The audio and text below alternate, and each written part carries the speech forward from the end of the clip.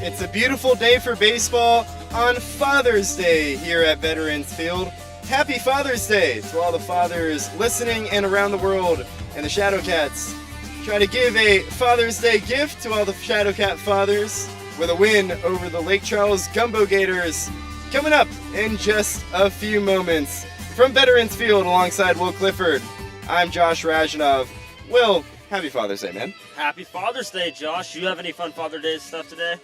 Got to play some golf with my dad today. Hopefully he's listening, and it's always great, so I'd like to wish my father a happy Father's Day. Love you, Dad. Just thank you for everything you do for me. Will? Yeah, my dad's coming to the ballpark today, and hopefully we'll get him on the broadcast. Either in the, maybe, depending on how the game goes, we'll see. I'll check in with him, see if that's something he wants to do. Who knows if he wants any association with me.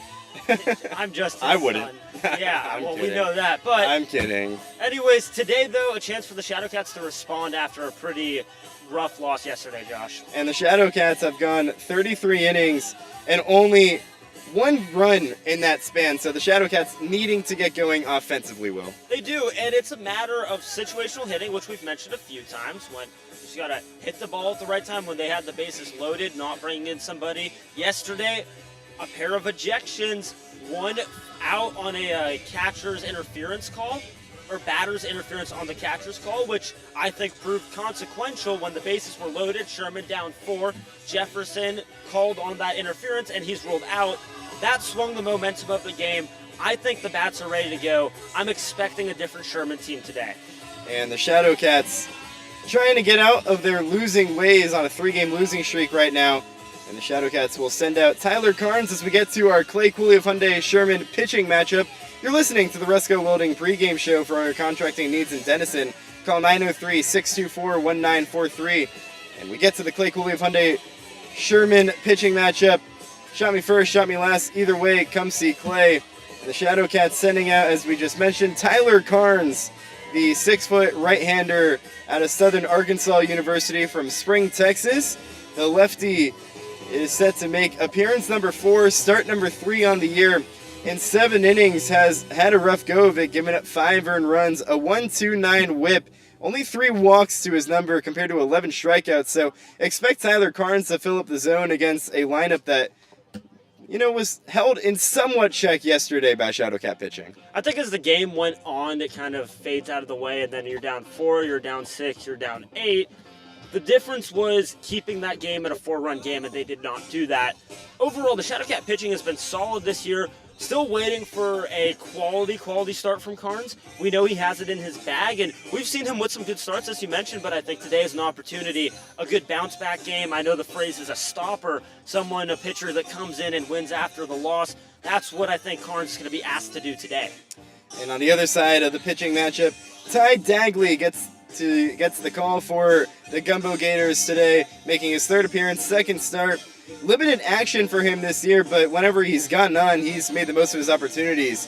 8.1 innings of work, a 2.16 ERA, 103 whip, 6 strikeouts, 4 walks for him, and those just 2 earned runs, so Shadowcats can expect a pretty heavy dose from the left-handed pitcher from the Gumbeaux Gators. Yesterday, the Shadowcats struggled against the lefty, and today facing another. We'll see how they respond. It's a matter of the bats. I know that they have new bats in the lineup, guys coming off of injury. Easton Ford, who's been dealing with a back injury for the last week or so, now back in the lineup at DH.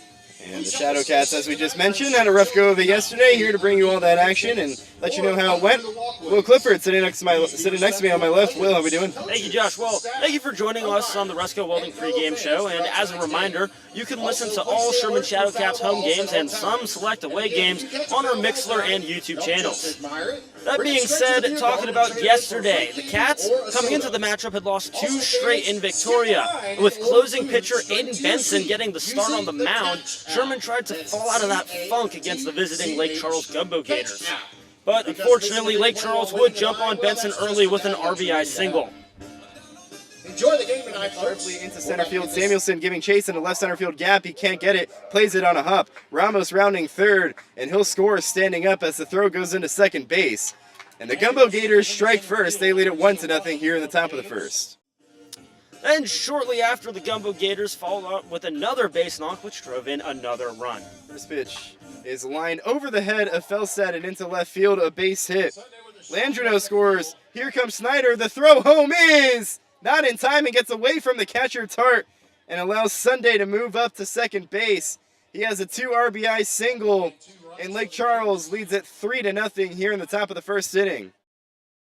So Sherman found itself down 4 in the fourth before tension started to flare. Shadowcats manager Barry Manuel came out of the dugout to dispute Wes, the home plate umpire, on a batter's indifference call that ended up being an overturned RBI. The Shadowcats dugout is excited to see their manager set up, and they just tossed Barry Manuel. There you go. An ejection.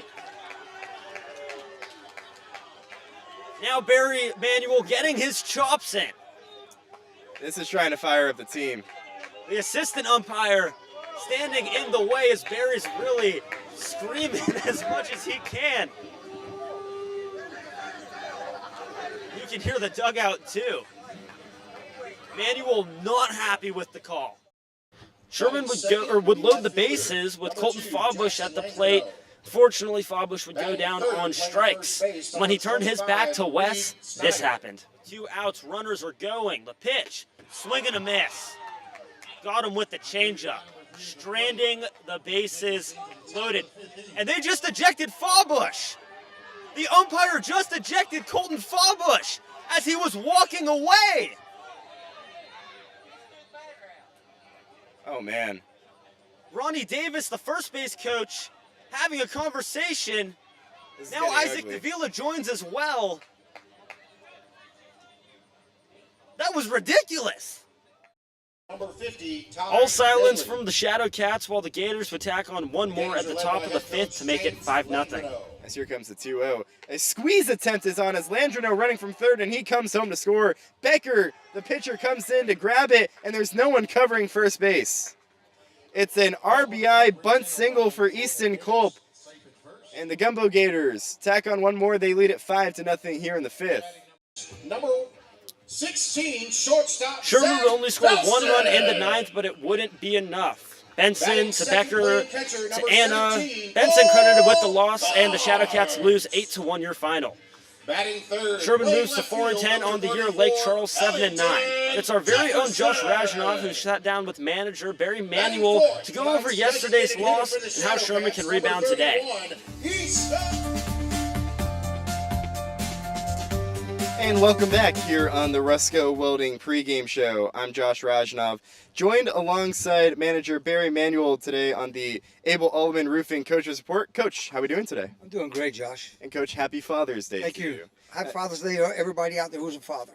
And Father's Day and baseball are always kind of linked together. You played in the big leagues for 5 years, professionally for 10 years. Do you have a favorite Father's Day baseball or just Father's Day memory in general? Just times where, playing ball and my kids can watch me play. Just playing the game of baseball for a living is awesome, but to have your kids there at the same time when you're there, a lot of times they couldn't because they were small, but just having them there was awesome. And Shadowcats trying to get a Father's Day win today against the Gumbeaux Gators, but before we talk about today, of course, we have to talk about what happened yesterday. Coach, you were ejected in the fourth inning of yesterday's game. Just take us through your thought process throughout that entire fourth inning, the interference call, and then the whole argument with the home plate umpire. Well, it wasn't an interference call. What happened was the umpire stated that a batter cannot get out the box when a guy is coming to score from third base on a pass ball wild pitch. But it's a safety issue out there. If the guy stays in the box, two things are going to happen. Either the third base, the guy coming home on the pass ball is going to slide between his legs and probably get hurt, or the pass ball is going to be picked up by the catcher. He's going to throw it to home plate where the pitcher is covering the home plate, and it's going to hit the batter in the back of the back or in the back of the head. Like I said, it's more of a safety issue. There's two reasons why they say three. One of them is a fake bunt, but it's more a pass ball or a wild pitch. A batter has the opportunity to get out the way of the home plate so the play can transpire and let it happen. But he was adamant about, again, everybody's human, but he was adamant that he must stay in the box, and I felt that was a safety issue right there. And then a couple of batters later, obviously tempers still kind of high after you were ejected. And then a couple batters later, Colton Fallbush gets ejected. What did you make of that? What did you hear about that? I know obviously you were out of the game at that point, but what did you make of that situation? Well, I was out of the game, but I was watching, and it excuse me, the umpire made a comment that he asked him where's the pitch, but it wasn't a pitch to second guess the umpire. It was a pitch because he swung at it stupidly. It was way out of the zone, and he was trying to help himself be a better hitter for further down the road. Like, hey, was that pitch way out? So because he swung at it, because he wouldn't say anything to the umpire, meaning derogatory, if I swung at the pitch. And there was nothing derogatory said. But the umpire said there was something derogatory. But he swung through it. He turned to, well, he didn't even look at him. He said, hey, where was that pitch at?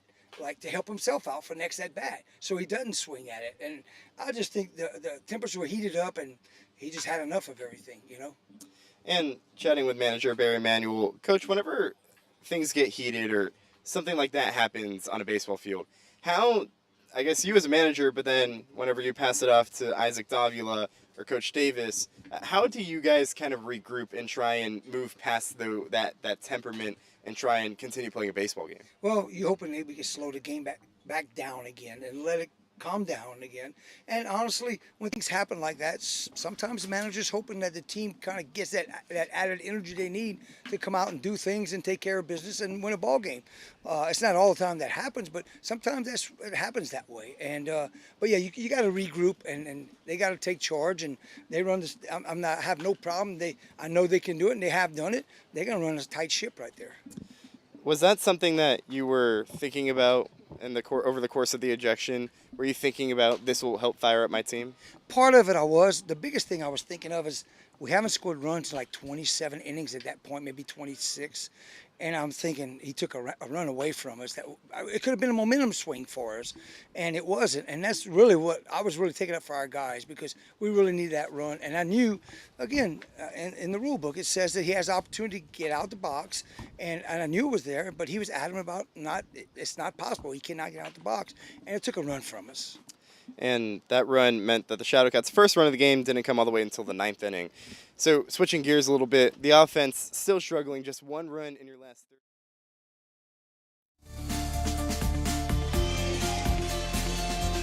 And the Shadowcats offense trying to get going as it's time for our lineup's first pitch as the Rusco Welding pregame show concludes.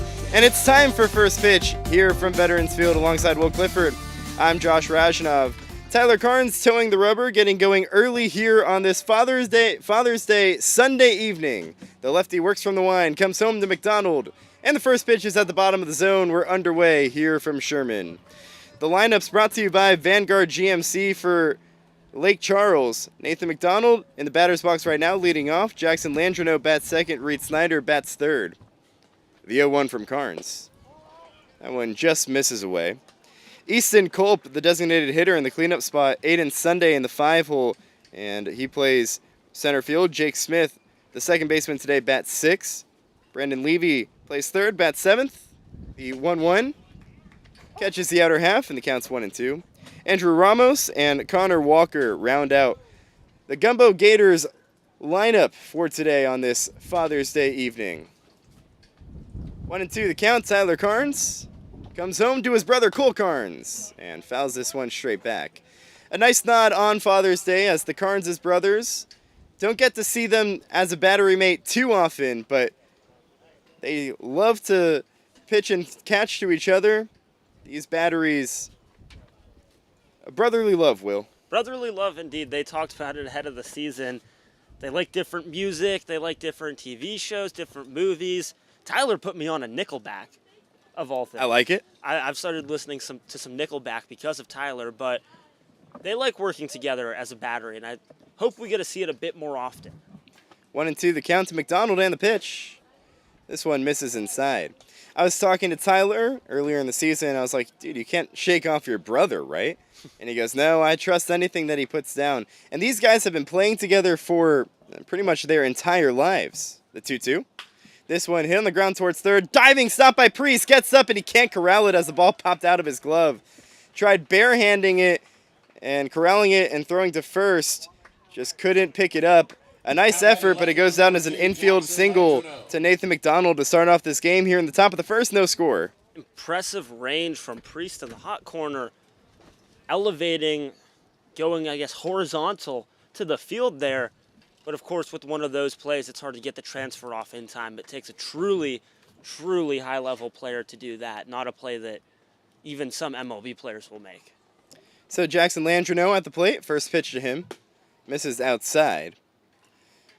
So the Carnses started their college career together. First off, they, of course, grew up together in Spring, Texas. Played youth ball together, then high school ball. Then went to Fort Scott Community College together. The 1-0. This one lined over the leap of Felstad and into left center field, a base hit. McDonald rounding second. Here comes the throw from Trout to third. It's not in time, and Landreneau takes advantage and moves up to second. So a nice piece of hitting from Landreneau and great base running from McDonald. A very aggressive turn at second as that ball was hit into left center field. Trout with a decent throw was just a bit high to Priest. We've seen Zano and Samuelson in center field for the bulk of the season. Trout has found himself Trout has found himself in the left a few times. This is his first start in center. And the first pitch here to Reed Snyder misses high, so already Tyler Carnes in trouble. Last time he started at home, he also had an inning like this where he started off with giving up 3 runs in the first and settled down afterwards. The 1-0. Breaking ball misses outside. And we saw that with Aiden Benson yesterday, as he gave up 3 runs in the first inning and then settled in later on. Tyler Carnes trying to evade an early jam. The pitch lined right back off the foot of Carnes. He picks it up, throws the first in time to get Snyder. McDonald comes home to score as Landreneau moves up to third. And it's 1-0 Lake Charles here in the top of the first inning. Now batting number 27. Back-to-back days giving up a run in the first inning of the game. Shadowcats have been playing from behind all season long, it feels like. And another instance here. So Lake Charles provides the first run of the game, which is brought to you by the First Texas National Bank. First pitch here to Easton Culp is at the top of the zone. 0-1 the count. First Texas National Bank, real community banking since 1890. Carnes working from the wind with a runner on third. It's Landreneau. The 0-1. This one slapped into shallow center field. In comes Trout. He goes down to his feet, a dive, and he makes the play. Landreneau tagging from third, and the throw home is not in time. So it's a sacrifice fly for Easton Culp, but a nice play by Tanner Trout, but can't gun down Landreneau coming home to score. And it's 2-0 Lake Charles here in the top of the first. Good piece of hitting. The sac fly is underrated, and Sherman down quickly here. Already down 2, but now the base is clear for Aiden Sunday. As here comes the first pitch. This one misses away. And unfortunate for Carnes, as it's not like any of those balls were hit particularly hard. No. McDonald had a infield single that had eyes. The 1-0 here to Sunday. This one misses inside. Landreneau with a shallow single into left center field, kind of a blooper. And then he gets the ground out and then the sacrifice fly that allowed the 2 runs to come home. So Carnes goes to work, the 2-0. At the top of the zone, and the count is 2-1. Really pinpointing the top corner there. Got that one right on the upper third, right on the black. 2-1. This one just misses high, and the count is 3-1. So usually we have this win reality system that we have talked about before that gives us mile per hour, gives us pitch type, etc. It's now working with an ABS system. The 3-1 pitch. This one at the bottom of the zone. And the count is 3-2. So we have this ABS system now that tells us the strike zone. So this could become a problem. This could be a good or a bad thing. I Payoff smell pitch. Just misses low. Ball 4. When you have, Sunday down to first base. it's a little screen right next to the Shadowcats dugout. Yep. The players can't really see it. The catcher kind of can. The umpire would have to turn around to see it. Could become a problem because the away dugout can perfectly see it. But I'm wondering, does that mean that we could maybe see some challenges, or is that also not allowed? I don't know. With ejections yesterday, that might be. And I know that there's some umpires who get unhappy. Pick off to first, Bass throws to second. It is in time. Sunday tried going first movement on Carnes. Carnes sniffed it out, immediately picked off to first. Bass playing his first start at first base. Throws a strike to second to gun down Sunday, and it's a caught stealing to end the inning. Not before 2 runs come across on 2 hits, and none stranded as we go to the bottom of the first. 2-0 Lake Charles. Shadowcats coming up. You're watching Sherman Shadowcats baseball on the Texas Collegiate League Television Network and listening on the Jay Shockley State Farm Shadowcats Audio Network.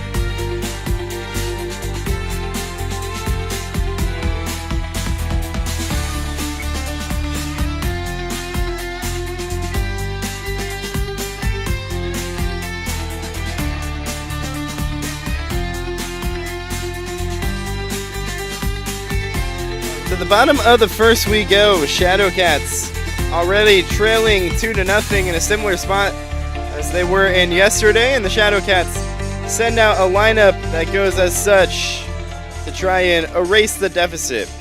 Zach Felstad leads off, plays short. Cole Carnes bats second as the catcher. Ellington Jefferson is in left field, bats third. Easton Ford the DH, and he bats in the cleanup spot. Mason Priest in the 5-hole plays third. Donovan Arroyo at second base, he bats 6. Ian McCracken in the 7 spot plays right. Spencer Bass in the 8-hole plays first, and Tanner Trout rounds up the lineup playing center field. Felstad gets into the lefty's batter's box. He's facing the lefty Ty Dagley. The Lamar University product comes home working solely from the stretch. Across his body comes zone and delivers a strike in the bottom of the zone. 0-1 the count. Dagley on the year, making his 3rd appearance, his 2nd start, and 8.1 innings of work, has a 2.16 ERA, a 1.08 whip. 0-1 the count to Felstad and the pitch. This one, a strike on the outer half, and the count is 0-2. He works solely from the stretch and toes the rubber all the way on the third base side, and he throws across his body. Kind of has a similar demeanor to a Josh Hader type pitcher. 0-2, foul tipped off the glove of the catcher Walker. Was that one not caught? No, he dropped it. Okay. Sitting on this perspective, the ball dropped to the catcher's left. I'm not in the spot to see, which is why I was confused. We've had some umpire troubles in the recent days. 0-2 the count. Dagley comes home. This one slapped towards the left side. Ramos, the shortstop, comes in, backhands it, throws on the run to first, not in time. It pulled Snyder off the bag, but that'll most likely go as an infield single for Felstad. He's on first, and the Shadowcats pressing to cut into this 2-run deficit here in the bottom of the first. Yesterday, Felstad was disappointed with his debut.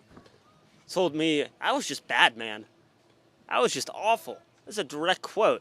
I was like, you were bad. You got on base. He was like, I expect so much more from myself. And he's also expecting to go on the base paths as well. Not going there in the first pitch to Carnes right at the bottom of the zone, and the count is 0-1. He only has 4 stolen bases in college, but still looking to make some movement out here to show that that's another dimension of his game.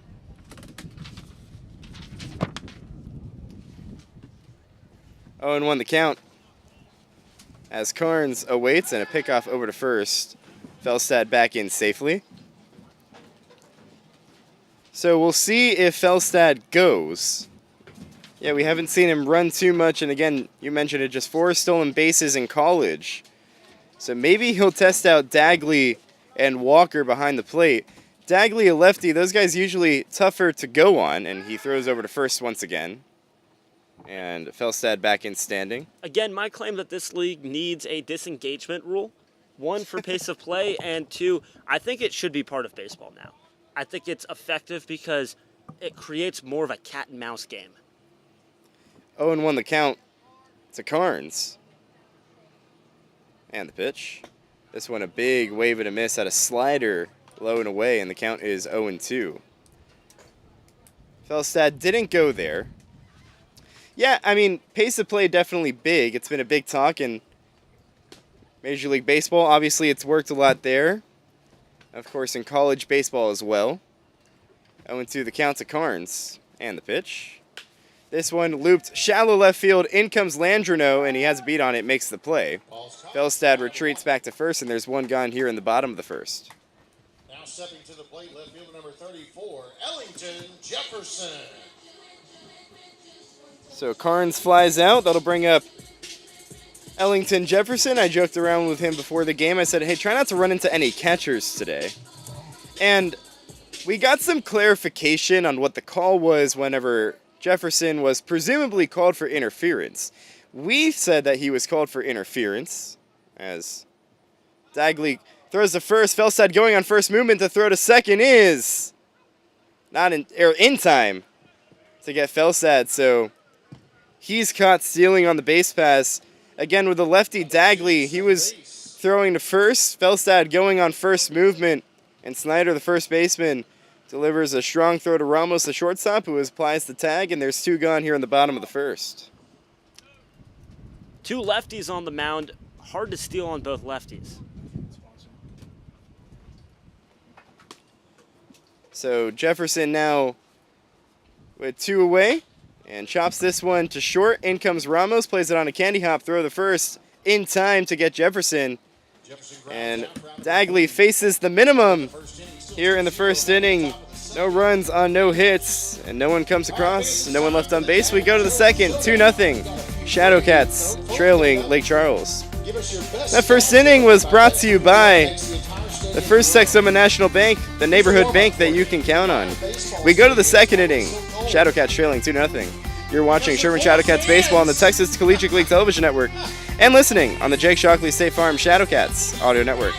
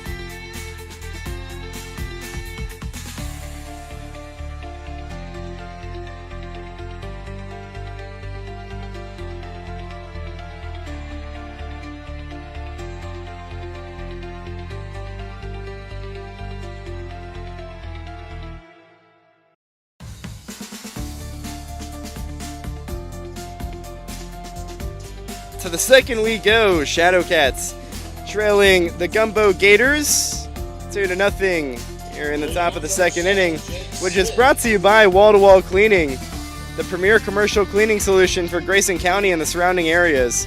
We don't cut corners, we clean them. Shadowcats trailing 2-0, 6, 7, and 8 due up in Lake Charles's lineup. Jake Smith steps into the batter's box. First pitch rolled on the ground to the left side, and past the dive of Arroyo and into right field, pardon the right side, and into right field, a base hit. So it's a leadoff single for Jake Smith on a seeing eye single.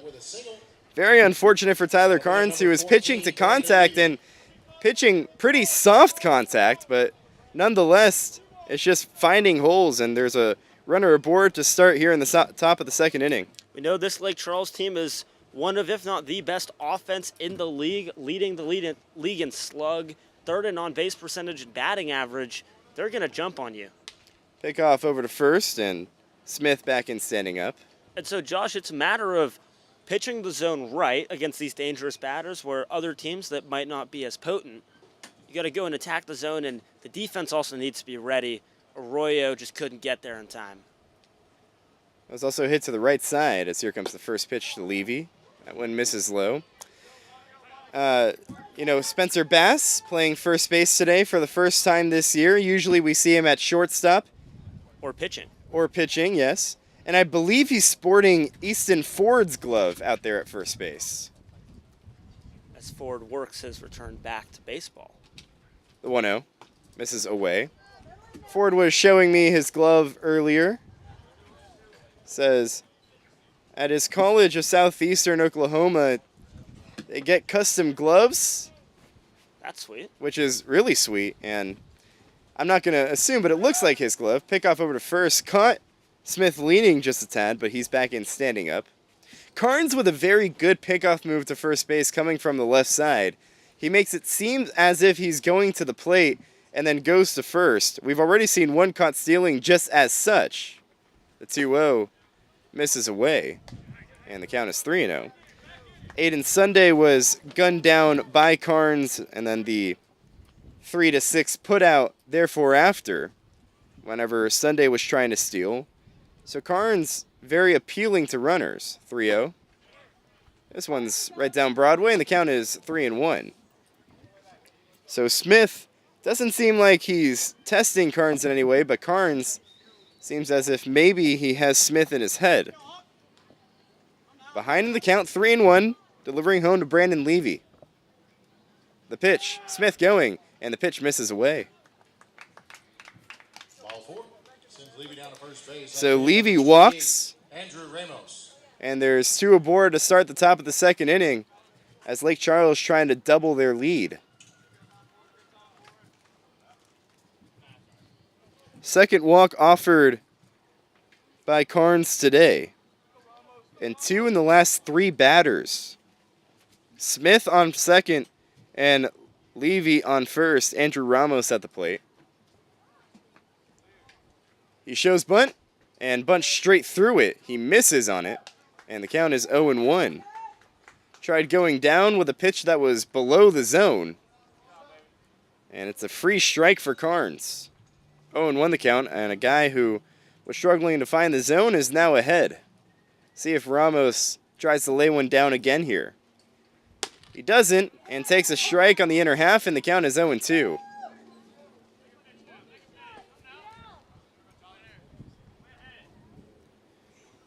So now protection mode for Ramos, who couldn't lay down the bunt. Was in the leadoff spot yesterday, gets dropped all the way down to the 8 hole. 0-2 the count. Carnes a breath and comes home. This one popped up foul, and we'll do it again.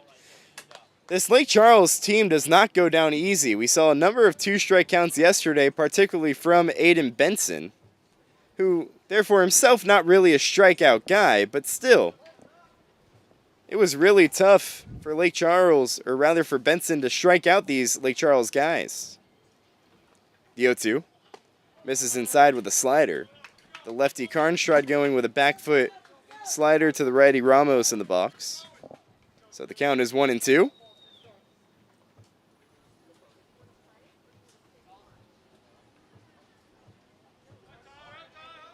Carnes comes set, a breath, and comes home. Misses inside, and the count's 2-2. Smith started this inning with a single. He's on second. Levy followed with a walk. He's on first. Ramos trying to add on to this 2-0 Lake Charles lead.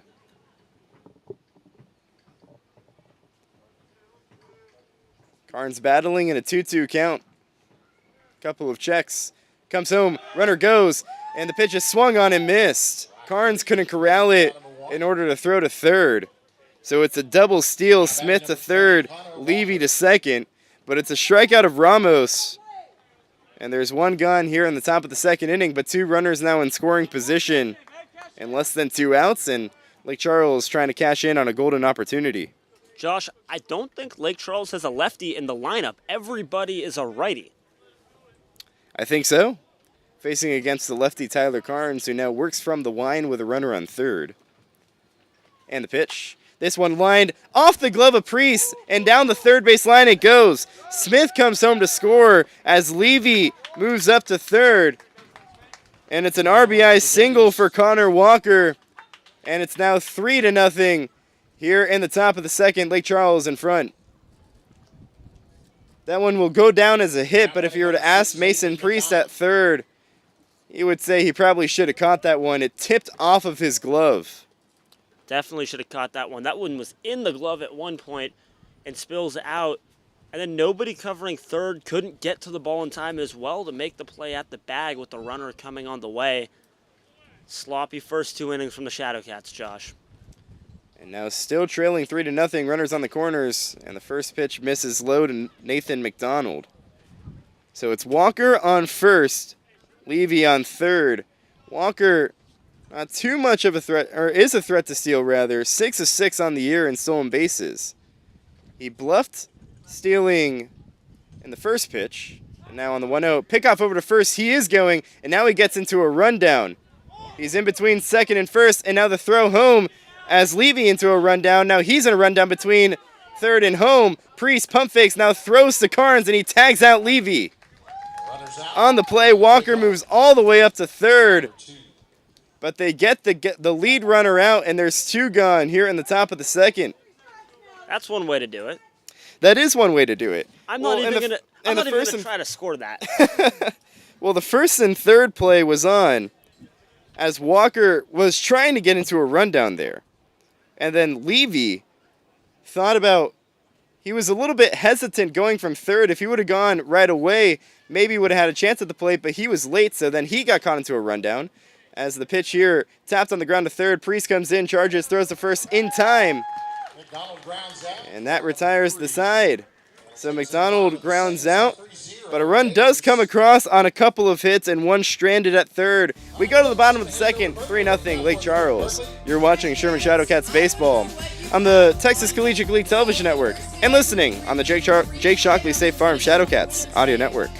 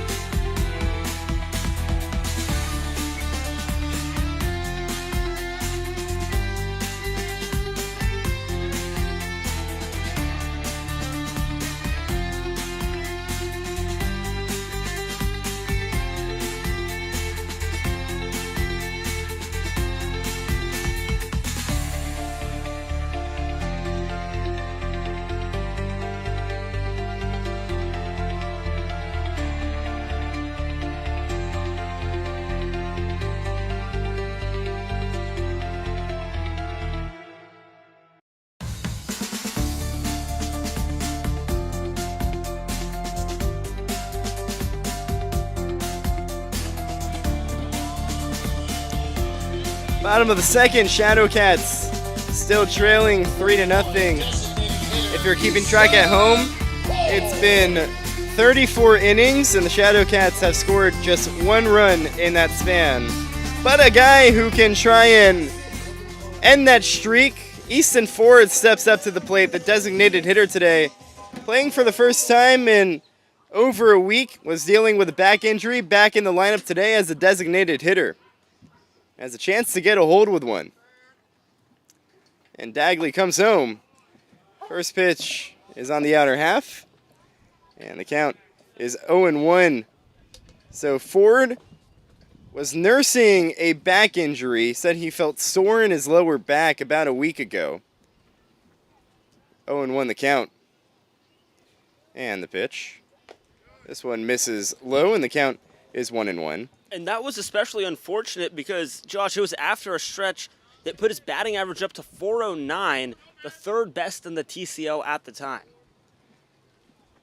Now he is an unqualified hitter, trying to become qualified again.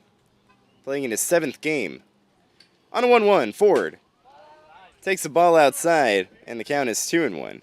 Last time he played was June 13th, so a little bit over a week ago, against San Antonio in that 10-2 win on the road. The 2-1. This one skied foul behind our booth, and the count is 2-2. In that game, he said, just felt something that was a little bit tight. The next day, woke up, felt sore in his lower back, was scratched out of the lineup, and then came back home. In that 2-game series against the Rougarou, said, just going to give it a rest for about a week, see what happens. And a week later, he's back into the lineup. On a 2-2 count, Dagley set. And the pitch. Ford fouls one into the netting. You were ready that Yeah, I was ready that time. One of these That one was heading our way, of course, the net preventing that. Gosh, what do those nets even do? I mean, save us. I don't know. I would hate to get smacked in the face by a foul ball like some of our peers in the industry have. A couple times. There's one girl in Portland who got hit like 3 times in the head. Really? And they gave her like a biker's helmet as a joke to wear. 2-2. This one hit back up the middle. Off the glove of Dagley. Karam's up the third base line, and Ford has an infield single. Welcome back, Easton Ford. That batting average continues to rise higher. He's a talented hitter. Guy with power, hasn't shown any yet. The best hitters aren't the ones with only power and only slap hitting ability, but when you can work a count and find your pitch and wait for your pitch and do what is necessary to get on base, which is the most important thing in baseball, and that's what Easton Ford does well, a great hitter. And he's on first. He's now 10 of 23 on the year. First pitch here to Mason Priest. Misses low and away. 10 of 23 on the year for Ford. That equates to a .435 batting average. So Ford, all he does is just hit. Had a great year in school. In 34 games, hit .315. Although he mentioned to me that he wishes his power numbers were up. The 1-0. This one hit in the shallow left field. It drops in front of Landrino in for a base hit. Throw gets into the cutoff man Ramos as Ford goes station to station. And the Shadowcats in business here in the bottom of the second have runners on first and second and no one gone. Donovan Arroyo at the plate. Josh, I don't like saying this is the game ever, and we're in the 2nd inning, but it is paramount that Sherman scratches across runs here. The last few games, or honestly all this season, guys aboard, don't bring them home. They're down 3 or 4 early, and then that 3 and 4 turns into 8 to 9 to 10, and you're completely out of it. Staying in a ball game is how you end the losing streak. This is a situation where Barry Manuel said we might see a bunt. Let's see if Arroyo does. He squares around. Denton's one down the third base line. Walker, the catcher, comes out. Fields throws the first, and it pulls the second baseman Smith off the bag. And it's a bunt single for Donovan Arroyo. And the bases are loaded with no one gone here in the bottom of the 2nd inning. And the Shadowcats in business, trailing by 3. It's going to draw a mound visit from James Landrino, the manager of this squad. A slow walk out to the mound as, similarly to Tyler Carnes in the first 2 innings, it's not like Dagley has been hit all too hard in this inning. Get on Easton base. Ford, Easton Ford had the ground ball back off the middle that caromed off the glove of Dagley. Then Mason Priest, a looping fly ball into left field that dropped in front of Landrino. And then Arroyo with a bunt single. So the Shadowcats doing it small ball-esque, but still trying to scratch across that first run of the game. What inning? What inning?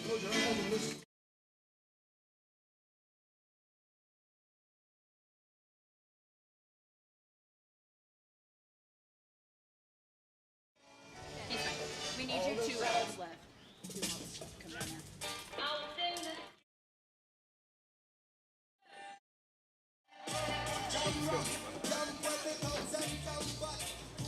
So the mound visit concludes. We've got some news here as well. Our very own Josh Razhanov going to compete in an in-game competition. Why not?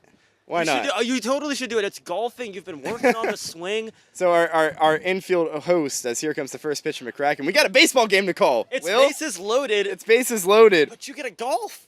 That's fair. That's fair. Oh, We'll break it down in just a second. But Ian McCracken at the plate with a golden opportunity. A guy who has struggled on the year, still trying to find his footing, getting an opportunity in the lineup today, and has a golden chance with the bases loaded on a 1-0. Misses inside, and the count's 2-0. McCracken, only 2 hits on the year, has walked 9 times though, or been hit by a pitch. And that would get a job done. Just 2 of 23. Playing in his 10th game, Ian McCracken with a golden opportunity to break through. On a 2-0, McCracken swings and lines one back up to middle and into center field, a base hit. Ford scores. Priest rounding third. The throw home from Sunday is not in time, and it goes behind the catcher Walker. Arroyo moves up to third. McCracken stays put at first, and it's a 2 RBI single for Ian McCracken, and it's now 3-2. Lake Charles still on top here in the bottom of the second. Now batting first baseman number 27, Spencer. The wind's starting to get going here, but so are the Shadowcat bats. It's about time, Josh. 2-run inning here, bases loaded. Attaboy McCracken. 3rd hit of the season. Why not up the gut? Do some damage.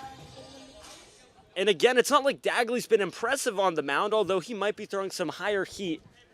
But again, these Shadowcat players have mentioned no pitcher in this league is unhittable. They've seen it all before. Pickoff by Dagley to first, McCracken back in standing. And man, that had to feel so good for McCracken. So again, he was 2 of 23 coming into that at bat, now 3 of 24, but he'll take a couple of RBIs there. That was much needed for him. Much needed. Excellent piece of hitting. And now the pitch here to Bass. That one misses up, and the count is 1-0.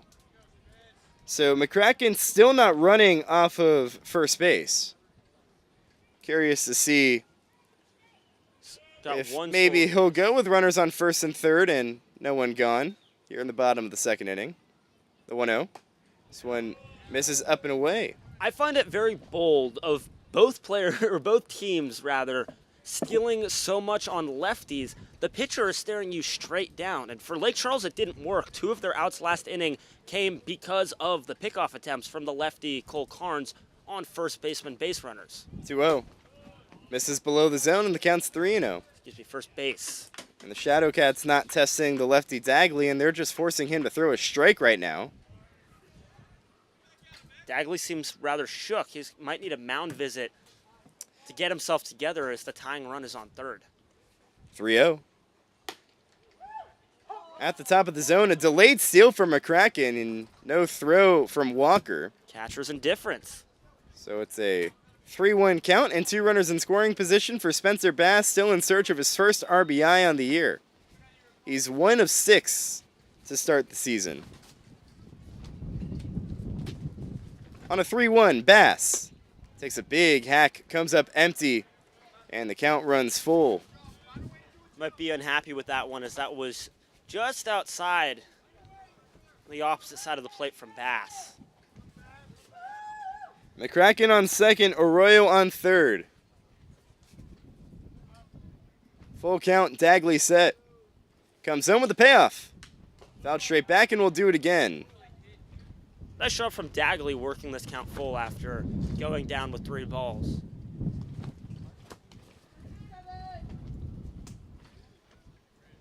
And working a 3-2 count here. Spencer Bass still trying to battle in his 6 at-bats. Again, just 1 hit and 5 strikeouts. Trying to avoid that here. On a payoff pitch, Bass takes outside, ball 4. Ball 4. And the bases once again loaded, and the first 5 in this inning have reached. Center fielder number 9, That'll bring up Tanner Trout. And most importantly, this is the bottom of the lineup now bringing in runs. McCracken had the 2 RBI single. He's in the 7 hole. Bass just walked in the 8 hole. And now Tanner Trout in the 9 hole trying to drive home a couple more with no gone here in the bottom of the second. Shadowcats trailing 3-2. Yeah, emphasis on the no outs piece of this. Sherman has done all this hitting quickly. First pitch to Trout. That one's on the inner half, and the count is 0-1. And all this was done after a 1-2-3 inning in the first. So something about the second half of the lineup putting together quality at-bats here. 0-1 the count as Trout trying to follow suit and flip the lineup back to the top. With the bases loaded on a 0-1. This one lined over the leap of Smith and into right center field, a base hit. Arroyo scores. Here comes McCracken. The throw from the cutoff man goes to third, and it's not in time to gun down Bass. And it's a 2-run RBI single for Tanner Trout. The line keeps on moving, and the Shadowcats take the lead. It's 4-3 here in the bottom of the second. Tanner Trout's 3rd hit of the season. Bottom of the lineup producing, something that we haven't seen much of, Josh. Guys that haven't even had much playing time coming off the bench. Tanner Trout has been mainly a defensive replacement. Meaningful RBI to take the lead here. And now 4 runs across and still no one gone. And now the lineup flips back to the top. Zach Felstad trying to make his mark in a Sherman Shadowcat uniform. Lefty-lefty battle. And the pitch. This one hit sharply on the ground towards third. Levy gets up, throws in time. Nice play by Brandon Levy. He throws to first as he thought the double play could not be made. And there's 1 gone here in the bottom of the second. It allows Trout to move up to second. An interesting play there as it was taken to the backhand side of Levy. He tried tagging out Bass. Bass got back to the bag safely, and instead of going to second, elected to go to first. And now there's runners in scoring position for Cole Carnes. First pitch. This is below the zone, and the count is 1-0. Sherman has lived and died by the big inning this year. 4 so far in the second. It'll be interesting as the game goes on if this is all they get or they can string together hits once more. Of course, deal with the here and now. 1-0 the count and the pitch. This one at the bottom of the zone, and the count is 1-1. Yeah, the Shadowcats, the last time they scored more than 1 in an inning, and of course that 1 run came in the 9th inning yesterday, was in the 3rd inning of the Baton Rouge game that came all the way back last, what was that, Thursday? No, Wednesday. Wednesday. 1-1 the count. The pitch. This one, cue shot towards the third base dugout foul, and the count is 1-2. Last time up, Cole Carnes, a line out to left field. Put good contact on the ball. Now with runners in scoring position, a chance to do damage. A ball hit deep enough in this ballpark could for sure score the runner on third, which is Bass. He's on third, Trout on second. 1-2 the count to Carnes. The pitch. This one lined back up the middle and into center field, a base hit. Bass scores. Trout rounding third. Here comes the throw from Sunday. It's cut off. A 2 RBI single for Cole Carnes. The line keeps on moving. 6 runs in the inning. Shadowcats lead 6-3 here in the bottom of the second. 34, Ellington Jefferson. They've done it with all singles. And that's going to be the end of the line for Ty Dagley. The lefty struggles in the second inning as he gives up 6 hits. And the Shadowcats leading 6-3. Still here in the bottom of the second inning. We'll let you know who the new pitcher is when we come back. You're watching Sherman Shadowcats baseball on the Texas Collegiate League Television Network and listening on the Jake Shockley State Farm Shadowcats Audio Network.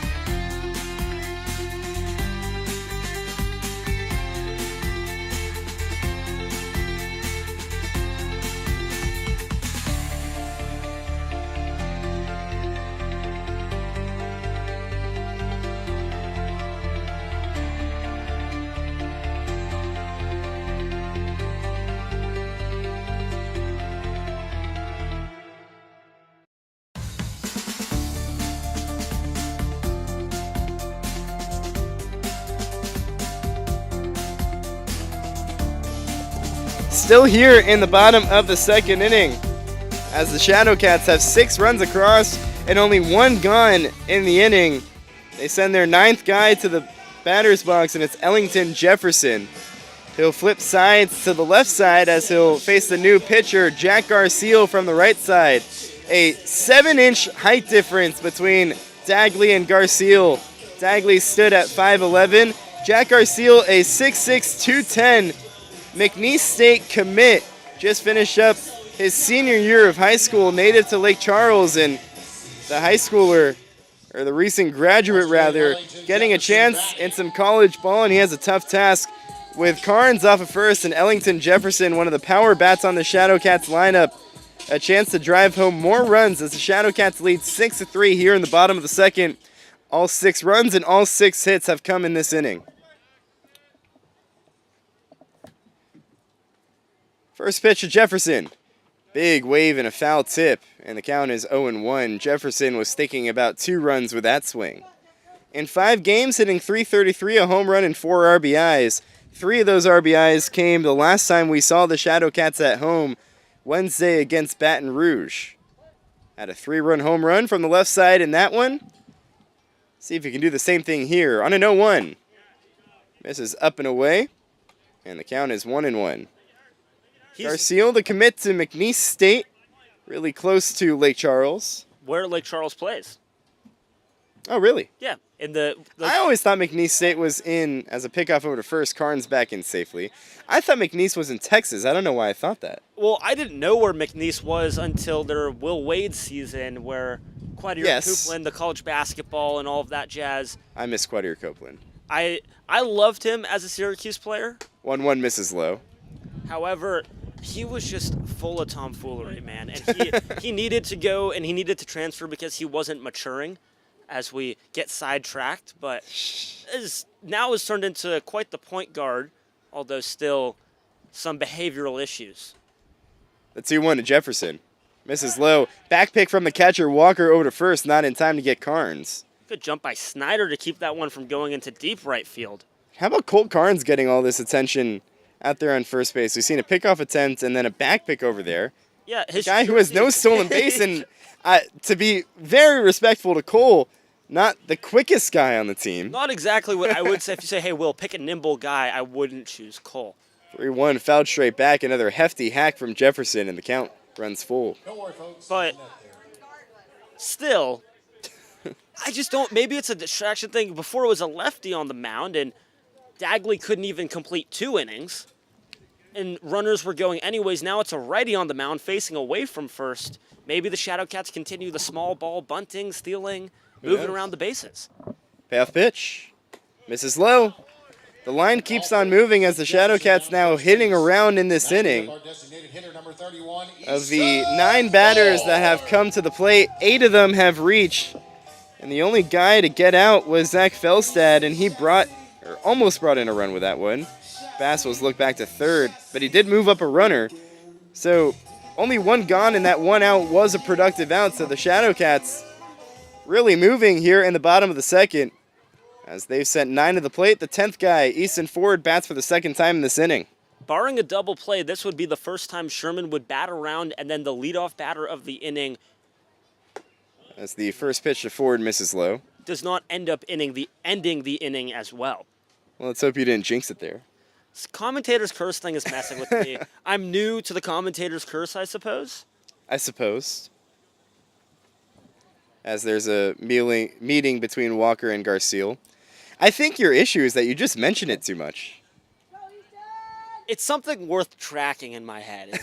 As I sit in this... I don't believe in any of that stuff. As a broadcaster, we have to report the action. Yes, we do. I agree. I think there are some times where you can avoid it. I think the ones where you can avoid it is whenever you have like a kicker coming on in an NFL game. I fully believe that is when the kicker is kicking, that happens, that's real. Yeah. Baseball, I don't know. 1-0, bounce to the plate and gets by Walker, and both runners advance. Carnes the third, Jefferson to second, and 2 runners in scoring position for the Shadowcats' leading hitter in Easton Ford. Notably, now the standard double play is not in order. So there you go. the inning will move on, barring catastrophe. You're really testing it, huh? Oh, yeah. 2-0, the count to Ford. The pitch. This one fouled back, and the count is 2-1. Ford singled to start this inning on a comebacker back to the pitcher, Ty Dagley. Now facing off against a new guy, Jack Garcia. The infield in for Lake Charles.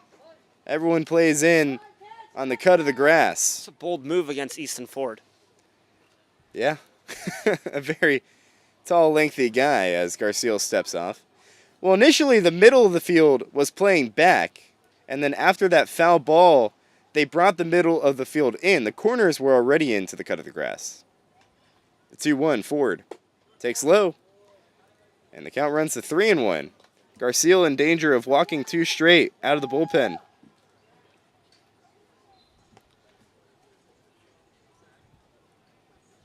Fastball at mid-80s. Changeup mid-70s so far what we've seen from him.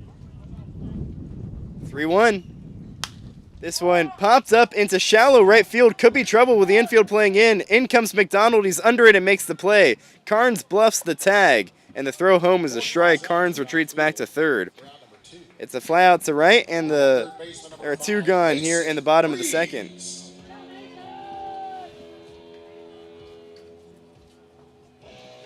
That one looked like it could have been trouble, but it hung up in the air a little bit too long for Easton Ford, as McDonald had plenty of time to run under it. Those can be tricky when the infield plays in, and those shallow pop-ups. But Lake Charles gets the out. Now there's two gone. Mason Priest at the plate. First pitch to him. That one's a strike down the gut, and the count is 0-1. Priest, like 6 of his other teammates, singled in this inning. 0-1 the count. And the pitch. Breaking ball misses away. And the count is 1-1. It's like death by 1,000 paper cuts, Josh. One isn't going to get you, but you keep going and keep going. You knock out the starting pitcher. Lake Charles is going to have to dig into their bullpen. Knocking out the starter after just one and change, that significantly impacts this ball game. 1-1. Misses outside. Counts 2-1.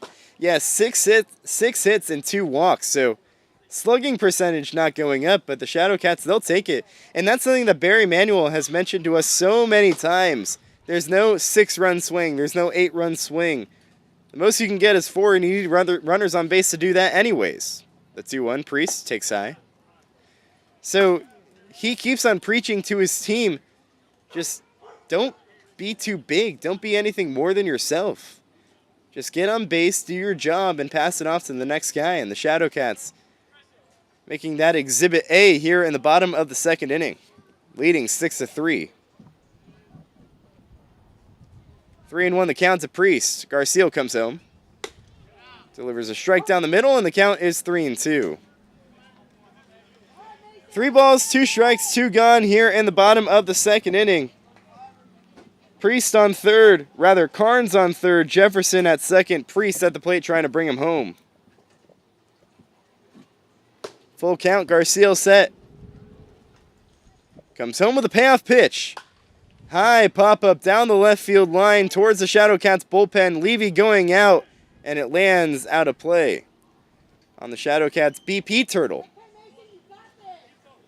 So we'll do it again at 3-2. Priest sent that one high in the air. Almost looked like kind of a 9-iron on the golf course. You getting ready? 6th inning? I'm getting ready. We'll talk about it next inning. Full count. Garcia ready to come home. Delivers a payoff pitch. This one hit sharply out to left field. In comes Landrino, and the left fielder camps under it, makes the play. And that retires the side. But the Shadowcats get 6 runs on 6 hits here in the bottom of the second and leave 2-1. We go to the top of the third. Shadowcats 6-3. You're watching Sherman Shadowcats baseball on the Texas Collegiate League Television Network and listening on the Jake Shockley State Farm Shadowcats Audio Network.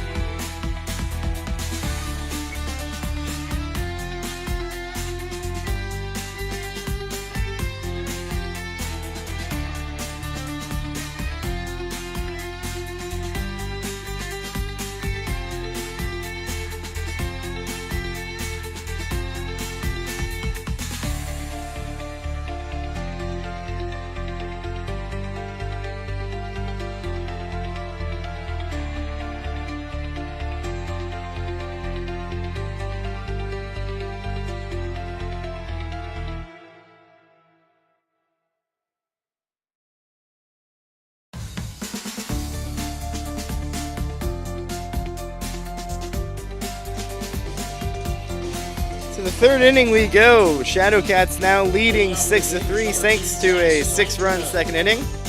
Tyler Carnes trying to keep it there and here to tell you all about it. My guy, Will Clifford. Will, take it away. Thank you, Josh. Welcome back into Veterans Field. Still Cole Carnes working on the mound for the Shadowcats after that big inning. Tyler Carnes, excuse me. Cole Carnes behind the plate. The twin pairing as Tyler fires a first pitch ball to the new batter, Landreneau. They look alike. They sound alike. They do everything together. I don't blame you. Yeah, except one is a catcher and one is a pitcher. The 1-0 home is in the dirt, so Landreneau ahead early here, 2-0. One throws lefty, one throws righty. I wonder what Dad was doing with that. Yeah, how do you manage that? Well, I know my dad wanted me to be Sandy Koufax, so he put a ball in my left hand whenever I was born. 2-0, just outside, 3-0. So I guess there is a way to manufacture it. I don't know what my dad did, but joke's on my dad because that means I can't get his hand-me-down clubs in golf. So, yes, which we will see in the 6th. Is the 3-0 pitch in for a strike. Should we talk about it now? Is now a good time? How is the swing looking? I mean, I shot a 92 today. Okay, so I'm feeling pretty good. My short game has gotten a lot better. The 3-1 is sent high in the air, right field, trending foul. It is foul. I mean, we keep on talking about this challenge, and this has been something that I've been wanting to do for a while, so I need to do good. Like, there's a lot of pressure riding on me. So basically, it's the closest to the pin challenge that's going to happen in the middle of the 6th inning. The payoff pitch.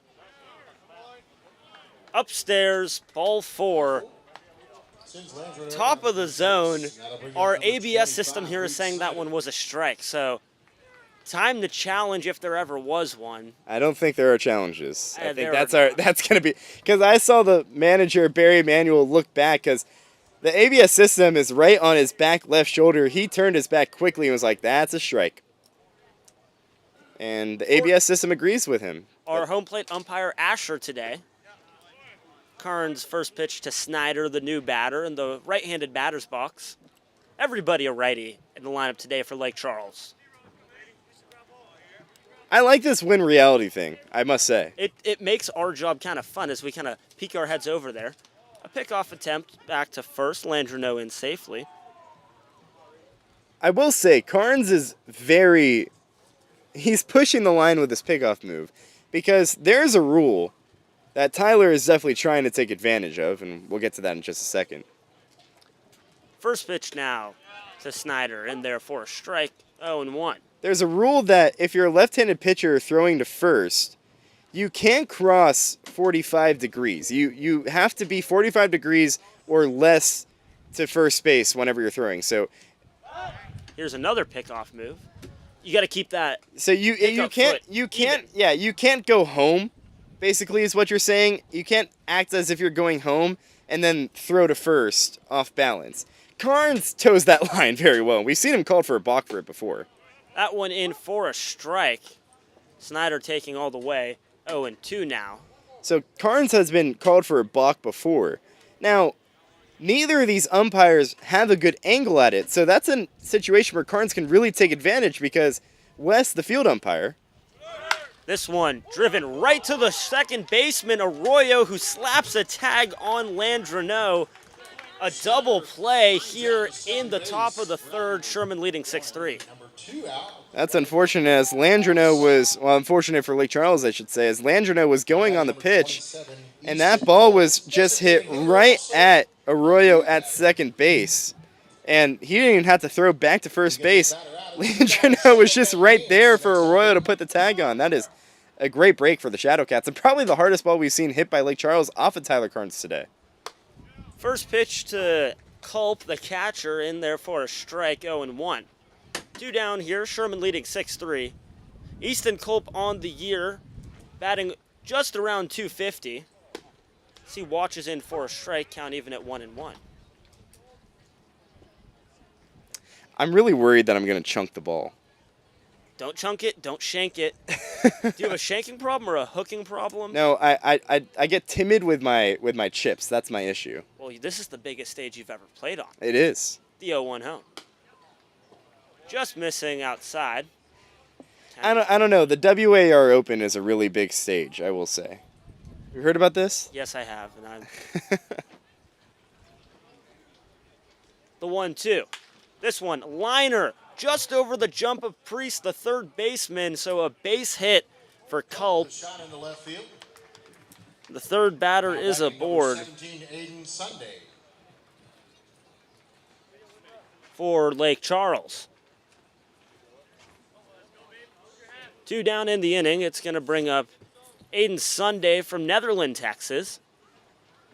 So I don't buy into the WAER. I'm more of a Daily Orange kind of guy. All right. That's First- enough out of you. Sunday gets hit by that one. He'll take his free bag, Sunday down free with a first, side two-out of pain. pitch. And Culp moves over to second. Number 7, Jake Smith. That will be reported, by the way, that you just said you're more of a Daily Orange type of guy. That doesn't fly well in WAR. And you want to be in WAR. I do. The Daily Orange guys are just very nice to me. They enjoy my writing. I'm in WAR, and am I not nice to you? You are. But I currently hold a higher position on the Daily Orange, and so my affinity currently sits with them. First pitch is bounced to Jake Smith, playing second base today. Gonna make a few texts. There's something that could be done about this, Josh, and you know what. Well, I don't have that power. I know you don't, but the 1-0. Fouled all the way off first base side. Count even at 1-1. Oh my goodness, you're actually texting something. Oh yeah. What are you texting? Your direct quote. I'm more of a Daily Orange guy. Oh, we actually don't need that. I'm going to walk this one back a little bit. Otherwise, who knows how much longer I'm going to be on the dud here. Big breaking ball missing, 2-0, or 2-1, excuse me. Don't worry, this is just going to the desk group chat. No one important's gonna see this, or they might. You want me to hit send? Man, if this mic was muted. You're things on we would record. hear. You're on record of saying it. Situationally, they can, and if they want to tune into the broadcast, they can. Who knows? They might be. The 2-1. Liner. Straight to the shortstop, Felstad. Ooh. Oh, runs into the base runner. Sunday going from first to second. Sunday is called out, and that's 3. A painful 3 in the inning. Oh man. First hit by a pitch, now decked by Felstad, who is not a small guy. 6-3 Shadowcats. That's one way to get 3 outs, I suppose. So we move to the bottom of the third. You're listening to Sherman Shadowcats Baseball on the Jake Shockley State Farm Radio Network, or if you're watching TCL TV.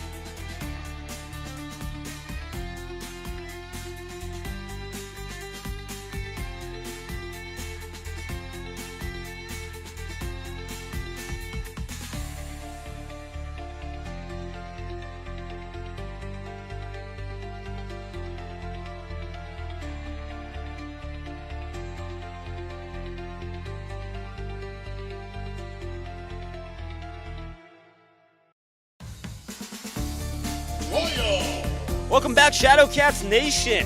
We're in the Veterans Field here today. Beautiful Father's Day. Sherman leading this one 6-3. We're in the bottom of 3. The batter is Donovan Arroyo. Last time up, a single that brought in some runs. He watches all the way in for a strike on the outside half of the plate. Count is 0-1. Arroyo bunted, apologies, it moved the runners over. His 4th hit of the year, as here's one skied high and foul, right side. We'll go to 0-2. So 2 hits of those 4 are home runs, and the other 2, a bunt and then a slap. That's one way to get one way, base knocks. yeah. You know what? They don't ask you how you got on base. No pictures and a scorecard. This is true. The 0-2 is upstairs, 1-2 now. In my scorecard, it's 1B, standing for single.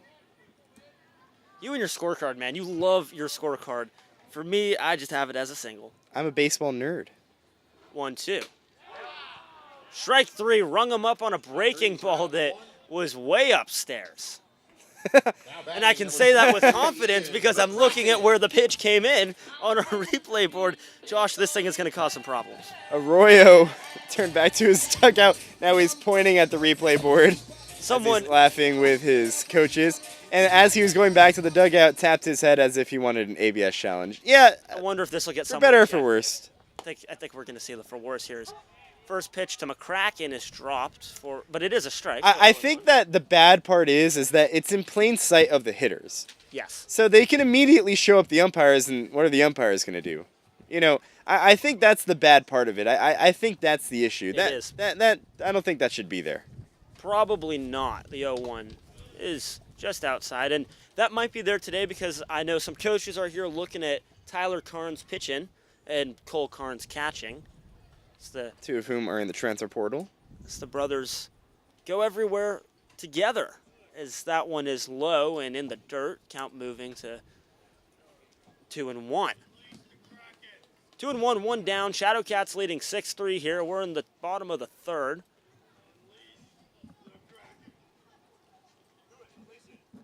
Kick, pitch, low once more. So 3-1 now to McCracken.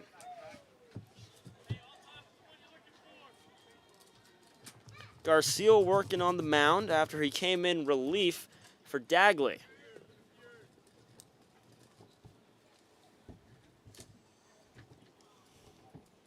McCracken watches that one upstairs and out of the glove of Walker, but it doesn't matter anyways. It's a walk with nobody on. That'll bring up first baseman number 27. So the second batter of the inning is aboard, and McCracken takes a trip. We're in the 3rd inning here, which is brought to you by 903 Brewers. Crafted to perfection. Please drink responsibly. So McCracken off of first. That'll bring up the lefty Spencer Bass. Bass, a switch hitter, finds himself at first base, also pitches. He does everything. He does everything. He won perfect game all-tournament shortstop multiple times. I won USSSA Player of the Year in like 10th grade. Pitches upstairs, throw down to first, not in time. So count moves to 2-0. A throw down attempt from Walker, no good. I won USSSA Player of the Weekend when I was like 10 years old. Does that mean something? If you were playing, I'd mention it. Well, I was playing then. Is detailed. I was playing then. I think you could find that about me. Probably. I have the plaque and everything in my house. 2-0 home. Is upstairs, count at 3-0. Garcia struggling to find the zone here. Kraken leading off of first with an out. Sherman leading 6-3. I was a 5-tool Player of the Year. No, not Player of the Year. 5-tool Player of the tournament a couple of times in my high school days. Not to flex. Congratulations, man. I was nothing special. We know. 3-0 is in there for a strike. I mean, you can't set me up on a tee like that. No, I can't. I'm good with my driver. That's what I'm good at. I was special when it came to soccer and running, of course. We're playing baseball, so kind of irrelevant. But if we raced, I would toast you. That's fair. Big swing, big miss from Bass on the 3-1. Count goes full. I'll concede that's you. On my teams growing up, my nickname was Wheels. I was known for stretching triples into doubles. There you go. Yeah, that checks out. What are you trying to Payoff say? pitch. Check swing. Ball outside. So Bass to first, McCracken to second. Free trips everywhere. After a strikeout, it's 2 straight walks for Garcia. Bottom of the order up for the Shadowcats, it's Tanner Trout. Well, Shadowcats just continuously getting on base as we're going to get a mound visit from pitching coach Carl Labbitt. There's movement in the Gumbeaux Gator bullpen. Yeah, movement. As the pitcher warming up down there, can't really tell who it is, just threw a ball away, so. Movement is something to say. Again, Lake Charles, if there's one thing that they struggled with, it's been pitching. And walking batters, finding the zone. They entered the series yesterday as the worst pitching staff in the league. And their In starting terms of pitcher ERA, went yeah. 6 innings. 7. 7 innings, 7 innings. So, this pitching staff, besides Pierce yesterday, really struggles. Now, Dagley was really good coming into today's game. Just kind of got beat around, and with no discredit to him, it felt like in that moment that the Shadowcats were just getting, some seeing eye singles, some balls dropping where Lake Charles players were playing, and sometimes it's better to be lucky than good. Not saying the Shadowcats got lucky. They were hitting the ball hard in that second inning, but also there were a few kind of seeing eye singles as well. But you put the ball in play, good baseball. things happen. Yeah. You put the ball in play, good things will happen. That is a baseball lesson. For any younger viewers, don't worry about the pop. As here's a bunt shown, pulled back from Tanner Trout. That's in there for a strike anyways, 0-1. 0-1, 1 out here. We're in the bottom of the third still. Sherman leading 6-3, courtesy of the big inning in the second, where they scored all 6. See if Trout can lay one down here. Try and move 2 runners in scoring position for the top of the lineup, and a balk. A balk is called. So, Okay, Wes. Oh my goodness.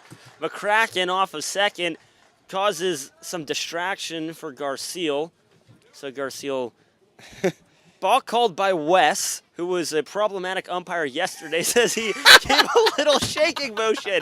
He's giving it to the manager of Lake Charles, manager James Landreneau, shaking his shoulders as if he was dancing to a song to imitate what his pitcher Garcia was doing. That was awesome. Okay, Wes. Wes getting back into the heart of Shadowcats fans after tossing Barry Manuel yesterday, the manager, and first baseman, third baseman Colton Fabush. Is this one to Trout. Trout drives it. It's a bloop into shallow center.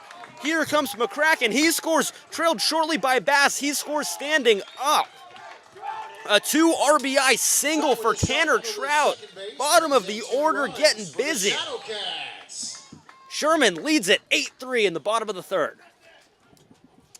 And that time the infield came in for Lake Charles, and that's the downside of playing your infield in. If they're back, there's a chance that Smith could get to that, at least hold it into the infield and get at least 1 out. Instead, it finds its way into center field, and 2 runs come across, and the Shadowcats, 7 hits, all 7 have been singles. Runner goes. Trout sliding into second. The play. Got him. Trout caught stealing. Good pop from Walker behind the plate. Good job from Ramos to slap the tag on. The shortstop covering second. So 2 down here. Shadowcats leading it 8-3. And it's Felstad at the plate who took that pitch in for a strike. Top of the order. Fouls one off over the 903 Beer Garden.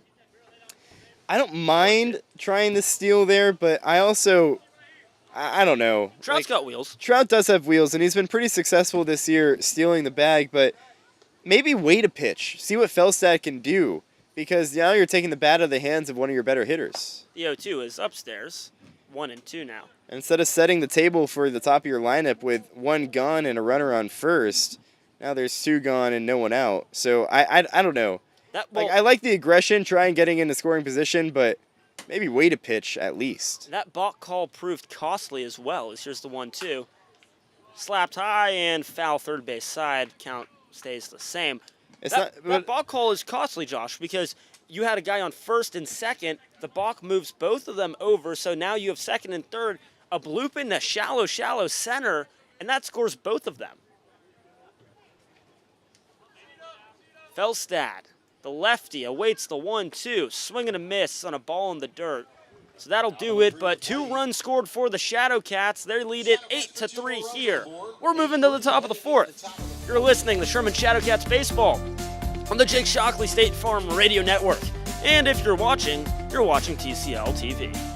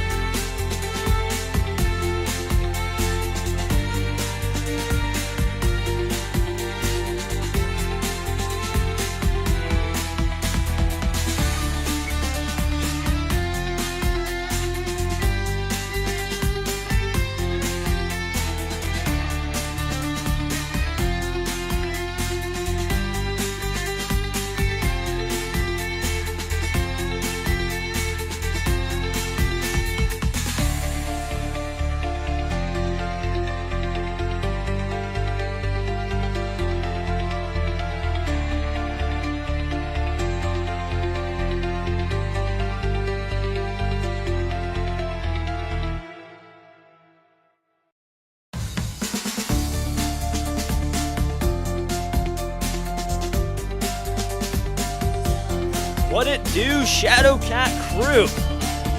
We're in the top of the 4th. Sherman leading this one 8-3. Leadoff batter for Lake Charles is Brandon Levy. Levy playing third base today. One of the many right-handed hitters on this Lake Charles team in the lineup today. All righties. Everybody a righty. A bold choice. They're all right. From James Landreneau. They're all right. Well, not so much. Trailing 8-3. Tyler Carnes is still dealing on the mound. Excuse me once more. Deals a ball to in the first pitch. 1-0 in for a strikeout, even at 1-1.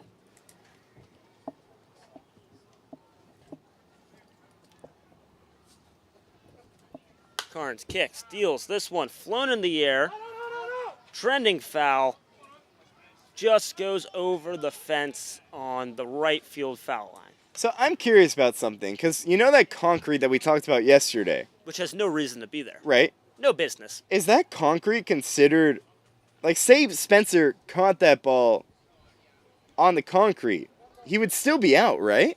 Well, I think you can catch a ball anywhere, right? Yeah. That's the 1-2. Big swing, big miss, drop third strike. Cole Carnes fields, collects, throws down to first. Spencer Bass puts the squeeze on it, so a drop third strikeout. And there's one down here in the bottom or top of the 4th. Sherman leading 8-3.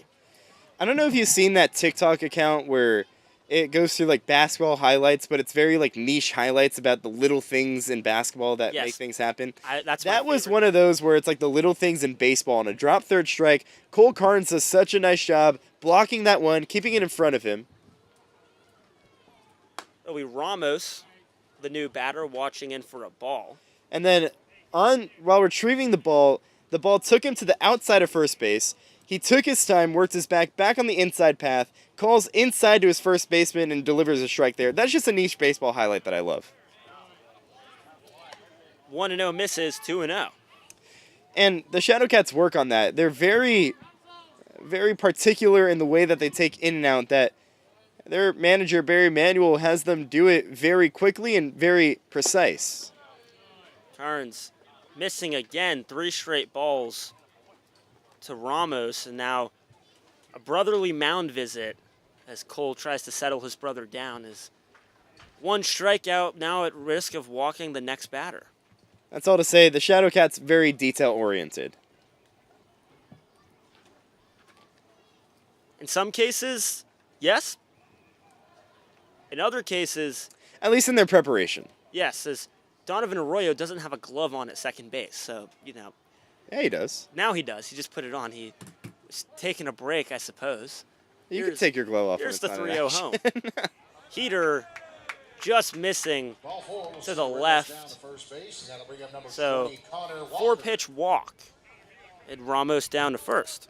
Trying to call out our guy Donnie. What's that all about? Donnie was talking a lot yesterday. Ronnie, excuse me.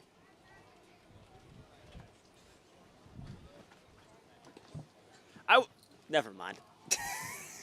Not even worth my time. First pitch to the new batter is Walker and watches for a strike. Saying Donnie, Donovan Arroyo. I see. Yeah. I see. We're on a nickname basis, me and him. Oh, are you now? Yeah. Okay. Sure. Walker behind 0-1 as Ramos leads off first. The 0-1 is low, 1-1. By the way, I want to give a special shout out. Not only is it Father's Day, my man Griffin Fellow's birthday, my partner last year. So on the off chance that he's listening, happy birthday, Griff. The 1-1 home. Inside. Step away from Connor Walker. Connor Walker from Lake Charles and attends McNeese State as well. Convenient. Short drive, I suppose, there, if you're right there. Can always go home. Carnes checks the runner on first, kicks, steals. In there. Count even at 2-2 now. That's another one where rule the ball on our system, but Well, that's one of those borderline pitches that could go either way. I think that's a fair strike. it is. But it's just funny. After pretty much every single close pitch, these batters are looking over their shoulder to the ABS system. 2-2 swung on and missed. Three for number 2. Second strikeout of the inning for Cole Carnes. Now batting number 6. Sherman leads this one 8-3 as we stay in the top of the 4th.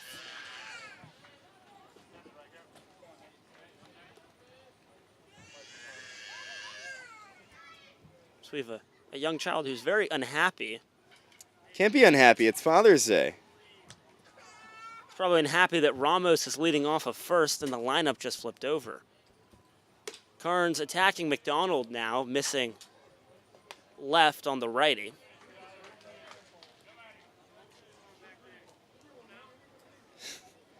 Ronnie Davis looking over his shoulder to the ABS system.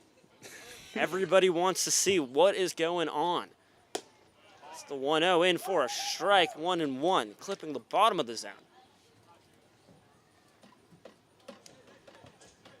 Wonder if our producer Sam can quickly create that graphic. I'm joking, Sam. Yeah, give him some more work to do, why don't you? He's already producing away here. 1-1 breaking ball upstairs. Count moves to 2-1. Ramos, not a threat to go on first. No stolen bases on the season. McDonald moved up to the leadoff spot after a solid game yesterday. Reached a couple times. As that one's in there for a strike, count even at 2-2.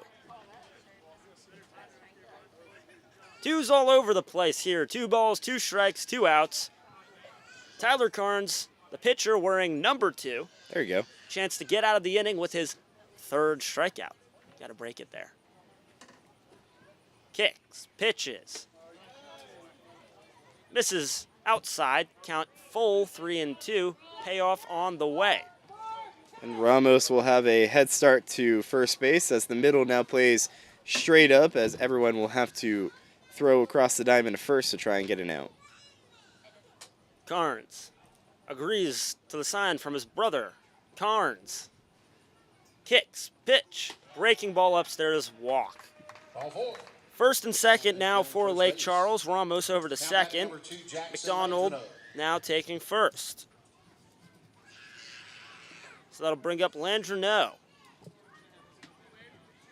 Number 2 in the order, Sporting number 2. Went 2 for 4 yesterday, scoring 2 runs. And you like 2. 2 is my number when I play sports because of Derek Jeter. Aren't you special? Oh, I'm very special. My mom and dad both tell me that. So that first pitch is bounced in the dirt, 1-0. The Cliffords here? Are they in the beer garden? Cliffords are here. I believe they're in the beer garden, keeping out of the heat. Think they're listening? I wonder. They mentioned that they might put an AirPod in and listen while they watch the game.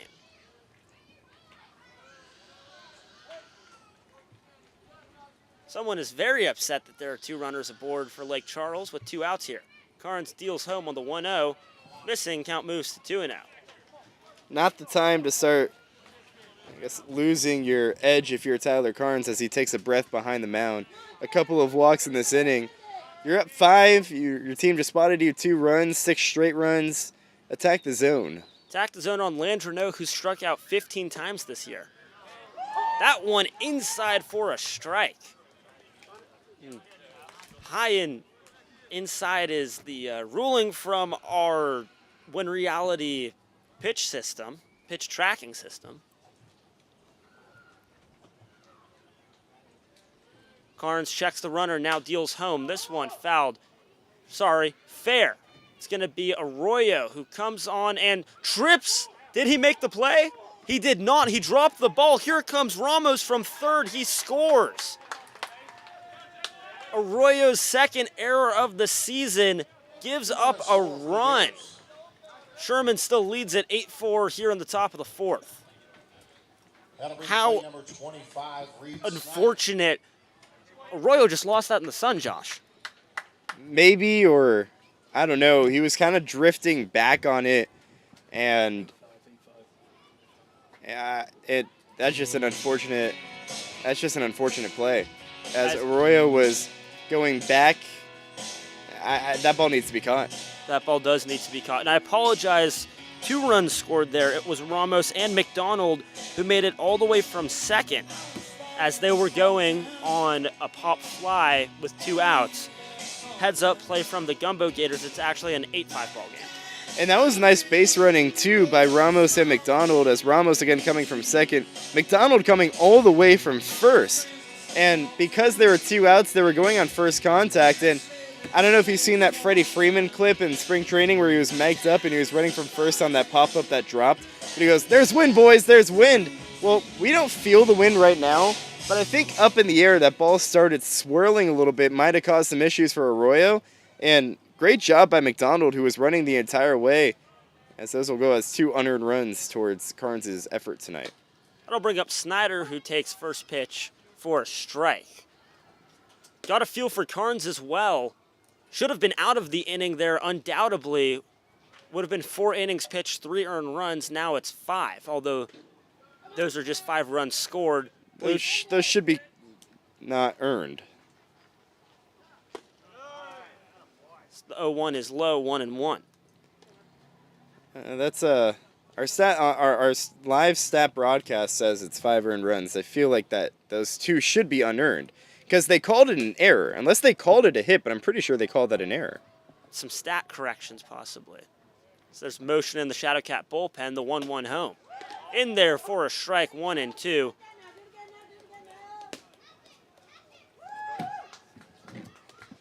Landreneau leading off on second, held on by Arroyo, the second baseman, who made the error that gave up the 2 runs.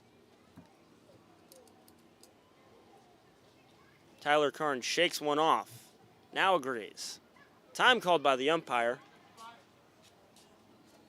Gives the batter a chance to readjust, and Snyder steps back in. Carnes sets, 1-2 on the way. Kicks, deals, breaking ball upstairs, count even at 2-2. And this is where Carnes has kind of struggled in this inning. He's gone to 2 strikes to both walks previous to the error to Arroyo. But then once he gets to 2 strikes, he gets a little bit, I think, too nibbly around the zone. 2-2, 2 outs, Sherman leading 8-5, top of the fourth. Chopper fielded by the third baseman. No, not fielded. Priest tried to barehand it, and he could not make the play. Slipped under his hand, and so the runner advances Landreneau to third, and Snyder reaches first safely. So it's runners at the corners, 2 down. And that was an odd play, as that's going to be the end of the line for Carnes. Wow. That's an unfortunate way to go out for Tyler Carnes, excuse me. Should have been out of the inning, only giving up 3 runs instead. 2 here. Our scorers call it earned. We say unearned. Scoring could change, and so pitching change. We'll tell you all about it when we come back. Sherman still leading 8-5, top of the fourth.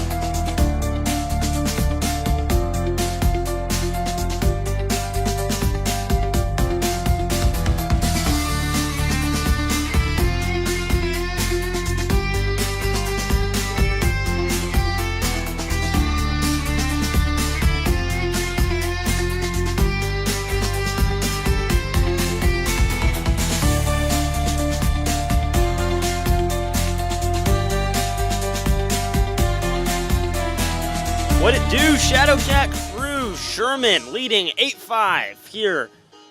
We're in the top of the fourth. Sherman gave up 2 runs. Out goes Tyler Carnes. In comes a new pitcher, Braden Phelps, a sidewinding righty.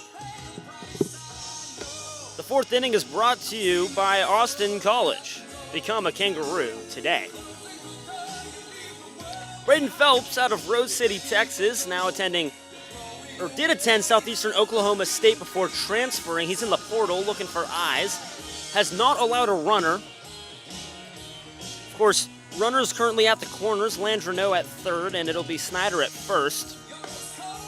Those would not be his earned runs. 5 strikeouts on the season, 2 walks through 4 innings pitched. All right, folks, it's time for some $3 Shadowcat beer. Big moments for Phelps to try and get out of this jam. Just need to come in and command the zone, and he did a really good job of that last time we saw him against Baton Rouge, so now needs to kind of weather the storm here. Easton Culp, the righty at the plate. Phelps sets, deals. Low, 1-0. So you got Snyder on first, Landreneau on third. Snyder eager to take second here as he's already preparing the time up Phelps with a weird sign-winding motion. Challenge to time up for sure. Phelps kicks, deals, throw is a strike. Now they've got the runner in a pickle. The run will score. The tag at second is in plenty of time. A smart play, though, by Snyder to hold up just long enough for Landreneau to score. So it's 8-6. Shadowcats still lead, but we go to the bottom of the fourth. Sherman still leading. You're listening to the Jake Shockley State Farm Audio Network and watching on the Texas Collegiate League Network.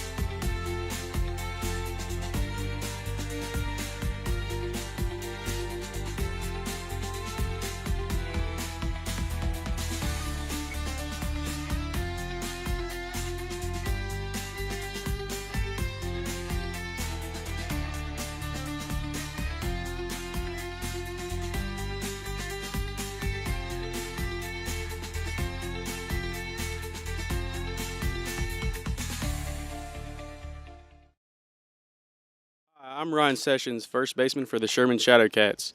If you're looking for your next truck, SUV, or family vehicle, visit Vanguard GMC of Sherman. We're proud supporters of Shadowcats baseball and proud to serve drivers across Texoma.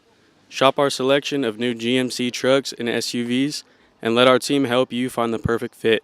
Stop by Vanguard GMC of Sherman at 3314 Texoma Parkway in Sherman or visit VanguardGMCofSherman.com.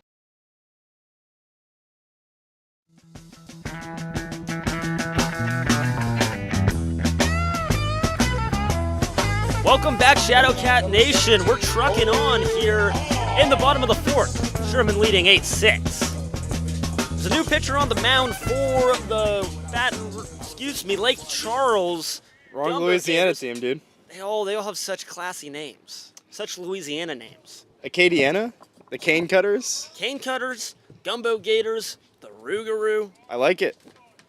It's Ace Thompson on the mound. Ace Thompson standing a big 6'5". See Acadiana for the next week, for the first time next week.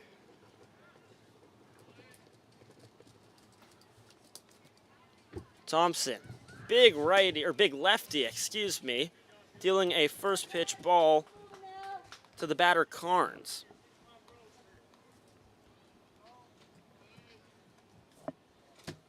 Carnes on the day, a fly out and a single.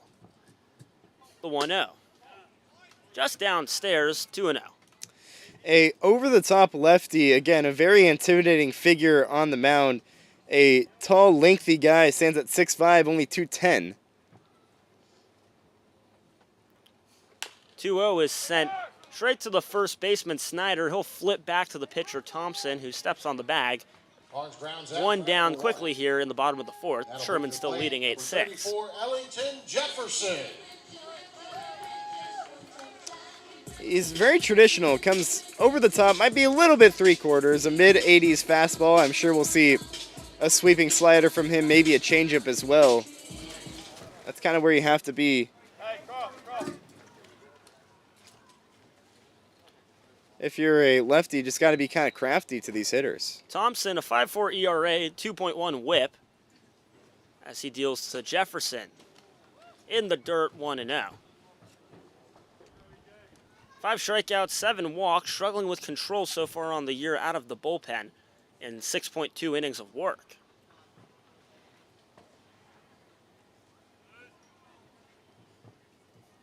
Kicks, deals on the 1-0. Is in the dirt. Jefferson quickly in front, 2-0. Starting to get ready. I'm trying to not feel the pressure of the moment. Of this golf that's coming Of the up. golf, yes. You've got a minute. You got a breather. In the spirit of the U.S. Open today. Kicks, deals. Missing outside. Walker, the catcher, couldn't quite corral it, so our ball boy will come and scoop it up behind the plate. Josh, you know who the ball boy is? We talked about him a number of times. I met his dad. Good guy. Sure. 3-0. Outside, so a 4-pitch walk to Ellington Jefferson. Second batter of the inning is aboard. I will say I love the ball kid. He brings a lot of energy to the Shadowcats dugout. And I saw earlier today he was catching for the Shadowcats, in and out today, or whenever the Shadowcats pitchers were hitting fungo, he was catching in. So good guy. I like watching him. He brings a lot of energy as Patrick Zano pats him on the helmet right now. So we'll have to get his name and be sure to shout him out on the broadcast. I know his dad listens to the broadcast, so we'll have to shout him out. Jefferson leading off first. Here's a pickoff move. Back in plenty of time. Someone, I couldn't tell if that was from the dugout or a Shadowcat fan here. Yeah. It's also pretty late back as well. A little bit. Just a tad. Easton Ford, the big righty, stands in. Watching first pitch in for a strike. Low outside corner. Clipping per our home plate umpire, Asher. Wes, our infield umpire today, as here's another pickoff move back to the bag, continuing to delay the game and slow it down, and frustrating this commentator. We can tell. I just think it's part of the game, man. It's used as a timeout in some cases when they're not even picking over with purpose. That throw, I think had every no zip pickoff, on but it. every pickoff has a purpose, right? You're keeping the runners honest. Kicks, deals, breaking ball in for a strike. Count goes to 0-2. Time to shorten up for Easton Ford, who's batting just over 400 on the year.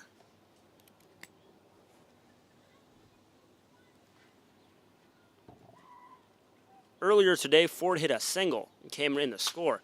He fouls one straight back and resetting at 0-2. 0-2, one down, Sherman leading 8-6. Jefferson leads on first base. Thompson, the pitcher, a southpaw, trying to keep scorers from scoring after Sherman has scored in 2 straight innings. They've got Jefferson in a rundown. The throw over to second is not in time. He's safe. Jefferson's safe at second. Really looked like that throw got him on the money. The infield from the Gators, Snyder and Thompson, the pitcher as well, jumped in frustration.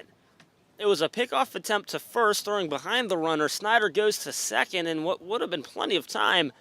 Seemingly the tag from Smith, the second baseman, not in time. So a bag for Jefferson.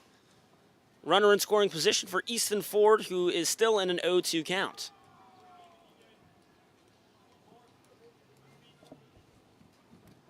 Thompson checking Jefferson on second. Now focuses attention home.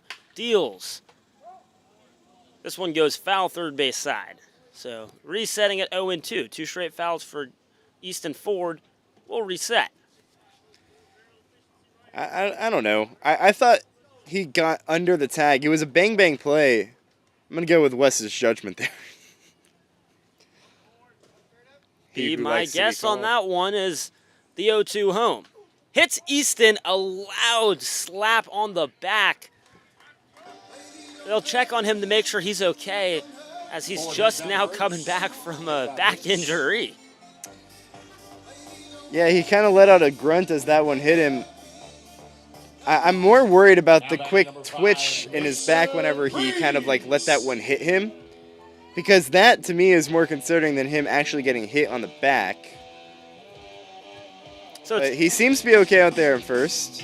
it's Jefferson at second, Easton Ford at first. New batter is Mason Priest, who singled back in the second and then flew out also in the second in his second at-bat of the inning. Of course, Sherman batting around after scoring 6, as first offering to him is outside for a ball. 1-0. So 1-0 count, 1 down here. We're in the bottom of the fourth. Sherman leading 8-6. Jefferson on second, Ford on first. Jefferson extending his lead, dancing around. The 1-0 is downstairs 2-0. That was a big secondary lead from Jefferson. He's trying to time up Thompson right now and see if he can potentially steal on him. Thompson not doing a very good job of checking the runners. Kicks, pitches. 2-0 bounced again. Runners will stay put. Priest ahead 3-0. Priest this year hitting .242, 13 strikeouts and 9 walks, a .405 on base percentage.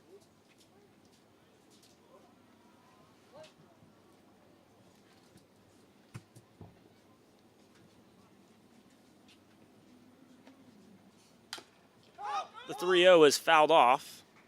Count moves to 3-1. I think that might be the first time that a Shadowcat hitter has swung 3-0. Yes. Priest, I suppose, has the green light. We used to play that game. I stopped playing it because the Sherman batters were very disciplined, and I was like, this is no fun anymore. It was never fun. Never fun for you. I always got a kick out of it, as I do most things. I'm a simple man. 3-1 home. This one, a flare deep right, trending, caught in foul territory by the right fielder McDonald. Jefferson advances to third. Ford stays put at first. Number 2. Jefferson over to third. McDonald was on his horse and made the play. Number 20, Donovan Arroyo. There's now 2 down here in the bottom of the fourth. Sherman still leads at 8-6. That'll bring up Donovan Arroyo, the second baseman from Jersey Village, Texas. With runners at the corners, Arroyo a power threat. And a conversation now at the mound between Thompson and his second baseman, Smith. Usually you see those chats between pitcher and shortstop, or pitcher and catcher. or pitcher and catcher, of course. But now with first and third, maybe they're expecting Ford to steal second. Ford not exactly the build of a bag stealer, shall we say. His first pitch in for a strike. Quickly had 0-1. But he could try and do similar to what Lake Charles did to end the top of the fourth. Can try and do that with maybe Jefferson on third here in the bottom of the fourth inning, try and steal a run. Maybe try and get into a rundown. Arroyo waiting on the 0-1. Thompson kicks and deals. Outside, count even at 1-1. But I highly doubt. He's slow enough to draw the attention. No diss to Easton Ford. He's great at a lot of things, but Easton Ford is built like a pickup truck. Not necessarily the Ferrari. The 1-1 in there for a strike, catching the lower outside corner. 1-2 the count, 2 down here. Runners at the corner, Sherman leading 8-6. We're in the bottom of the fourth. Arroyo, the power threat. Time to shorten up. Swings and misses at a breaking ball. Now number 3 at the plate. Got him looking a little silly there as he never fully committed to that swing. So 2 stranded for the Shadowcats. We go to the top of the fifth. Excuse me. Sherman leading 8-6. You're listening to the Jake Shockley State Farm Radio Network, or if you're watching on the TCL TV network.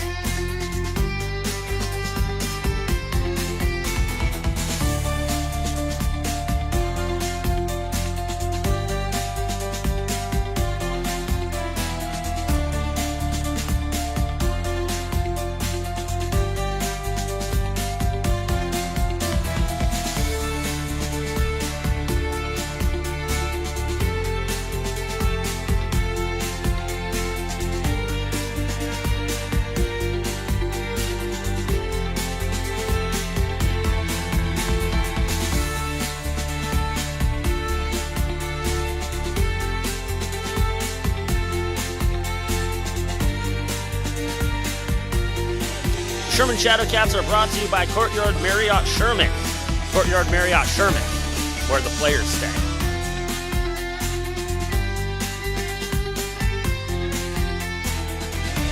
The Sherman Shadowcats are brought to you by Jake Shockley State Farm. Call 903-462-0152 for your local agent for home and auto in Denison and Sherman. Like a good neighbor, State Farm is there.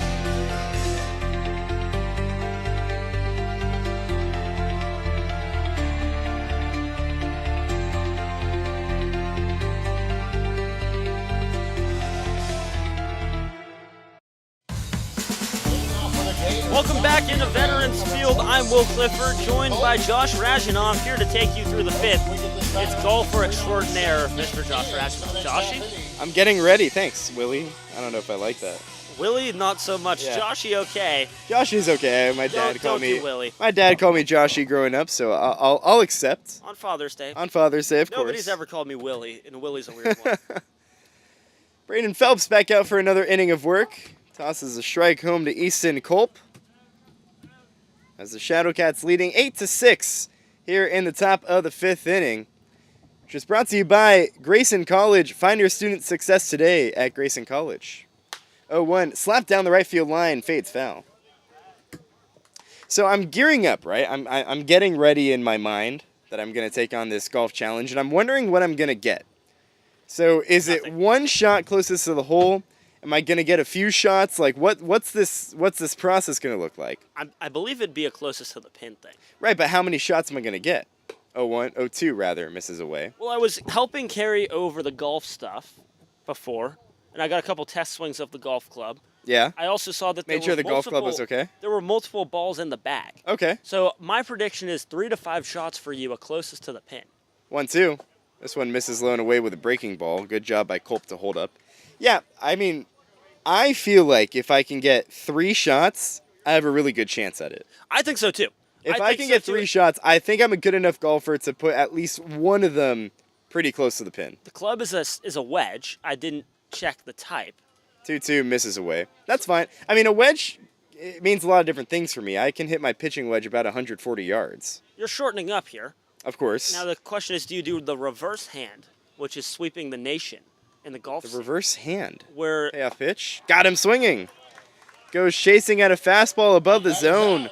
Culp is a strikeout victim. And there's one gone here in the top of the fifth inning. So this golf trend is talking golf today on the day of the U.S. Open. Wyndham Clark winning the U.S. Open today. Now a 2-time champion of the U.S. Open. 4 under on the day, Wyndham Clark, or not on the day, 4 under in total. Went 3 under on the day. Was nearly caught by Sam Burns, who was 3 under on the day and 3 under in the tournament.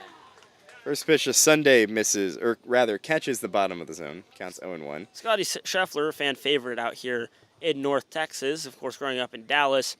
1 over on the round, finishing at even par, came in 1 under. The 0-1. This one foul tipped into the glove of Carnes, and it's strike 2. Yeah, Scheffler bogeyed on hole number 1 and then never looked back from there. It's unfortunate. He's going for his career Grand Slam.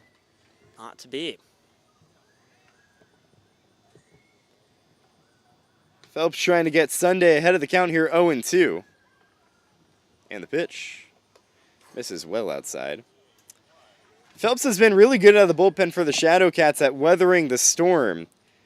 He came in for Knockney Anna in that game on Tuesday when the Shadowcats almost threw a no-hitter. Phelps continued the no-hitter for another inning plus until he gave up a bloop single that ended the no-hitter. 1-2 skied in the air into left center field. Trout ranging towards the left field side. The center fielder is under it, makes the play. And there's quickly 2 gone here in the top of the fifth. So the switch hand golf hitting, which is Right, when that, yeah. so usually as a lefty, you have your left hand lower to the club face and your right hand up top. Yep. So for righties, it'd be the other way: right hand Yep. lower, left hand up top. So you're saying they flip their hands? This is you flip your. I don't hands, like that. That would be too uncomfortable. But then when you swing it, you just pop the ball straight up. I can do that without having to switch my hands. First pitch into Smith is a strike. And so it's a good strategy that people will use to get over water hazards recently. No. Where I mean, sure, but try it next time you're on the range and see. It worked for me one time. 0-1 is driven deep out to left field.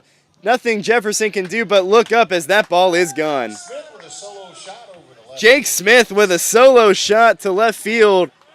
Cuts the 2-run deficit in half. It's now 8-7. Shadowcats still on top here in the top of the 5th inning.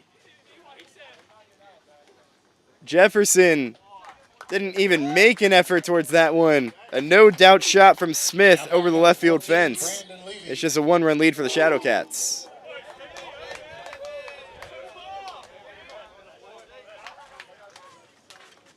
Still 2 gone here in the top of the 5th inning, but now a much, much more interesting ball game.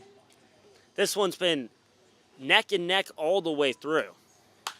First pitch here to Levy. Hit into shallow center field. Trout started up back. Now he comes in, and Felstad can't make the play in shallow center field. Jefferson the one to throw it into second, and Levy moves up to second with a double. I don't know what type of read Tanner Trout got on that one. He slipped. As he started back, and then as he realized that that ball was coming in, he then slipped, and then was too late to the ball. Tanner Trout getting some run in center. He hasn't gotten much run this season. A couple clutch hits today in the lineup, but that play out in center field. And it's been the errors, defensive errors, Josh, that have held the Shadowcats back. 2 errors in the game, and that doesn't even account for a couple of errors that don't necessarily go in the score sheet. And all of a sudden, the tying run is in scoring position. Andrew Ramos at the plate. And Phelps comes home. This one misses inside with a fastball, and the count is 1-0.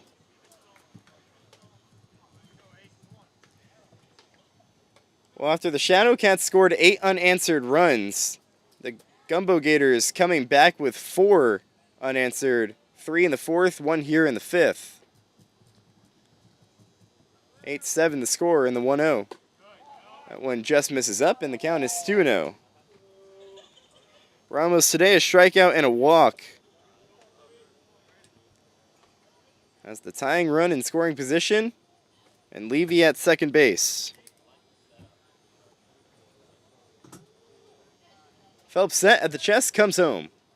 This one hit in the air towards right field. McCracken going back in front of the track. He makes the play, and that retires the side. But not before a run comes across on a couple of hits and one stranded. We go to the bottom of the 5th. Shadowcats leading 8-7 over the Gumbeaux Gators. You're watching Sherman Shadowcats baseball on the Texas Collegiate League Television Network and listening on the Jake Shockley State Farm Shadowcats Audio Network.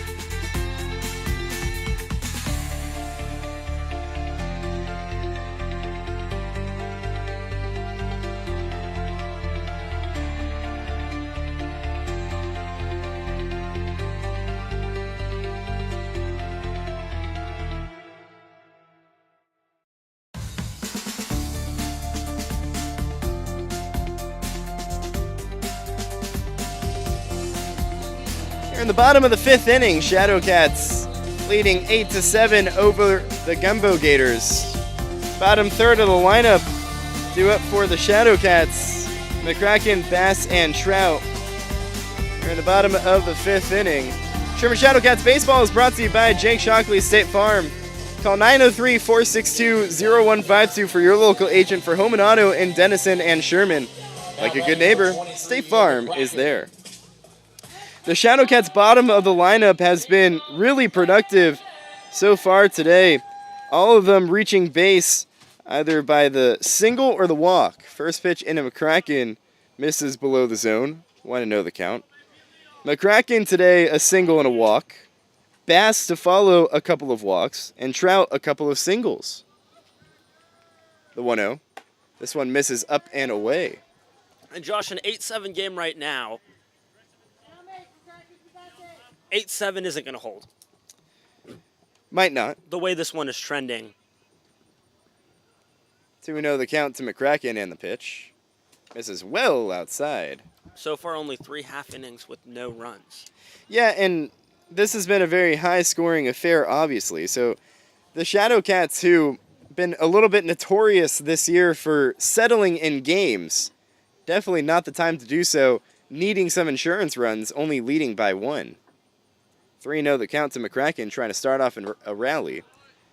And the 3-0 is just at the bottom of the zone. McCracken throws his bat towards the dugout, thinking that he had a walk. A bit of a late call from the home plate umpire, Asher. Asher. Might be the oldest Asher I know. You haven't even met the guy, dude. He seems like a grown man. I don't know any grown Ashers. I was talking with Aiden Benson.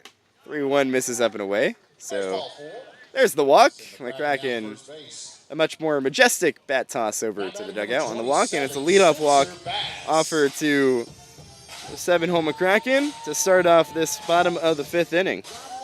So I'm talking to Aiden, and we're talking about what we were talking about last night on the broadcast as he was pitching. And we're talking about the umpires and the names of the umpires and the first names, Wes and Asher today. I said, I don't know many adult Aidens.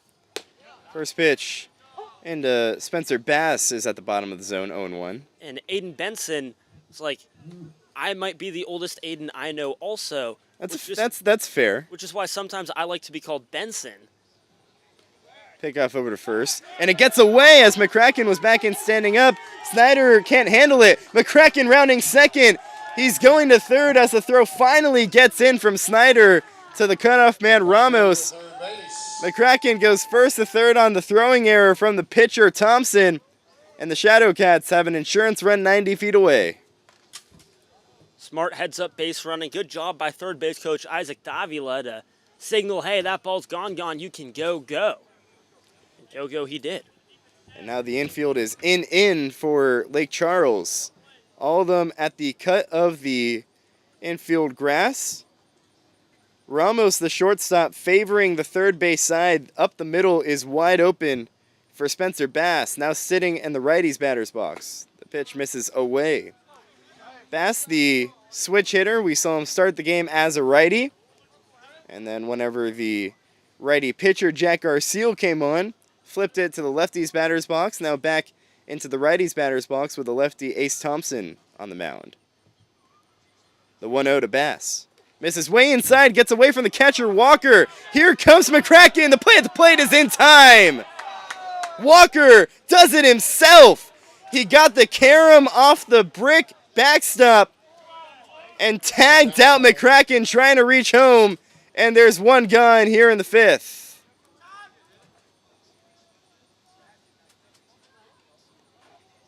Man, what a tough break as McCracken was going right as soon as he saw that ball behind Walker.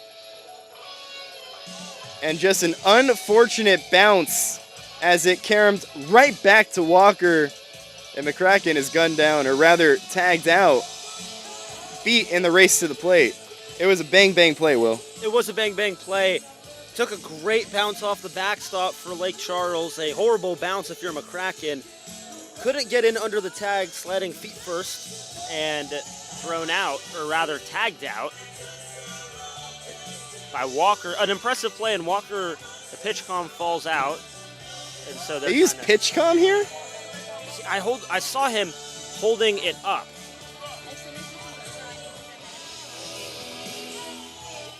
So Walker holding up the pitch com.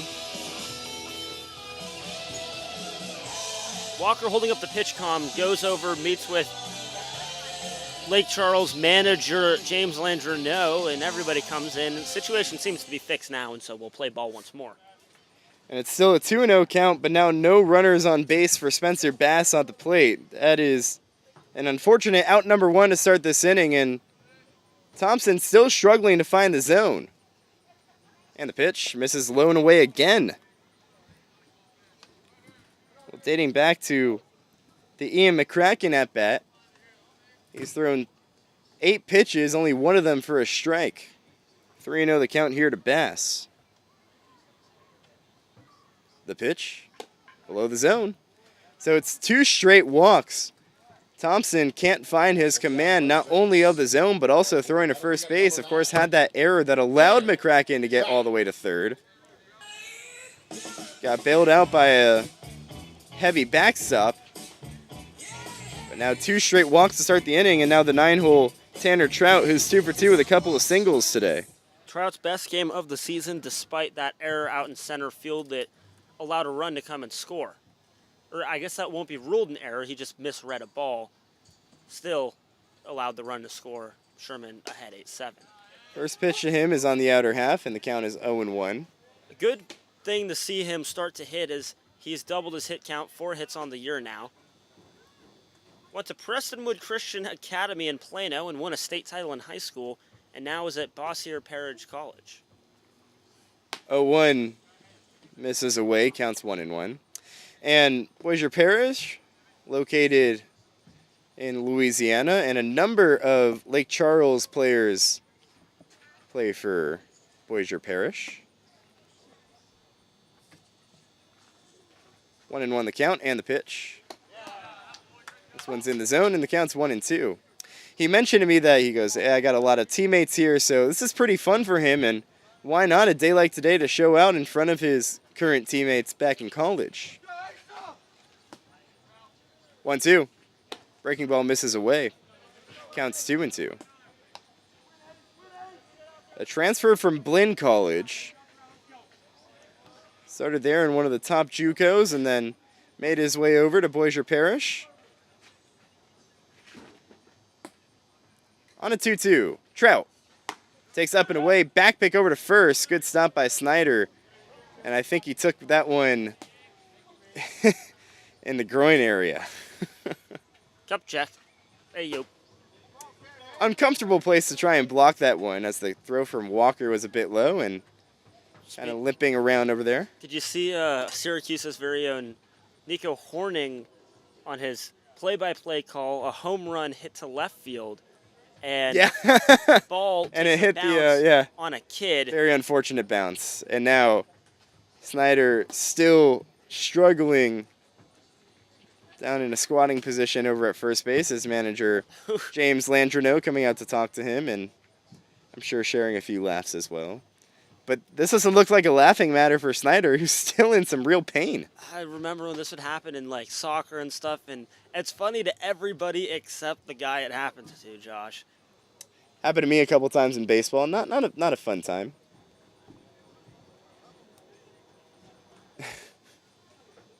He's walking around behind the first base bag.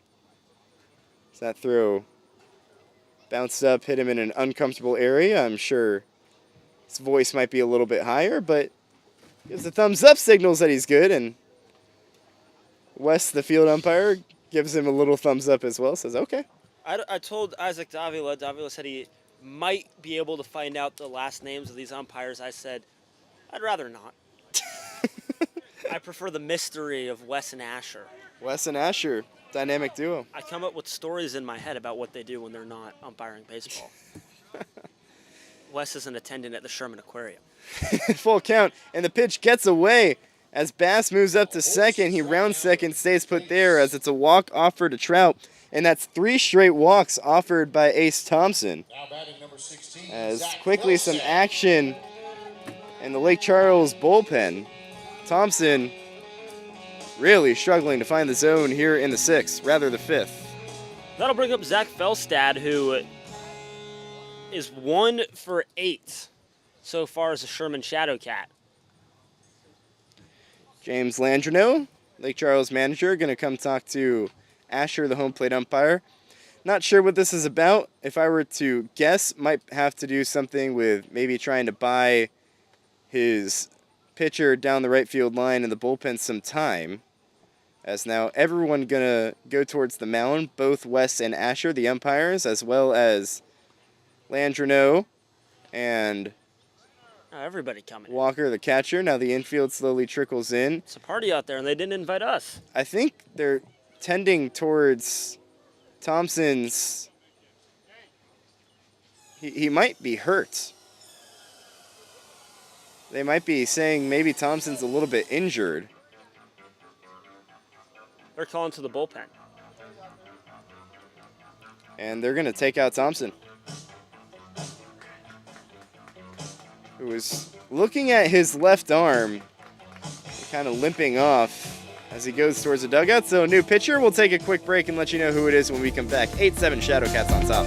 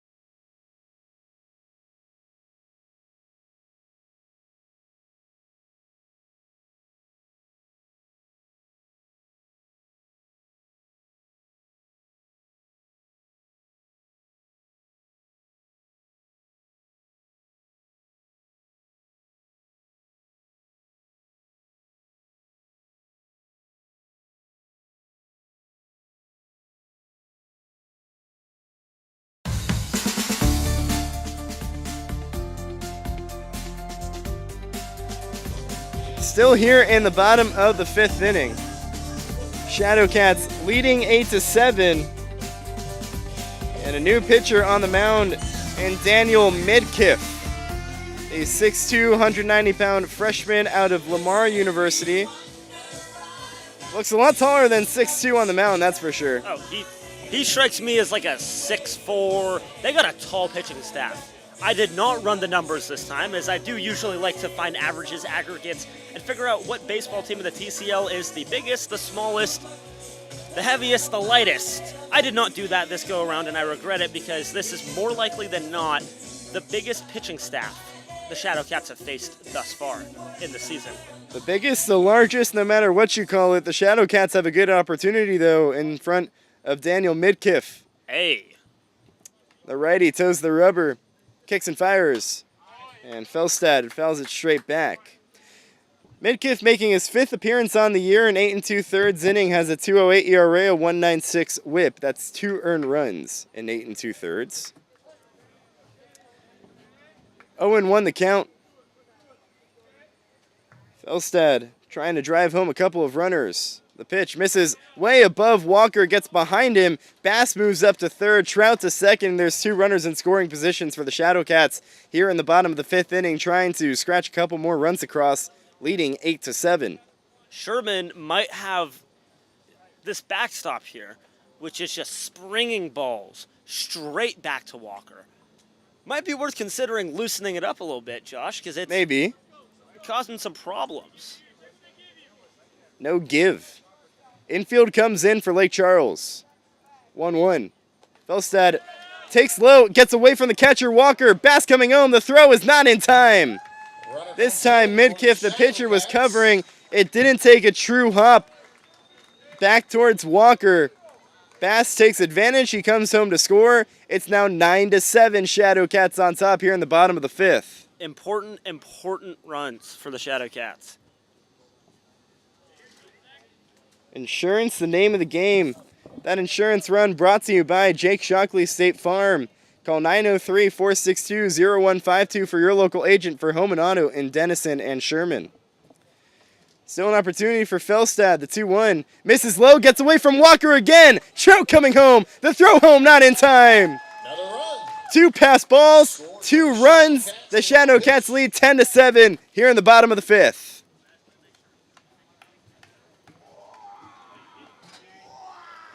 Shadowcats taking advantage as Walker struggling to block these balls and Gumbeaux Gators pitchers struggling to get the ball above the ground on 3-1. Felstad takes outside. Ball 4. Send Felstad down to first base. What an That's event. 4 straight walks in the 5th. 17, Four Cole. straight walks, 4 straight pitches to Felstad that were broken up. A pitching change, a wild pitch, 1 upstairs, and then the walk. Eventful trip to first for Felstad. And now Cole Carnes tries to keep the line moving with Felstad off of first. Potentially a threat to steal. Fakes it, doesn't go anywhere, and the pitch is a strike.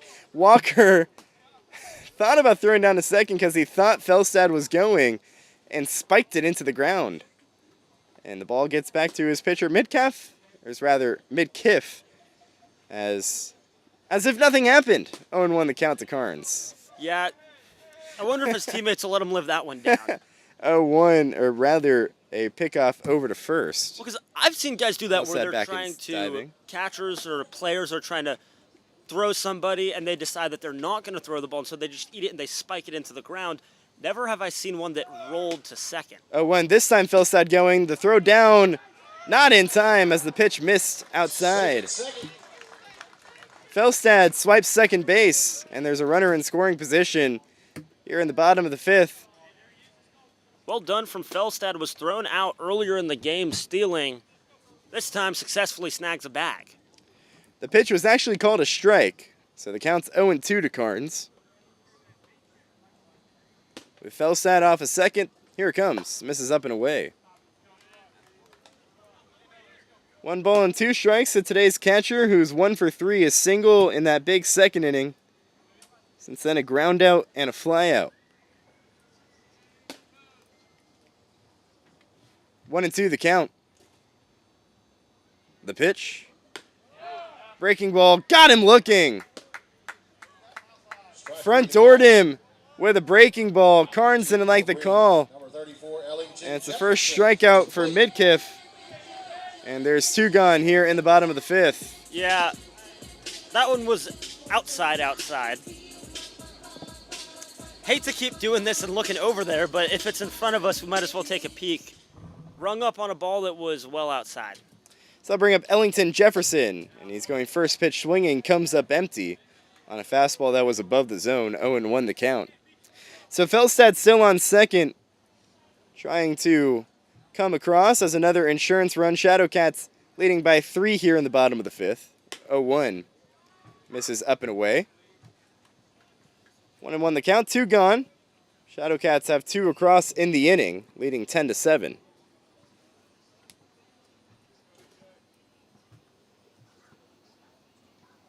And Walker, I'm not sure what happened. something must have. I saw something pop out of looks like his mouth, and then he went to go try to catch it while he was set, and there's a buck. I never seen that before. Was it a piece of gum or? It had to have been a piece of gum or something. Or maybe another substance? Could have been. Could have been any number of substances. 1-1. Misses up and away to Jefferson. Counts 2-1. So we know those tend to have a... Well, the pitchers tend to like those. They do, especially the bullpen guys. We're referring to Zyn nicotine pouches, which some bullpen guys will use to get an extra jolt of energy. 2-1, swung on and missed at a low fastball, counts 2-2. And it popped out of his mouth, and instinctually he went to go catch it with his glove while he was set. 2-2. Got him swinging. Goes waving and missing at a high fastball. All right, Will's going to take you through the 6th inning. I got to go prepare for some golf. Will, take it away. We'll be right back. You're listening to Sherman Shadowcats Baseball on the Jake Shockley State Farm Radio Network. And if you're watching on TCL TV. Can you do me a favor?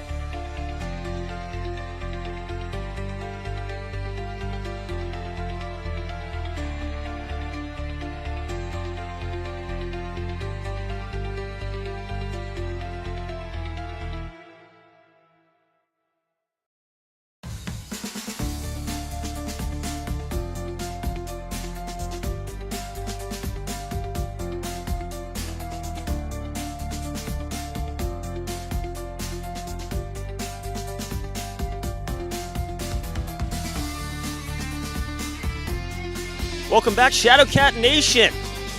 We enter the 6th inning. I'm Will Clifford, here to take you through the 6th with a special guest. In the spirit of Father's Day, my dad, Dan Clifford. Thanks for coming on. Hey there, thanks for having me. Still Braden Phelps working on the mound, his first pitch outside. So 1-0 to start the inning.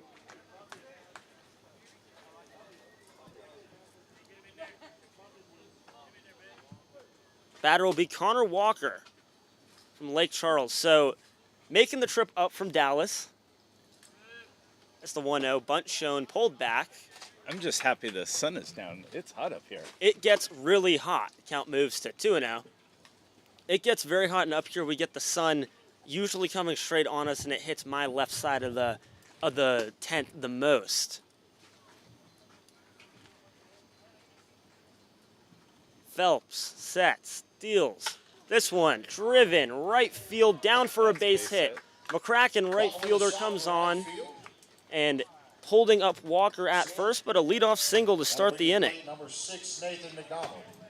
We need a double play here. Need a double play. Phelps with the sidearm, usually getting the ground balls there.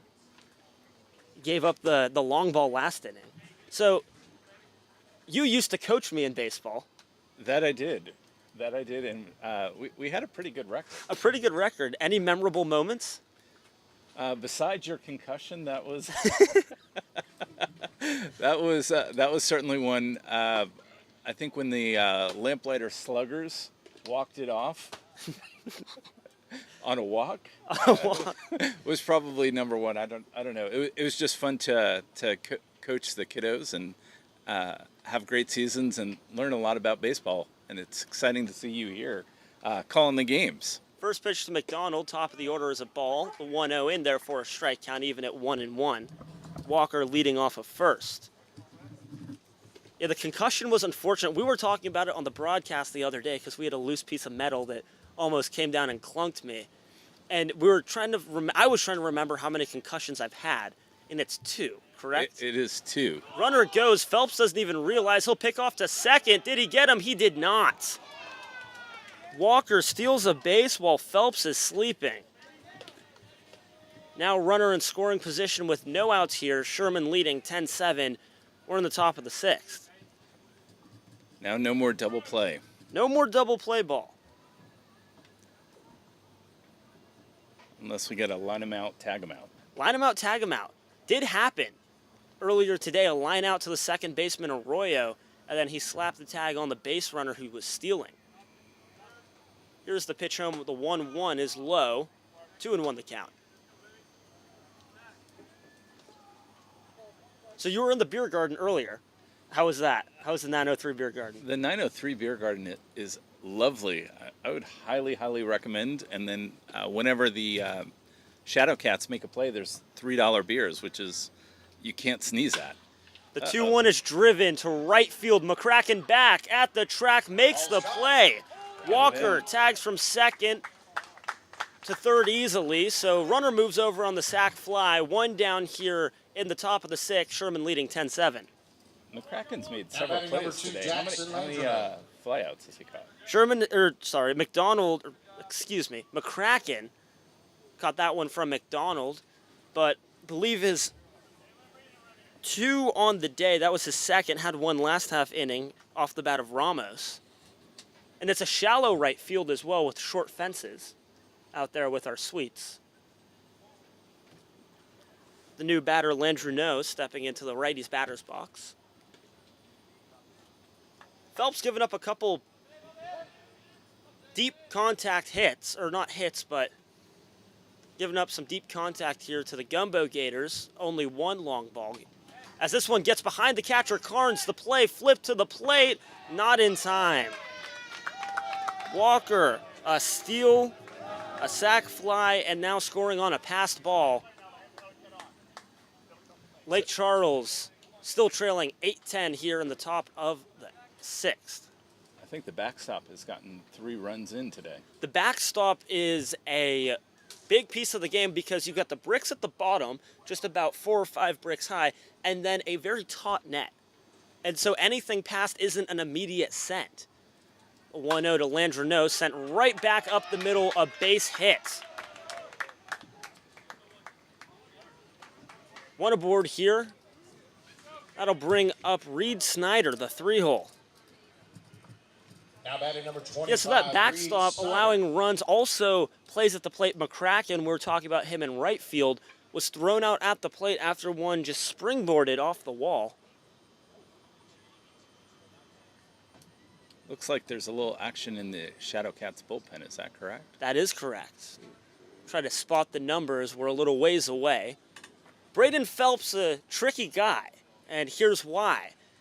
Sometimes gets a little wild and out of sorts when he goes more than 1 inning. As he gets set for the first pitch to Snyder. Runner goes. The throw down to second is not in time.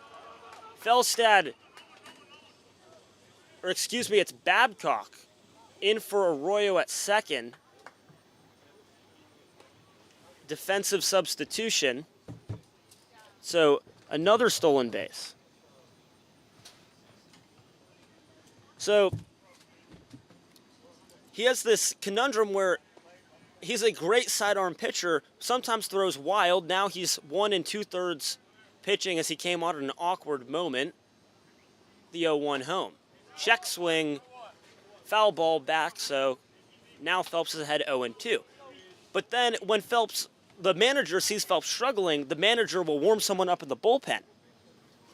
Phelps sees the guy warming up in the bullpen and starts throwing better because he's like, I'm not going to let you take me off. So here in an 0-2 count ahead, searching for the strikeout on Snyder.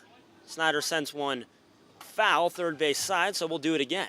Almost into the 903 beer garden. Almost into the 903 beer garden. Has anybody ever hit something into the 903 beer garden? I'm sure they have, not in my short tenure here with the Shadowcats. Interestingly enough, just like the parking lot is right behind home plate, only one car has been hit by a foul ball. You would think it'd be a lot more, so. Dancing off of second, Snyder sends one high in the sky. Badcock comes on and makes the play. There's two down here in the top of the sixth, Sherman leading 10-8. Walker was prancing around second base. You know what time it is. It's time for our beer battle. So it's Father's Day, and we're at the baseball game. I'm here with my dad, Dan Clifford, filling in for Josh Rajanov, color commentator, or would-be color commentator, but he's off preparing for a golf event that is going to happen in between the sixth, top of the sixth and bottom of the sixth. Now, if it were you out there and you had to hit a 75-yard pitch shot to a pin, how close do you think you could put it? 75 yards. 75 straight? No, 75 yards from the pin. I'd probably either go over or under at least 25 yards. Easton Culp, the new batter, takes in for a ball, 1-0. So 1-0, two down here. That one right down Broadway, count even at 1-1. So what is he going to try and hit? The outfield fence, or where's the hole going to be? I'm unsure. My assumption is it will be near the Shadowcats bullpen, and they'll be hitting from around home plate. Or maybe it'll be from the left field foul pole to center field. But that would be interrupting the warm-up. Here's a bloop. Shallow first base side, just dropping in front of the first baseman, Bass. Count stays at 1-2. Braden Phelps, 2 earned runs through 2 innings pitched. There's movement in the Shadowcats bullpen, although strikeout here and he would get out of this jam as the runner leads off on second. The runner Walker. Phelps checks Walker. Now kicks and delivers home. Chopper, third base side, just foul. So far, game takeaways, big picture takeaways. Big picture takeaways, like I said, the backstop with a number of runs. I think as the sun has gone down, you've seen folks be a little bit more focused on the game. When it was really hot out there, you saw the outfielders out there. This one sent into shallow right field. McCracken coming on and makes the play. McCracken is the player of the game. He's making all the outs. All the outs in right field. Golden glove for the Shadowcats. We're going to the bottom of the sixth. Sherman leading 10-8. You're listening to the Jake Shockley State Farm Radio Network, or if you're watching on TCL TV.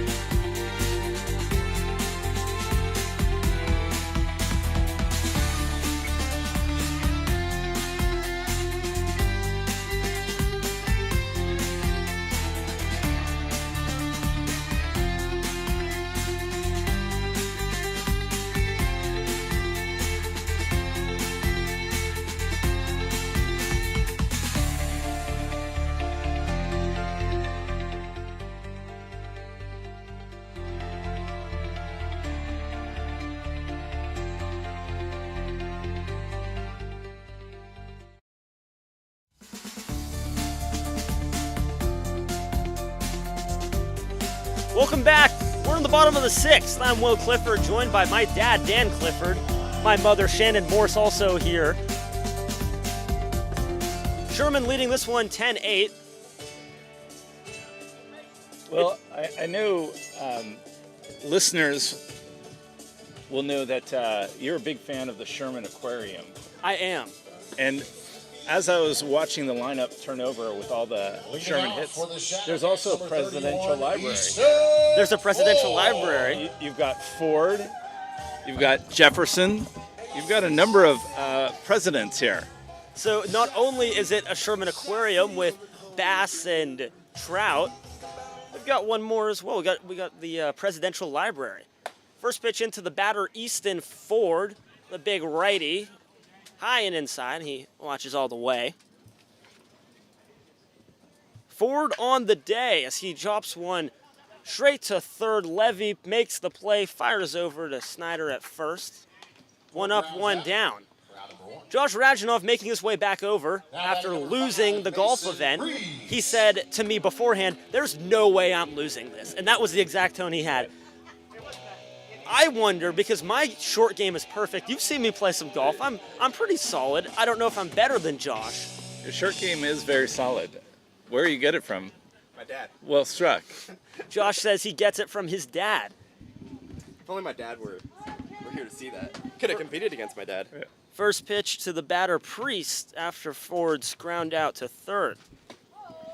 So what am I going to be like color commentator from a row below here? Is that what's going? Oh, here we go. We'll go three. No, go ahead. We'll stay 3 on the broadcast for the rest of this half inning. Mr. Clifford, Josh, by the way. Never works. Hi, Josh. I didn't catch your first name. Dan. Dan. There we go. Priest fouls this one back, count even at 1-1. 3 in a booth is a really hard thing to do for baseball. Can be tough. They do it on the Sunday night crew. Yeah. The Sunday night baseball crew, they get it done. Yeah.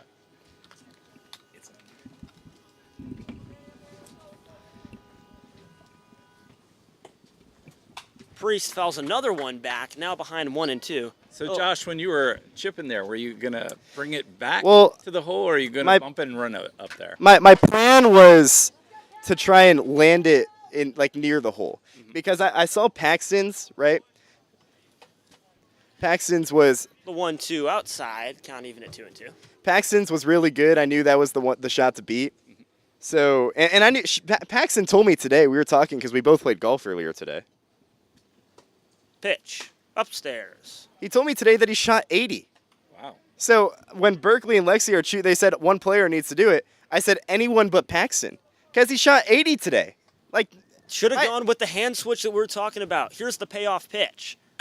Liner straight to Levy on a sliding catch. Throw to first is in time.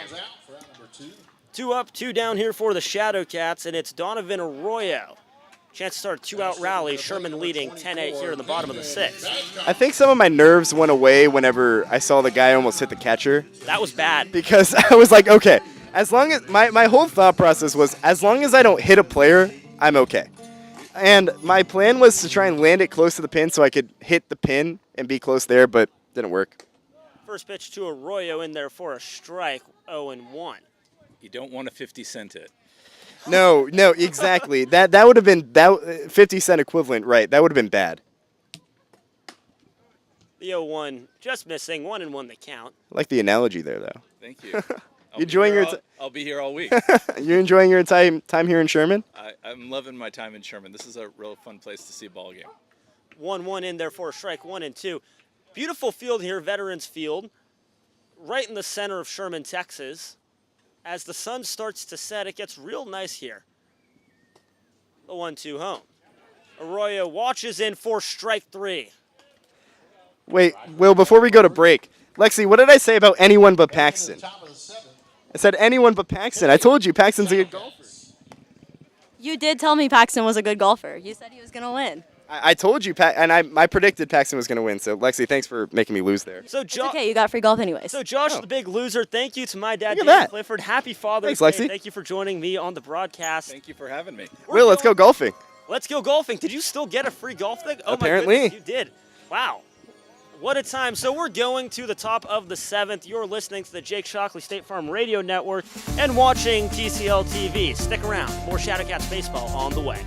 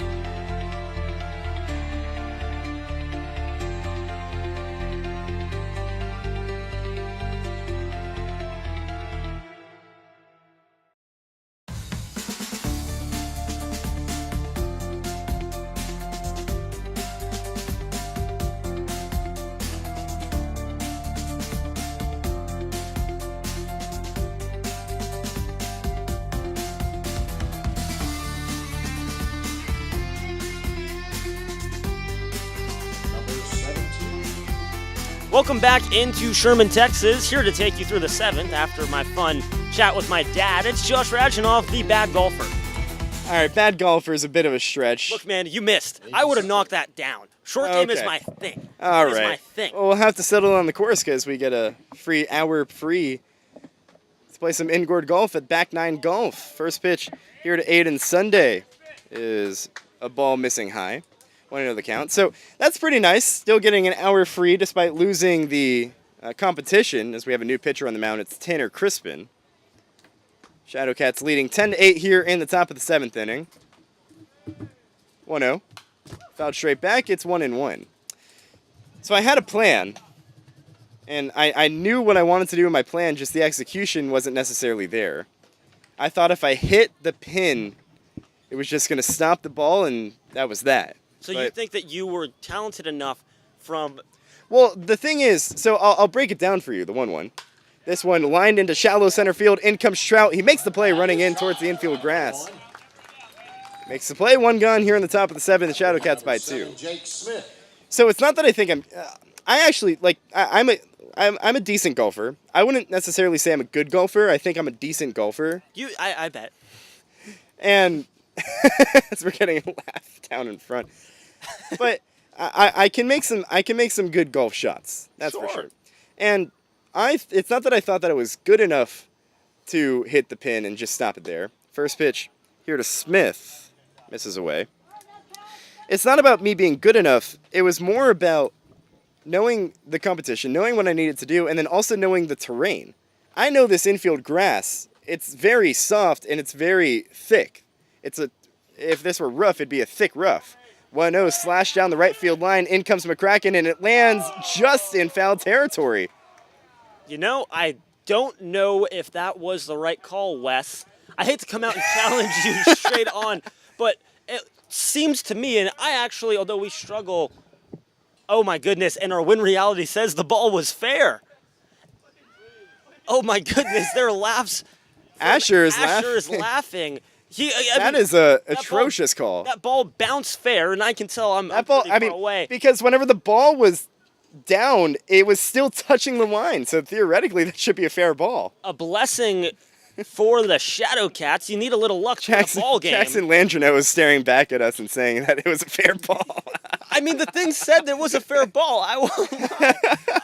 And again, I know we're supposed to support the home team as we are the Shadowcats announcers. 1-1. This one at the bottom of the zone, and the count is 1-2. Yeah, that ball sat like a flop shot that you thought you could do. That was Exhibit A and what I wanted to do on my shot because it just stayed right there. I wasn't expecting a bump and run. I was expecting a shot that would just kind of be dead into the ground. Whatever. I still get free golf. You still get free golf, and Crispin gets a free batter. 1-2, got him swinging on a high fastball. Oh my goodness, if I were Jake Smith there, I would not be happy. I mean, you hit a ball that should be a double. That should be a double or maybe a single, a long single. And the interesting part about that, it wasn't like Wes had a bad angle down the right field line. He was right there, so I'm confused on how he called that one foul. This win reality is just becoming more and more of a problem. I don't think you need the win reality to see that ball was a fair ball. It landed on the line. But the first pitch into Levy misses low. I saw situations where guys got tossed. This was last MLB season, tapping their helmet as there was ABS in. We have an argument at first base between. Oh, another ejection. Connor Schneider, the first base coach, is ejected. And that's actually manager James Landreneau. I was going to say number 44. That is manager James Landreneau as the guy who goes by Wes is walking away. Landreneau extremely unhappy. Asher getting in the middle of this. So back-to-back games with a manager ejection here in Sherman, Texas. I mean, that ball was fair. I wonder if that's what he was arguing. He had to have been arguing that. Of course. Landreneau, not usually the one who coaches first base, but he's out there, and I think part of the reason he's out there is to give an earful to Wes. And he's not done. Landreneau is going to get his money's worth, as Yo, Wes not he's- giving him the time of day, and Asher telling him to get out of there. That was a blown call. Oh, And 1,000%. It was a botch call, and Wes is making quite the name for himself this series. he who goes by Wes. The man who goes by Wes getting in the middle of it all. You know, and I was just about to talk about ejections because the MLB guys got tossed for tapping their helmet in an attempt, I guess, of upstaging back when they did not have ABS. Managers and umpires rather did not like that. I like how Adam Sonero playing another one bites the dust. And, I mean, if anyone had a good view of it, it was Adam Sonero, who has a great view of the right field line. I bet you he probably thought that the ball was fair. I'm jealous of his spot, man. So out goes Landreneau, and the 1-0 pitch to Levy misses inside. No, it's on the inside corner, rather. Wow. Heater, so hot, I think the fabric on Levy's pants shook. 1-1 the count. Crispin comes set. What has turned into an eventful top of the 7th inning. 1-1 below the zone. So And the count's 2-1. So it's James Landreneau who will take a trip to the 903 Beer Garden, presumably. I think he wishes he could have done that yesterday and hung out with his good old buddy, Barry Manuel. Jinx, you owe me a 2-1. Fouled straight back. And the count's 2-2. But Landreneau is making his way to the to the team bus. So Is he going to the bus or going to the bullpen or? well, he's taking a long and slow walk to the bus. I wonder if he still has some words for our man Wes as he exits. West Coast coach, or umping first base. It'd be funny if he was yelling through the grate there. Because you don't need to leave the ballpark, just need to leave the field. No, you need to leave the ballpark. 2-2 misses high. So you need to leave the You ballpark. need to leave the ballpark. However, I don't think they were abiding by that rule yesterday. They definitely weren't, as manager Barry Manuel was in the beer garden. He wasn't sipping, more complaining. Justifiably so. Payoff pitch misses outside. It's a 2-out walk offered by Crispin. Sherman does not need to give in to this energy right here. It's a 10-8 ball game. Still, 10 runs probably won't hold given the way this one's trending. Got to hold him off the board. The ESD product doing his best. So I was talking to Tanner the other day, Oh. and he said that his parents were listening to the broadcast whenever he made his season debut last week or earlier this week. And they heard that you mentioned that you went to St. Mark's, and he made sure to reiterate what you said, which that they never beat you whenever, or they never lost against you. They never lost. St. Mark's baseball, not First pitch, by the way, a ball to Ramos. especially in my time there, not the winningest program in Southwestern Preparatory Conference history. Although I can say just because he beat us doesn't mean ESD beat anybody else. It was bottom feeder on bottom feeder action. 1-0 and the pitch. This one skied high down the left field line in foul territory. Jefferson giving chase, and it lands out of play. Had home run distance, but it's a loud strike one. So, yes, that rivalry alive and well, Josh. Alive and well. And St. Mark's just beat ESD back-to-back years. Actually, no, back-to-back years in football. ESD, of course, funded by Cowboys owner Jerry Jones, so interesting taking a loss there. The 1-1. Misses low, counts 2-1. Losing to a bunch of nerds. Wow. Oh, man. You're going to sink that low. I'm not a part of this rivalry, so I'm gonna stay clear and let you and Tanner kind of I got to get my duke it out. chops in here, you know. Yeah, why not? I got to get... But Tanner came to me the other day. He's like, "Hey, who's your partner?" I go, it's Will. It's Will.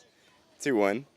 Misses inside, counts 3-1. And he goes, I heard he went to St. Mark's. I want to go make sure that he knows that we beat him every single year. It's a legitimate rivalry. Oh, I believe it. The schools- High school rivalries run deep. There's a big rivalry here in Sherman as the Shadowcats, or rather, Sherman rivals with Denison. And our in-game host, Sam Johnson. As the 3-1 misses high.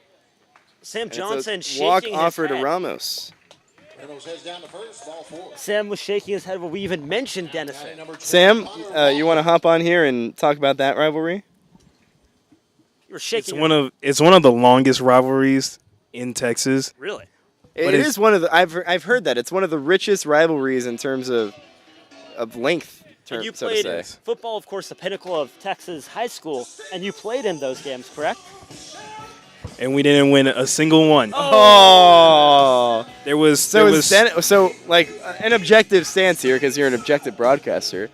Which like in terms of sports, like how would the two equate? How did the two go against each other? So mostly with football, that was the biggest rivalry going on, with that being of the Battle of the Axe. In my 4 years in high school, we lost every one of those football games, and it was never close. And I would say to a classmate of mine that was from Denison, who recently just got drafted into the NFL. Oh, there we go. Seattle Seahawks. Who? Jadarian Price. Oh wow. Oh, hey. By the way, the first pitch from Crispin, a ball. As here comes the 1-0 to Walker. Swung on a miss. Jadarian Price. The Notre Dame back. Yeah. Notre Dame back, Shared yes. the backfield with He went to Love. Denison? Went to Denison High School, yes. And I played football with him back in the 6th grade. Oh, there you go. Being able to do that over in Denison Was he in tearing 6th it up? grade. In 6th grade, he was. And then going through middle school and through high school, he just continued That makes sense. just to Checks out. continue on, yeah. NFL prospect tears it up in middle school. Shocker, shocker. Fork found in kitchen. 1-1 catches the bottom of the zone, counts 1 and 2. See, with St. Mark's and ESD, St. Mark's had lost to ESD in like maybe 8 straight years. And then my senior year, we beat them. They couldn't convert. They could have tied the game with the field goal. It was like 4th and goal from the 1 with no time on the clock, and St. Mark's stopped them. And we rushed the field. 1-2. Just missed low. Not by much. And the count evens 2 balls and 2 strikes. With 2 gone here in the top of the 7th, Shadowcats by 2 and a couple of runners aboard Of course, for Lake Charles. that would have been after Crispin's time, I believe. He was a year or 2 ahead of me. I believe so. 2-2. Misses high, count runs full. Lake Charles' bench coming alive. Trying to rally their team. Shadowcat Nation making some noise here in the top of the 7th. Full count, Crispin set. Comes home with a payoff pitch. Misses inside, and Crispin has walked the bases loaded. Ball 4. Sends Walker down to first. And he walks the last 3 guys in the lineup. 6, Nathan McDonald. Tying run in scoring position. Go ahead run on first. Nathan McDonald, top of the lineup at the plate. 1 for 2 today. A single in the first, ground out, and a walk. Crispin, nowhere to put him. Comes home. Misses high, ball 1. And Crispin struggling with touch, struggling to find the zone. Andrew Gruder's warming up in the Shadowcats bullpen. 1-0 the count. Crispin needing to work out of a self-induced jam. McDonald trying to drive in some runners. 1-0 misses low, counts 2-0. Manager Barry Manuel looking through his options here as he might go to the bench come next half inning. Trying to win this game. Pull Sherman out of the slump. It's right in front of them. Shadowcats on a 3-game losing streak. Ahead here 10-8. But facing a bases loaded situation. On a 2-0, McDonald takes a high strike and the count is 2-1. So Crispin back into the zone. Levy on third, Ramos on second, Walker on first. The leadoff man, McDonald, trying to drive a few runners home. Down by 2. 2-1. This one hit well. Deep out to left field. Back goes Trout to the track, to the wall, and it's off the wall. Levy scores. Ramos scores. Walker rounding third. The throw home from the cutoff man is in time. Felstad guns down. Walker, and now tensions as Carnes and Walker getting in each other's faces. Lake Charles bench rushing the field. Shadowcats bench forcing Carnes off the field as Wes gets in the way, and now he tosses a player. Wes has just tossed Jackson Landrino. 2 runs scored on that hit. It's a 2-run RBI double. This game is tied at 10 apiece. But tensions flaring between the two teams. Carnes had something to say as Walker was gunned down at the plate. Walker took offense to it, and then Carnes and Walker started jawing at each other. Landrino took offense. He was yelling across the diamond. Wes did score 2 runs before that. then tosses Landrino, and that's where we stand as we go to the bottom of the 7th. 10-10, the Shadowcats leading, or God bless America. rather, 10-10, we're tied here in the bottom of the 7th. It's time for God Bless America as we'll come together from America. Here's Adam Cernero. God bless America, land that I love. Stand beside her and guide her through the night with the light from above. From the mountains to the prairies to the oceans wide with foam. God bless America, my home, sweet home. God bless America, my home, sweet home.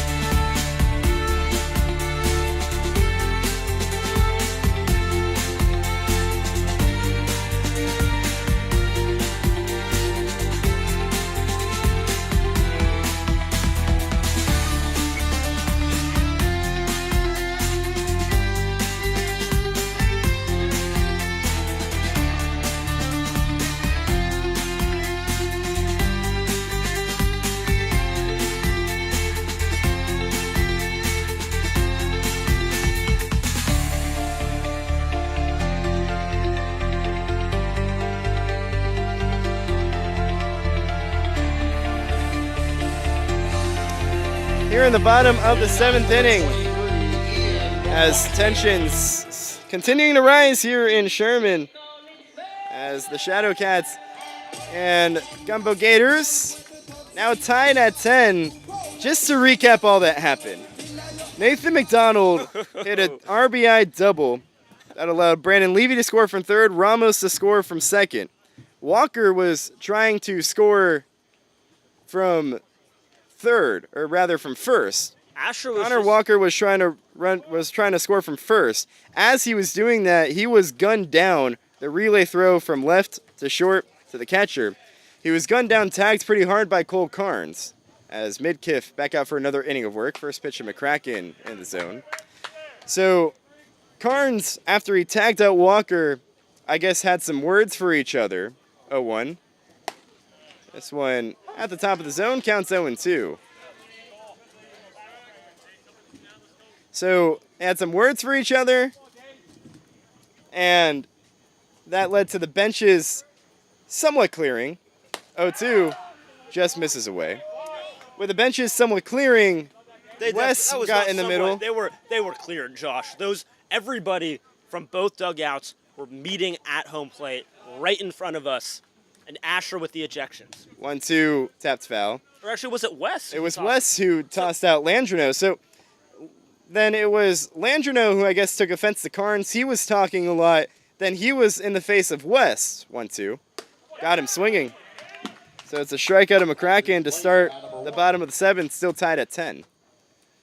So Landrino was either talking to Wes or may have had some choice words for Carnes, I guess, or maybe some Shadowcats players. Nonetheless, Wes took offense. He was ejected. So now James Landrino getting to spend some father-son time with his son, Jackson Landrino. First pitch here to Spencer Bass at the bottom of the zone. Counts 0-1. Don't know how I didn't put 1 and 1 together. Yeah, Or there one you and two go. Together. This has been staring us in the face all weekend. Yeah. And Father's Day weekend, they get to spend some more time together. Bass cuts and misses. I don't know, one pitch counts 0-2.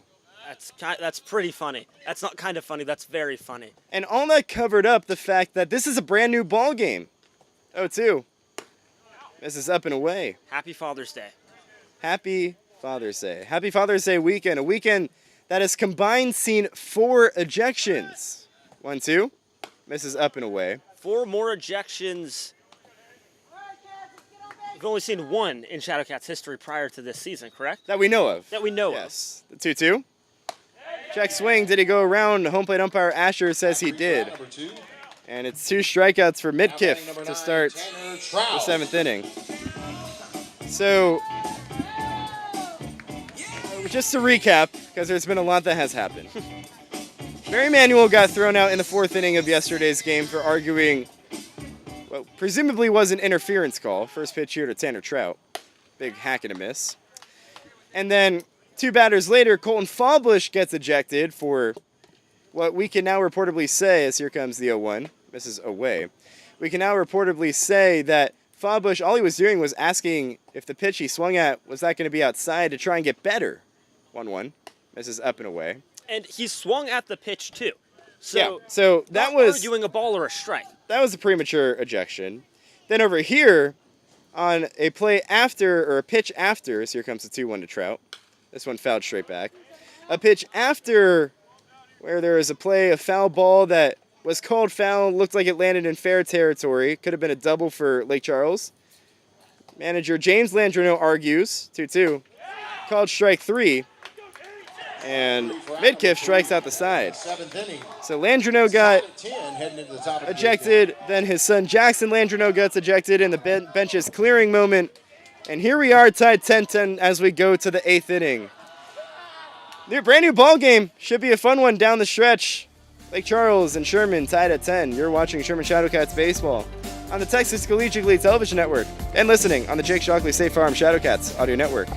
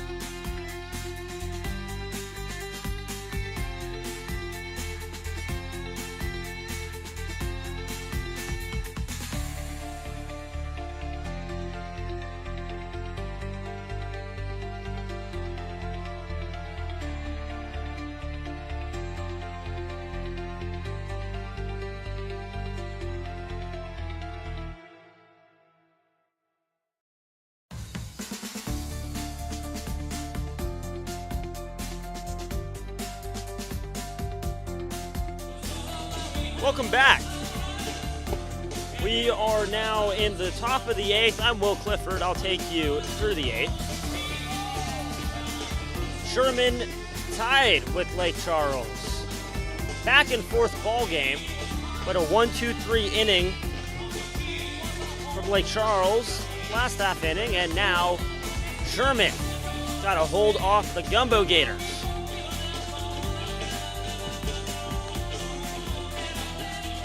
New pitcher on the mound for Sherman, it's Andrew Gruters. A 19.8 ERA. A whip of 3.6, 5 innings of work, 7 strikeouts, 5 walks. He gave up 4 earned runs in a leverage situation in San Antonio back in the second game of the season, which ended up costing Sherman that game. Now batting number 9, James Reyna. James Reyna, the pinch hitter, or rather the substitution, in for Landreneau, who was tossed. Seeing first pitch for a strike. Landreneau was tossed about an inning ago now. Both Landreneaus. Both Landreneaus. Manager James Landreneau was tossed for arguing a foul ball that was probably fair. The 0-1 just missing 1-1. Jackson Landreneau, who was actually coached by Barry Manuel at LSU Eunice. There you go. Whole bunch of ties. Manuel has been ejected last game. Both Landreneaus ejected. The 1-1 missing. High and inside. 2-1 the count. By the way, the ruling, if you're wondering why Colton Fallbush is not playing today, he gets a 1-game suspension. The coaches get a freebie. You get 1 ejection. If not, it lands a... The 2-1, driven to center field. Trout goes back on it, settling under it just shy of the warning track, and makes the play. Allowed fly out to start the inning, and Reyna retired. That'll bring up Reed Snyder, playing first base today. So the coaches get a freebie. You can get ejected once. If you get ejected twice, then you have to serve a 1-game suspension and a fine. Now, Colton Fallbush appealed the fine. He does not have to pay it, and he's serving his 1-game suspension today. Gruters kicks and deals. First pitch, in for a strike. Outside corner of the plate, just nicked, says Asher, our home plate umpire. Wes has been doing all the ejecting, though. Wes is wanting the attention. He's ejection heavy, making a name for himself here in Sherman. Here's First the name. 0-1. Big hack, big miss. Snyder down 0-2. Time to shorten up for the Louisiana Rising Junior. Louisiana Tech, excuse me. Big difference. Some would say. If you said someone who goes to Louisiana State versus Louisiana U, which is, I believe, the Raging Cajuns. I am correct. It is the Raging Cajuns. The 0-2. Chopper straight to Felstad, comes on, slings to first, got him. 2 up, 2 down here in the 8th. Shortstop for out number 2. Sherman in a tie ball game, 10-10. Now batting number 27. Really nice play by Felstad, who had to charge in on that slow roller as the ball kind of checked up as it hit the infield grass. We know these infield lips can be very frustrating. And Felstad does a good job of taking the lip out of play and charging the ball and making a strong throw to first. So the new batter, Easton Culp, doing the catching, or rather did the catching the other day. Takes in for a strike. It's Walker catching today. Culp was catching yesterday, and that 8-1 loss for Sherman. Culp, a very bent and wide stance. Swings and misses at the second offering, which was in the dirt. Down quickly 0-2. So tensions have been high in this series nonetheless. I was chatting with Ronnie Davis before the game. He thought when Paxton Samuelson got hit yesterday, he thought that was intentional. Obviously, the benches cleared in the previous inning. It was a weird intentional hit, the 0-2. Fouled back our way. Out of play. Out of play, just over our heads. Gosh, I was hoping to get one. So the next time these two teams meet is not until the second of the last series of the year in Lake Charles. So the Gumbeaux Gators not returning to Sherman. Gruters kicks, deals. Foul tip. Culp staying alive. Ha ha ha. Staying alive here No balls, 2 strikes, 2 outs here. Tie ball game. We're in the top of the 10th. It's Andrew Gruters working on the mound. The southpaw. Sherman has scored 10 on 7 hits, whereas Lake Charles scored 10 on 9. 2 errors apiece. Whoa! Right back to Gruters. Gruters with the glove. A 1-2-3 inning for Sherman. We're moving to the bottom of the 8th. We got a tie ball game here. Stay glued to your seat or your phone or your computer. Wherever you're listening or whatever you're listening to Sherman Shadowcats baseball on the Jake Shockley State Farm Radio Network, or if you're watching on the TCL TV network.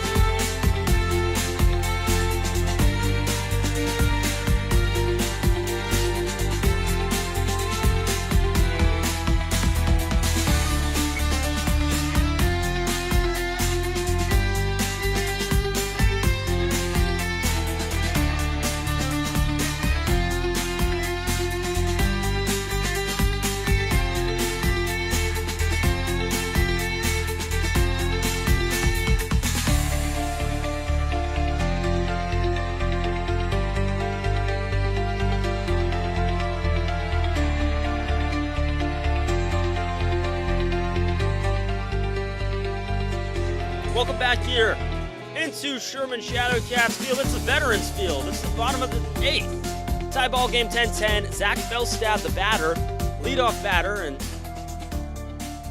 Asher is going to tell... The rosin bag was in the way. He's going to tell Midcliff to move the rosin bag. First pitch. Oh, high and outside. 1-0. Well, ever since giving up the walk when he came in relief in the 5th inning, he's retired the next 8 batters on 5 strikeouts. That one upstairs 2-0. Now there's 6 strikeouts.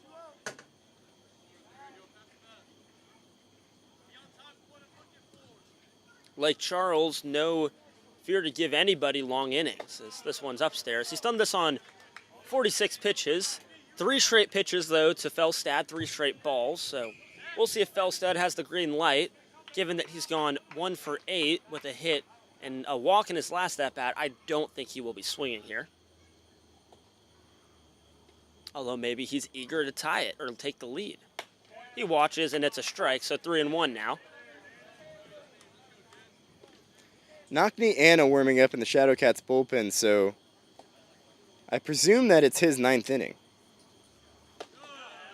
The 3-1 upstairs, a 5-pitch walk. Felstad heads to first. Felstad marches his way down the line, a free bag. So that'll bring up Cole Carnes, the catcher, who caused the problems. One way to put it.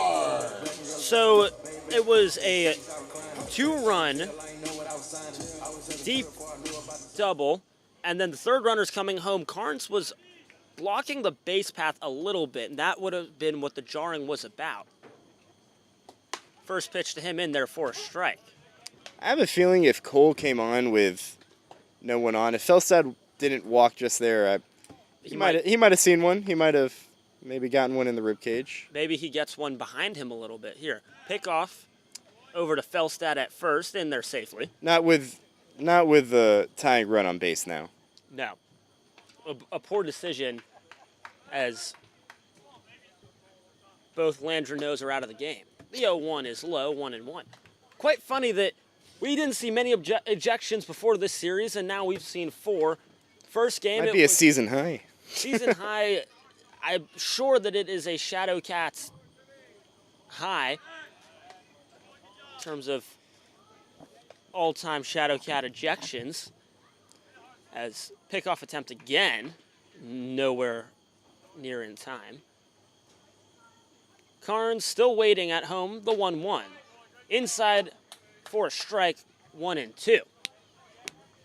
Nobody gone here. It's a 10-10 ball game. Felstad leading off of first. Carnes, the lefty, at the plate. Another pickoff attempt, also not in time. Shocker, shocker, shocker. I just think they need the disengagement rule, Josh. Baseball, man. It's baseball, but that no longer needs to be part of baseball. Here's the 1-2. Big hack, big miss. Carnes down on strikes. Number 1. Midkiff working his best stuff here. Now batting number 34, Ellington Jefferson. 4 strikeouts and 5 batters. 5 strikeouts and 6 batters. He's working it. Ellington Jefferson, the switch hitter, standing into the right-handed batter's box. Lefty, excuse me. First pitch, big hack, big miss. Down 0-1. Felstad dancing at first. Caught stealing and a successful steal so far today. We'll see if he tries to put himself in a scoring position. Pickoff attempt again. Not in time. Midkiff is a righty, so he's spinning all the way around. Had a balk as well, so maybe a distraction attempt. His balk when his zin fell out of his mouth. Modern day pitching, everybody. Yep. As 0-1 just outside 1-1. Curious if Gruters is going to go out for the 9th or if they're going to give it to Knock. Knock doesn't seem like he's quite ready out there as he's still in calm toss, not throwing pitches. As the 1-1 missing, 2-1. Not. I think if not this pitching from becomes the mound, just kind of slinging out there. I think if this becomes a save situation, I think they might go to him. I think so too. And is it Gruters out there also tossing with Knock? Pickoff attempt again. That's 5. And unsuccessful, of course. So did 3 during Carnes, 2 so far during Jefferson. It's Becker throwing out there with him, but Becker. I think he's just being his tossing. catcher. Big hack, big miss. Jefferson in a 2-2 count now. Time to shorten up. We know Jefferson has some pop as his swing is very smooth. So far today, Jefferson grounded out to shortstop, a walk, and a strikeout. The 2-2. Hit him! They're going to say that Jefferson was in the strike zone with his forearm. No, I think they're going to say that he leaned into it. Or are they going to call a foul ball? Barry Manuel going to come talk to the home plate umpire as oh no, the show continues. Not again. Yes, you know, we're here in Sherman, Texas, and the show is the players, Josh. And ejecting baseball players, I understand ejecting the managers. Not sure. The Win Reality called it a foul ball. Is that the call? Is the call a foul ball, or is the call a hit by pitch? Like, well, the umpire said he leaned into it, could have hit the nozzle. And meeting concludes between Coach Manuel and Asher, the home plate umpire. We're going to get a call from Asher? They're going to stick with the call. I think they're calling it a foul ball. And now protests from Lake Charles dugout as they're saying that he leaned into it into the strike zone. So now Connor Schneider talking with the home plate umpire. I think they're calling it a foul ball. I believe that is what I believe they're calling it a foul ball. Jefferson now chatting with Walker behind the plate. Now Asher and Wes having a conference. The umpire show here at Veterans Field, everybody. As we await the call. Felstad still on first. Ronnie Davis creeping in, first base coach. Well, Ronnie was heated yesterday. Was a candidate to get ejected, did not. Said he was. Thought he might have been. Thought he maybe deserved to be. He's watching this conversation very closely, very Eagle-eyed. interested. So, the call. What's the call going to be? Asher, you gonna give us a call? I think they're calling it a foul ball still. Calling it a foul ball. So off either the nozzle or just above the hands. They're saying the count's 3-2 though. Count a hit by pitch ball. I don't know. Count is full, 3-2. I'm unsure what's happening here, folks. I apologize. The payoff pitch, swing and a miss, got him swinging. Down goes Jefferson on strike. So magically the count moves from 2-2 to 3-2 after a foul ball. And then Jefferson strikes out. Felstad still on first. Tie ball game 10-10. We're in the eighth. Well, big moment for the Shadowcats and have one of their better hitters at the plate. I think this is a moment where if you're Felstad, you should go on one of the first two pitches because if you're safe at second, you get in scoring position for your best hitter. And if not, your best hitter's due up in the ninth. Yep. First pitch from Easton Ford. Big swing, big miss. Sherman looking to drive Felstad in from first. We know Felstad has the speed to go if something's deep enough in this ballpark. The 0-1 is upstairs. Count even at 1-1. So 1-1, two outs here. Excuse me, folks. I'm stumbling over myself. As 10-10 ball game. Midkiff still working on the mound. Strikeout machine so far. That one inside on Ford. Midkiff is working very quick to the plate, so making it tough for Felstad to maybe time him up, see if he can get a jump and steal second base. Midkiff, 58 pitches, 8 strikeouts, 2 walks. Easton Ford, 1 for 3 at the plate. The 2-1 is low, so count 3-1.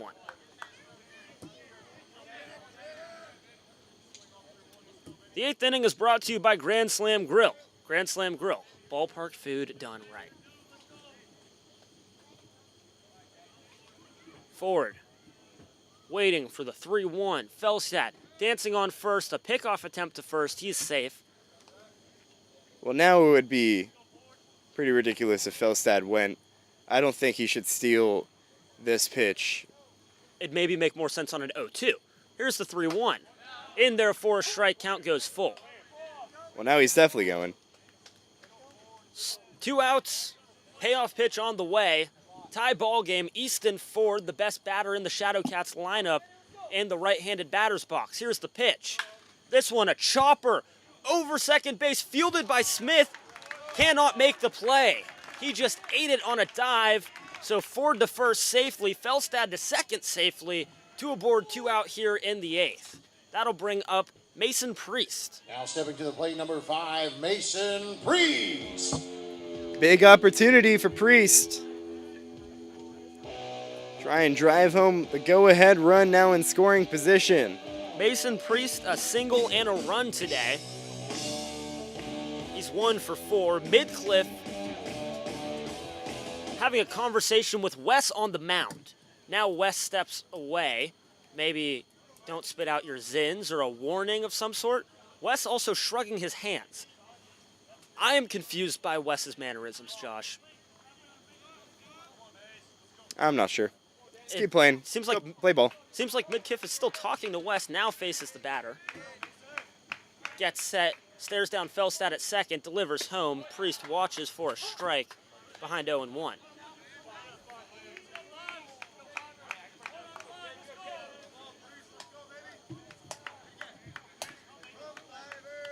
Felstad at second, Ford at first. The 0-1 to Priest is upstairs, even at 1-1.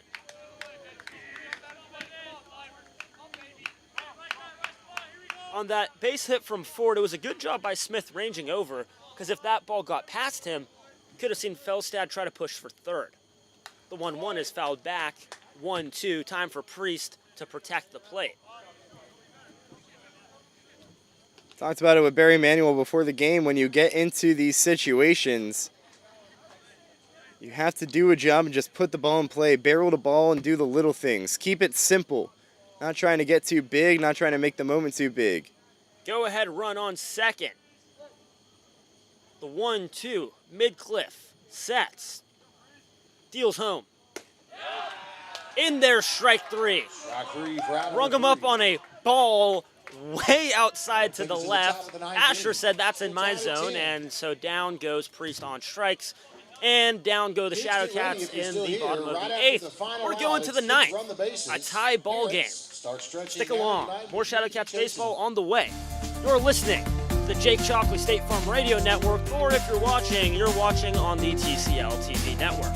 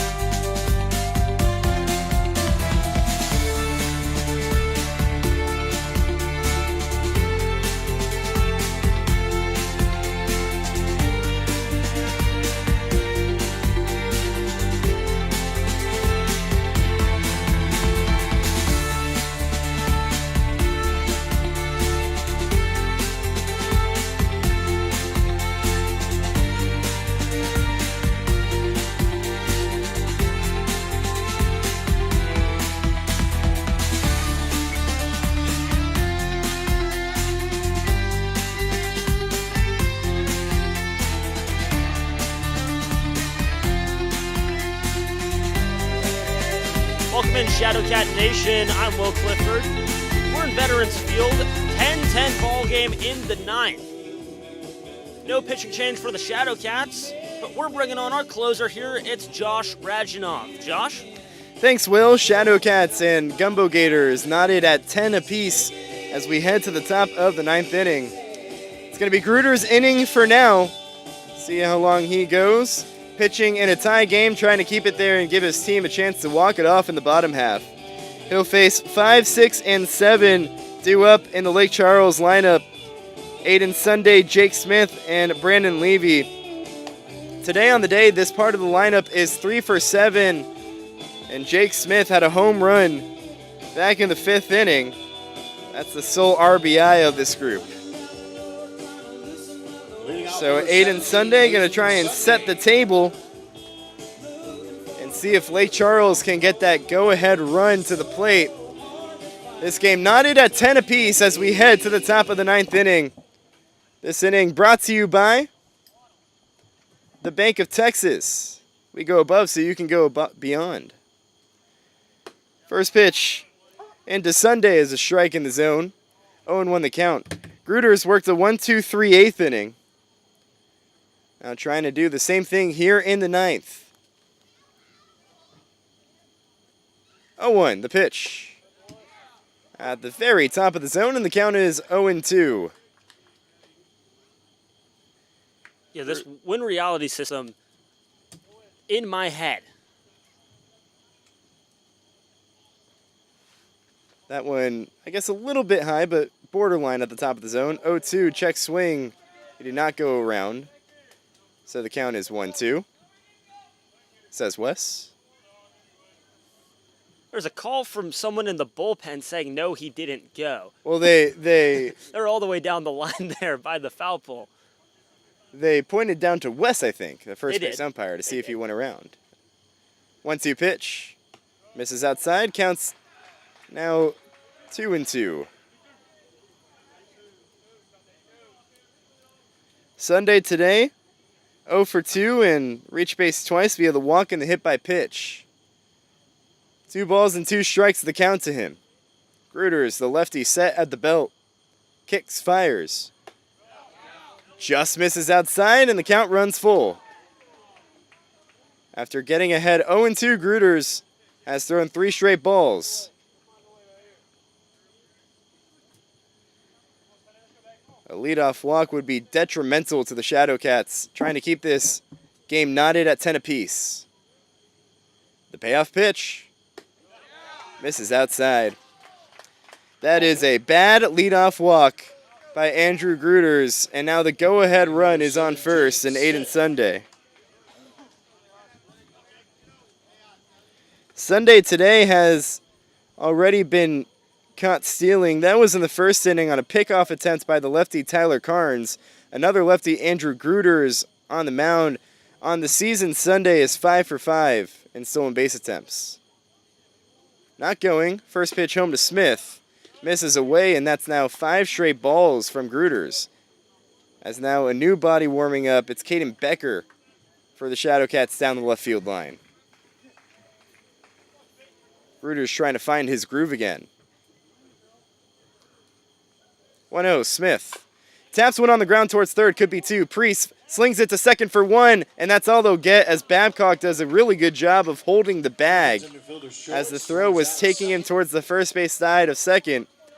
Realized he wouldn't have a throw, so kind of as if he were a first baseman on second base, just stretches out to get the out there. And there's one gone here in the top of the 9th inning. So they take Sunday off the base pass.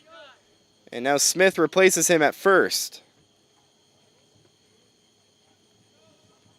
Brandon Levy at the plate. First pitch to him is a strike on the outer half. Levy today a double and a couple of walks. He's officially 1 for 2 on the day. The 0-1. This one bounced low. Nice stop by Carnes as it lands at his feet. And the count is 1-1. So Gruters trying to work around the leadoff walk to start the top of the 9th inning. So Shadowcats trying to keep this a 10-10 ball game. Gruters trying to give his team a chance to walk it off in the bottom half. 1-1 the count. As Gruters gets a new ball. He's set and kicks and fires.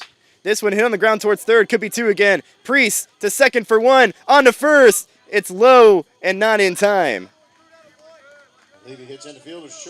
So it's another 5-3 fielder's choice. Babcock arguing that it could have been runner's interference as he made contact with Smith as he was diving into second. But Smith does have a right to the bag. But nonetheless, there are 2 outs here in the top of the 9th. Still tied at 10. Priest kind of double clutches that ball, couldn't get a good grip of it out of his glove, and that probably the reason why they couldn't turn 2 there. Forced a hustled throw from Babcock at the base. So now Andrew Ramos with a runner on first, steps into the batter's box. First pitch to him, runs inside and hits him. Well, isn't it funny how these things tend to work in baseball? With Ramos reaching first on the hit by pitch. That gives Connor Walker a chance for redemption.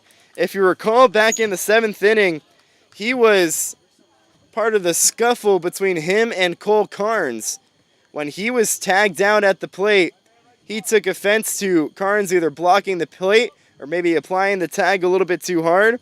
And now he has a chance to drive in the go-ahead run who's standing in scoring position on second base. Brandon Levy on second, Ramos on first. Walker at the plate. The pitch from Gruters. Misses outside. Connor Walker, the 5'10", 200-pound freshman out of McNeese. Has played in all but 2 games this year, hitting .263, 5 RBIs. A chance for more out there.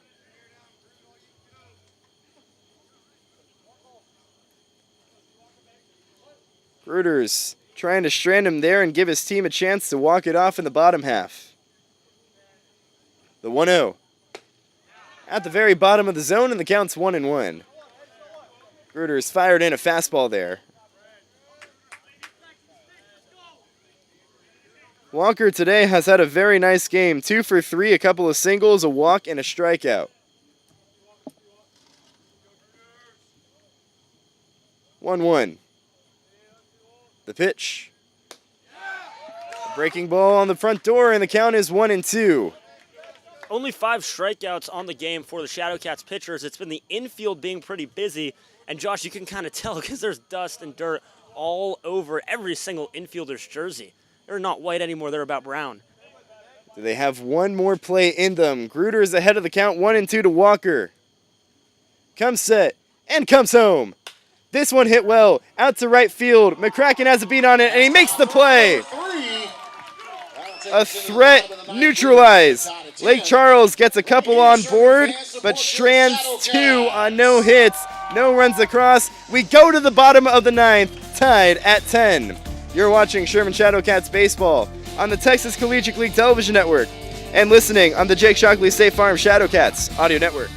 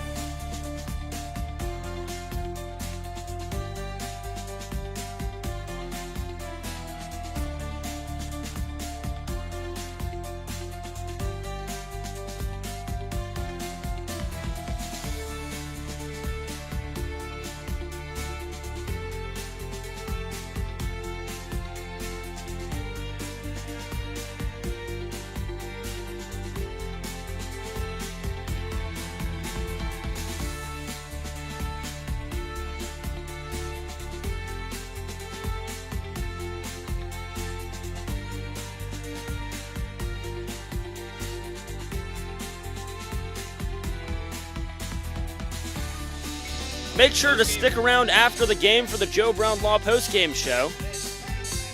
Joe Brown Law, respected, experienced, the lawyers you want on your side. That's after the game, along with our Buffalo Wild Wings player of the game.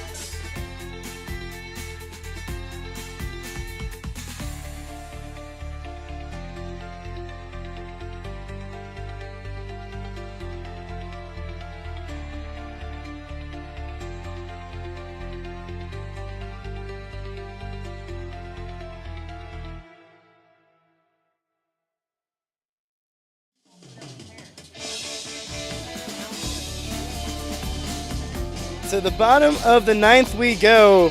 Shadowcats and Gumbeaux Gators tied at 10 apiece. Shadowcats trying to scratch across the win and trying to walk off the Gumbeaux Gators. They'll do it with 6, 7, and 8 due up. Camden Babcock, Ian McCracken, and Spencer Bass due up for the Shadowcats against a new pitcher, John Munnerlin, the 6'4", 205-pound freshman out of Bossier Parish, the righty, native to Louisiana, trying to keep it at a 10-10 ball game. First pitch to Babcock. That one a strike at the bottom of the zone, and the count's 0-1. Munnerlin on the year 9 earned runs, or an ERA of 9, the whip of 217 through 6 innings pitched. The 0-1 misses way high to Babcock, and the count is 1-1. And the Shadowcats, bottom of their lineup. Babcock came in as a pinch hitter in the 6th. He struck out. Bottom of the lineup earlier today was setting the table. 1-1. Going on the outer half, and the count is 1-2.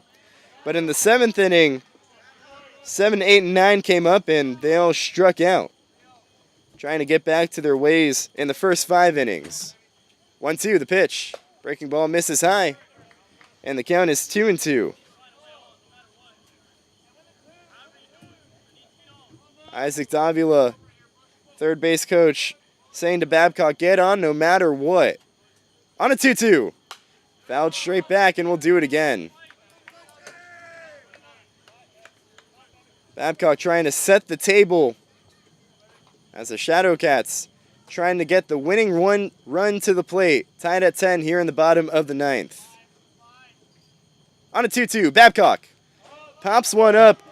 First base side in foul territory. Snyder under it, and he makes the play for out number 1 here in the bottom of the 9th inning. Babcock flies out for out number 1. So 1 gone after the pop out, and that'll bring up Ian McCracken, who has had a good day. Started off with a single, a couple of walks, and then struck out his last time up. And as Munnerlin was coming home. Didn't make eye contact with McCracken, so Asher, the home plate umpire, forcing him to restart. First name basis. First pitch. Big hack and a miss. McCracken was thinking about ending the game with that swing. And the count is 0-1. It can be tempting coming up in this spot, tied game. One swing ties it, but reality is getting someone on. 0-1 misses low. Getting someone on much more effective, would do much more for chances of winning as the bullpens now come into the dugout, Josh. And we mentioned the Shadowcats, and especially for McCracken, have been struggling. 1-1. This one hit sharply toward short. Ramos plays it on a hop. Fields throws across the diamond in time to get McCracken, and there's two gone in the bottom of the ninth. Grounds out for out number 2. That'll bring up number 27, Spencer Bass. So that brings up Spencer Bass. That's the first two go down here in the ninth. This bottom of the lineup really came in struggling. Earlier in the game, looked pretty good, but since then has cooled off. And now Spencer Bass, who has 3 walks and a strikeout today, tries to get something going. First pitch to him, a strike on the outer half. Trout to follow, hoping for an at-bat. The 0-1. Big wave and a miss from Bass, and the count is 0-2. And similar to McCracken behind him, was also thinking about ending the game with that swing. 0-2 the count. And the pitch misses outside. Munnerlin has come in this 9th inning and dominated the zone, getting ahead of hitters. For a guy who has 7 walks in 6 innings, doesn't look like it here in this bottom of the 9th. 1-2. Got him swinging. Munnerlin works the 1-2-3 bottom of the 9th inning, and we got bonus baseball here in Sherman. We go to the 10th. We're all tied at 10. You're watching Sherman Shadowcats baseball on the Texas Collegiate League Television Network and listening on the Jake Shockley State Farm Shadowcats Audio Network.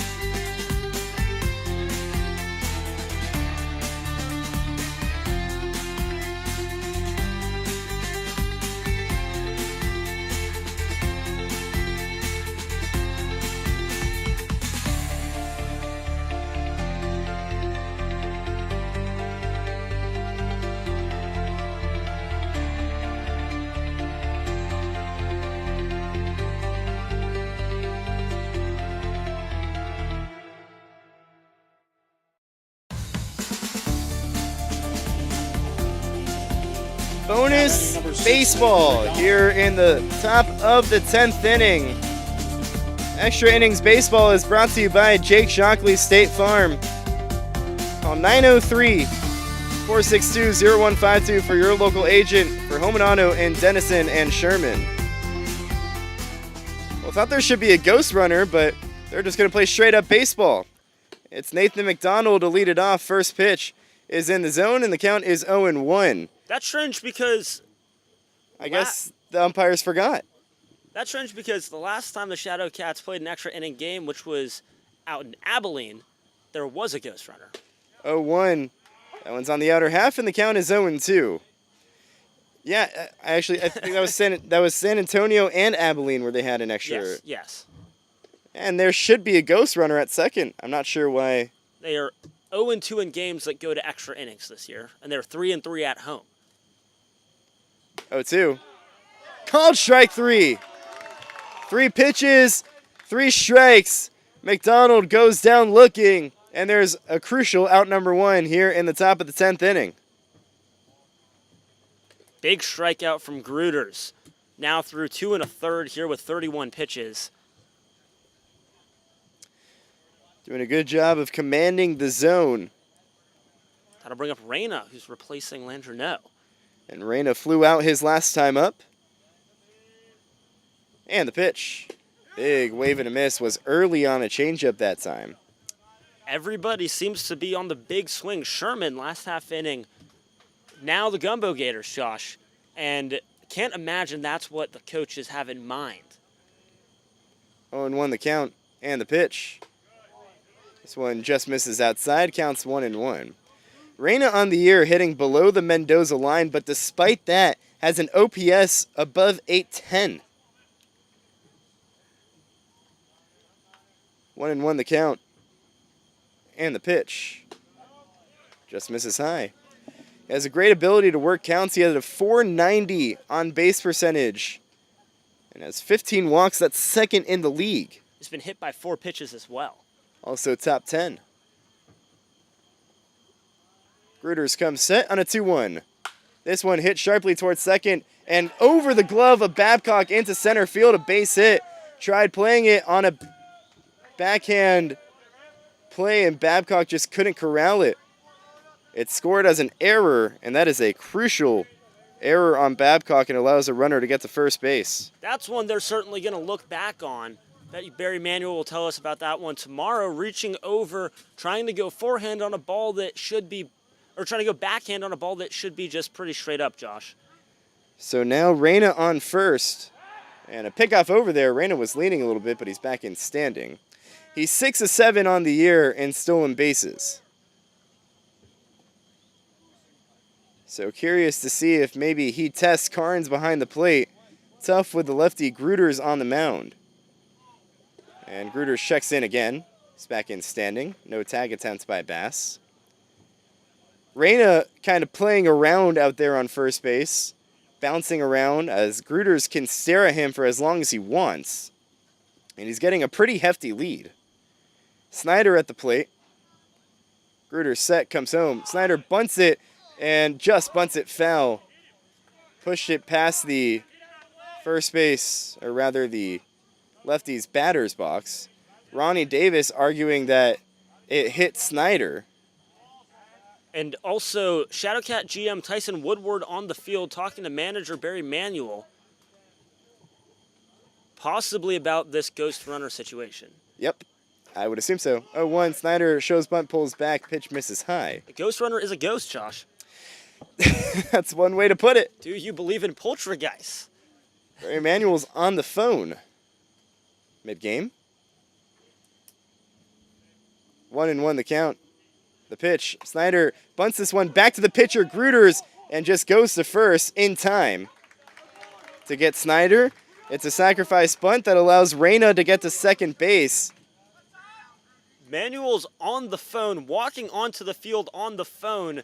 He probably has Commissioner John Wilson on the phone as he's calling both umpires, and then also the Lake Charles, now interim manager, Connor Schneider. As I assume they're talking about this ghost runner situation. Now, Tyson Woodland on the field, assuming he was also on the phone saying, hey, there should have been a ghost runner. we thank you to our manager, or not manager, excuse me, our commissioner, John, commissioner of the TCL, who presumably would have known because he was listening to us. There we go. So, or watching us on the TCL TV network. Thank you, John, for always tuning in. So I wonder what they're going to do here. Are they just going to put a runner on third? That would seem pretty unfair because that would change the complexion of the inning. What I would assume might happen is they might start the 10th inning and just tell the Shadowcats to play straight up, and then maybe the 11th inning go with the Ghost Runner if there were to be one. That seems like the most fair, because if you just put a runner on, you don't know what would have happened on these plays here. Very much could have changed the complexion of the inning. You could have thrown out. I've never seen a phone call on the field before. Of course, in the bullpens and professional baseball and minor league baseball, they have bullpen phones in the dugout. Guys are on those all the time. A cell phone conversation between a coach who's only coaching because the manager was tossed, the manager who was tossed yesterday, and the two umpires who have done all the ejecting on the phone, presumably with the commissioner. A strange situation, Josh. So, looks like they're going to keep the situation as is. Reyna on second. He just got there thanks to the sacrifice bunt from Schneider. And now Easton Culp at the plate, trying to drive home the go-ahead run from second. First pitch. Breaking ball misses low. Nice stop by Carnes, keeping Reyna at second base. Manager Barry Manuel mentioned that the Shadowcats were willing to use as many arms as they needed. Anybody and everybody is in play, including closing pitcher, temporary starter yesterday, Aiden Benson. 1-0. This one hit sharply to second. Babcock fields it on a hop, throws the first in time. And the Shadowcats keep this game tied. No runs on no hits and one runner left on second. We go to the bottom of the 10th, still tied 10 apiece. You're watching Sherman Shadowcats baseball on the Texas Collegiate League Television Network and listening on the Jake Shockley State Farm Shadowcats Audio Network.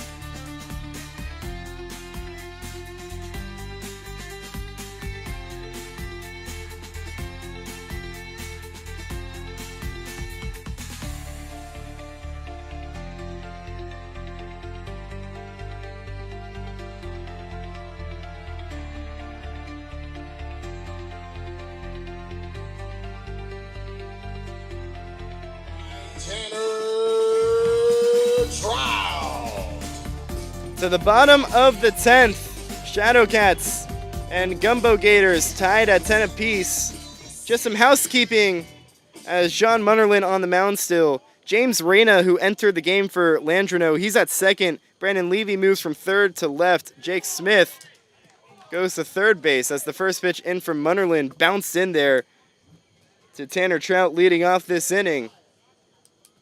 And the count is 1-0. The pitch. This one's at the bottom of the zone, and the count is 1-1. Trout today, a couple of singles, a walk, and a strikeout. Trying to set the table for the top of the Shadowcats lineup. The 1-1.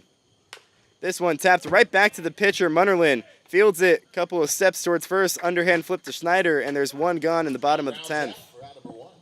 Quick out. Now batting number 6. Good hustle from Trout out of the box, making it a little more energy-inducing for Munnerlin, but an easy flip over. One down. So the lineup flips back to the top. Zach Felstead. A couple of walks, reaching an error and a strikeout on the day. The pitch. This one hit into shallow left field. In comes Levy, and he makes the play ranging towards the line. So 2 quick outs in the 10th as the Shadowcats still can't get a base runner to try and walk off this game. And now we're going to see a pinch hitter. Noah Tart's going to come into the game for Cole Carnes. Presumably that'll also mean a switch behind the plate as well if this does go to an 11th inning. Tart had a good BP today. First pitch to him on the inner half, and the count is 0-1. Was working a lot with hitting coach Isaac Davila, trying to work on his swing and get out of a slump. On an 0-1, Tart looks at one low, bounced in there by Munnerlyn, and the count is 1-1. Munnerlyn has come in and absolutely mowed down Shadowcats hitters, has yet to allow a base runner. 1-1 the count and the pitch. Swung on and missed, and the count is 1-2. Tart went reaching at a fastball, and the Shadowcats in danger of going 1-2-3 in the bottom of the 10th inning. We'll see if there is an 11th inning, if the umpires decide to go with a base runner, a ghost runner at second. 1-2 the count to Tart. And the pitch. Fouled straight back, we'll do it again. Noah Tart, a smaller frame, still a little bit of pop there, but I'm sure the Shadowcats will suffice with a base runner. They would definitely love one. With 2 outs, though, a little harder to manufacture that run. Zano is on deck in what would be Jefferson's spot. The 1-2. Fouled straight back. Do it again. Trying to give an opportunity to a potential pinch hitter for the Shadowcats. 1-2 the count. Noah Tart trying to battle, representing the go-ahead run and winning run. The 1-2. This one hit down the right field line. In comes McDonald, and he plays it on a hop. It's a 2-out single for Noah Tart, and the Shadowcats finally get a base runner, and the winning run is on first base, and a pinch hitter in Patrick Zano at the plate.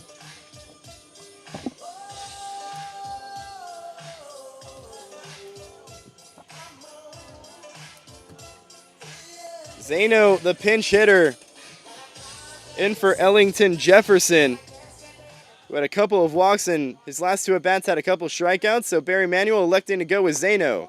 First pitch to him is a strike at the very top part of the zone. Jefferson coming off of an ankle and leg injury, so has a little bit of usage limit on him. And as the game chugs on, possibly a pull to keep him green. 0-1 misses away, counts 1-1. So they call on Patrick Zano, who in 13 games played is just hitting 167, 7 of 42, does have 5 RBIs. 1-1 the count to him. And the pitch. This one tapped foul, and we'll do it at 1-2. Yesterday, he went 0 for 2. And over his last 3 games, he is on an 0 for 9 streak. Trying to break that here with Tart leading off at first, representing the go-ahead run and winning one. 1-2. Popped up. Shallow left field. In comes Levy. Out goes Smith. Levy makes the play. Had some trouble with it. Went over the shoulder. And we go to the 11th. Still tied 10 apiece. You're watching Sherman Shadowcats baseball on the Texas Collegiate League Television Network and listening on the Jake Shockley State Farm Shadowcats Audio Network.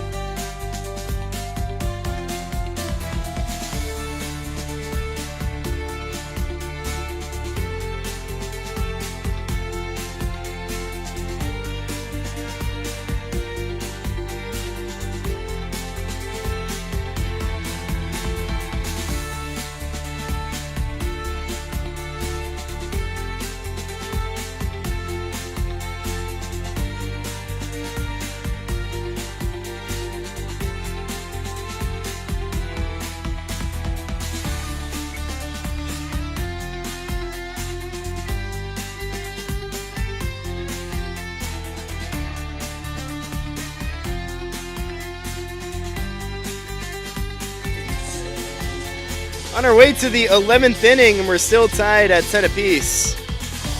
And now we're playing with a ghost runner. And here to tell you about it, here to take you through the 11th and hopefully not a 12th, but maybe the 12th, Will Clifford. Thank you, Josh. Bryson Pierce, the ghost runner. We didn't have a ghost runner in the first extra inning back in the 10th. Bryson Pierce, one successful stolen base on the season.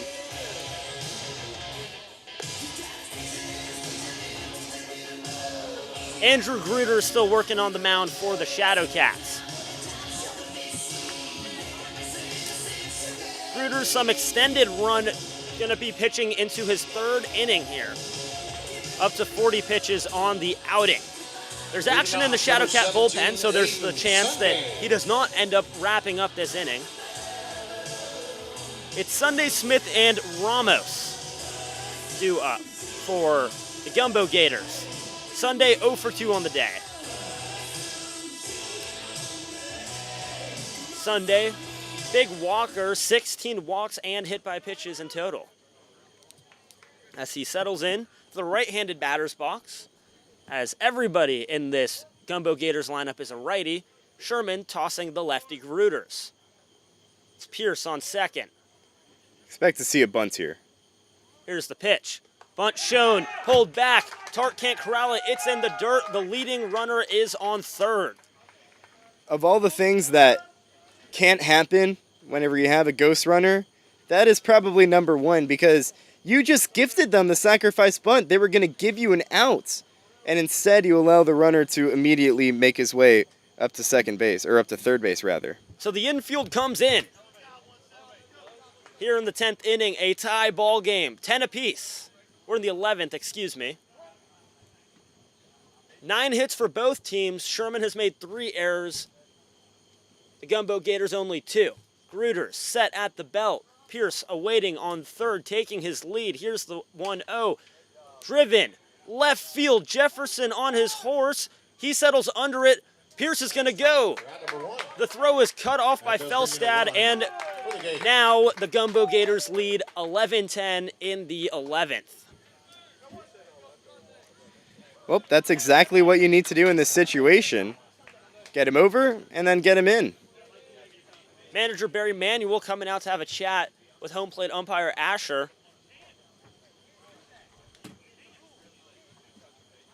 Stern conversation. Not sure what they're arguing here. Really unsure.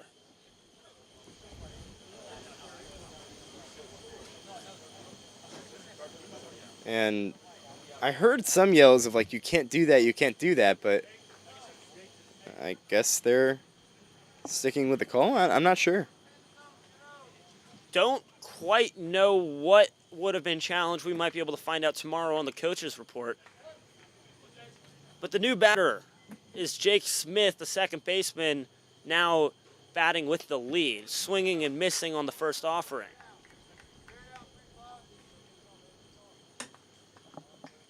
Sherman will, of course, get a chance at the bottom of this inning to tie it up and possibly take the lead.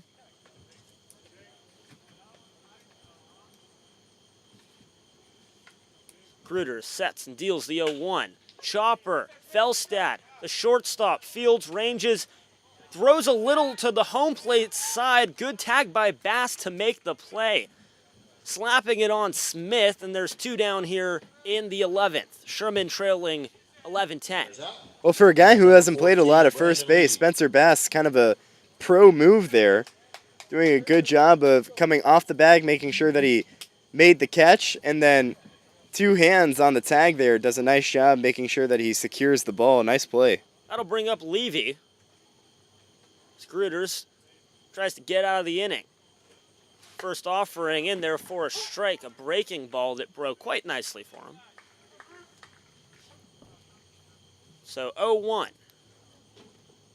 Looking over to the bottom half of the inning, Easton Ford, Mason Priest, and Babcock due up for the Shadowcats. Easton Ford, obviously a dangerous bat. The 0-1 swung on and missed. 0-2 for Gruders. I know traditionally with the Ghost Runner, the idea is get him over, get him in. I can't imagine that you bunt with a guy like Easton Ford. He is undoubtedly your best hitter of those 3. You have to trust him with a bat. I would agree. As he can also drive in a deep sack as well, although he stands in the righty's box, so a pull might not do it. There's one sent foul right field side. It was Bass looking at it for a moment. It goes out of play. Stays 0-2. Bass, the first baseman. Good job today in his first start for the Shadowcats over at first. Of course, he's been at short, at third, a little bit of second, too, and pitched as well, correct? Yeah. There you go. Utility man. The 0-2 missing outside, so 1-2 now. 2 down here. Sherman trailing 11-10. They've held the lead since they took it in the bottom of the second and have now given it up. The 1-2. Inside, count even at 2-2. So 2's across the board, 2 balls, 2 strikes, 2 outs. Sherman down a run.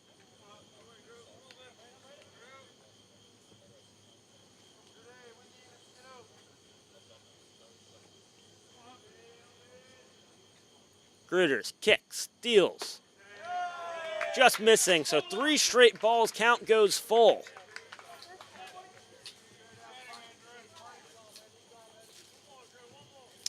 I find it ironic that this is kids run the bases night. Little late, may be past their bedtime. I think the fathers are wanting a little Father's Day early night. That's also true. He had the chance, an early pitch. Sherman says no. Here's a liner just under the glove of Badcock. A single for the Gumbeaux Gators. Aiden Sunday slapping it. Should have been out number 3. Badcock came in to replace Arroyo earlier in the game as a defensive replacement. As Arroyo made a couple bad mistakes, it just must be that second base spot. As now a runner aboard. That's 2 where Babcock has tried to play it off to the side and try and play the hop. The backhand earlier and then there with a forehand one, just get in front of it. First pitch to the new batter, a check swing. It's Andrew Ramos. A shortstop today. I know that ball was hit hard off the bat, but I don't know. That is a play that probably should be made, and they actually scored in an error. I scored it a hit, but they scored in an error. The 0-1. Driven. Left center field. Trout is on his horse. That's gone. No. Off the wall. Fielded, thrown in. Felstad cuts it off. An RBI double from Ramos.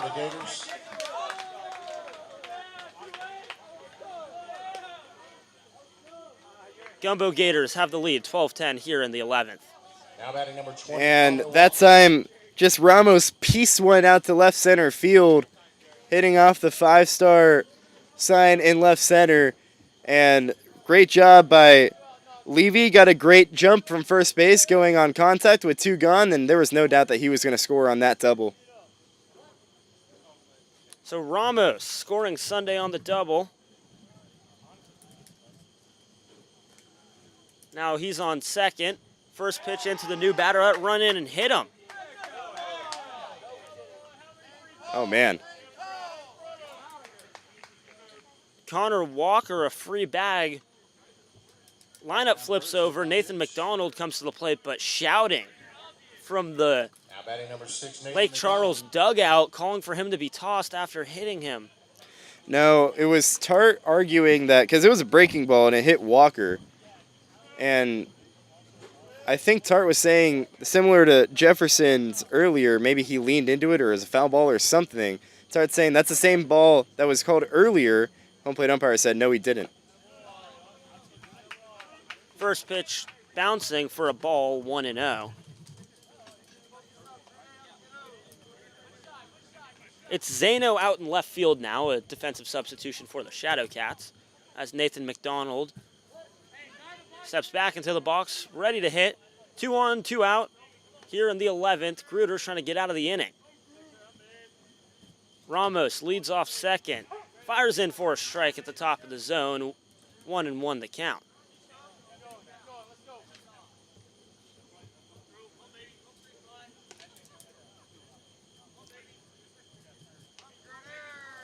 Have to try and find a way to keep it here at just a 2-run deficit. Anything more could be pretty detrimental.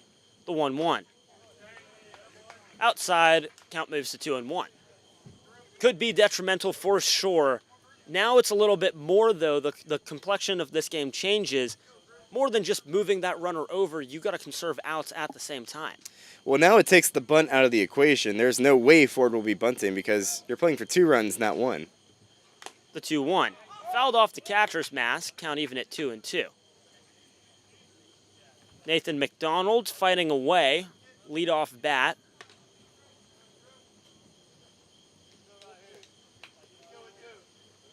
Came across to score back in the 4th, but then was thrown out in the 7th.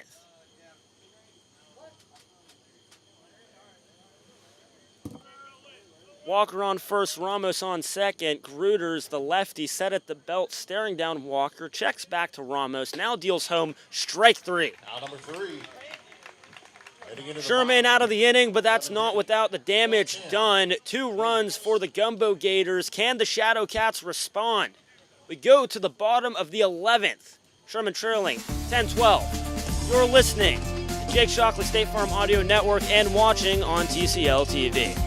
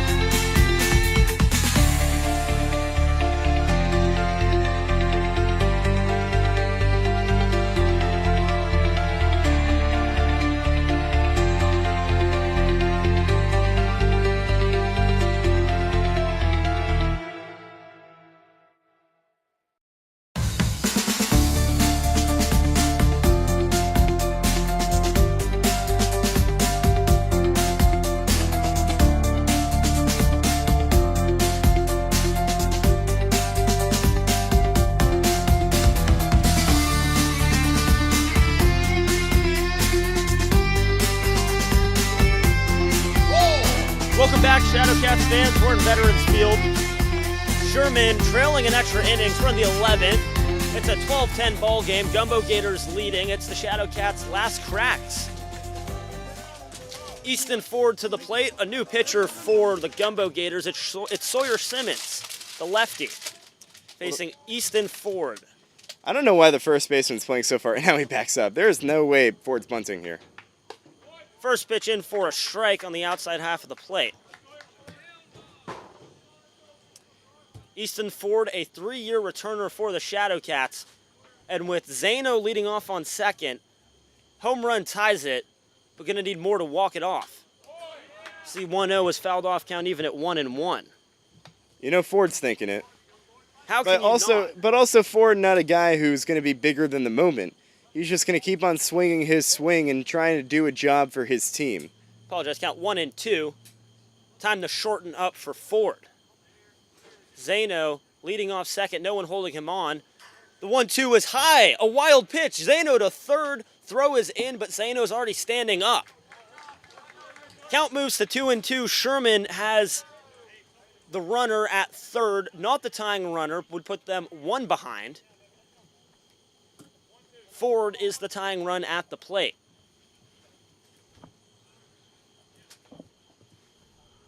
Easton Ford 2 for 4 on the day. Kicks, pitch.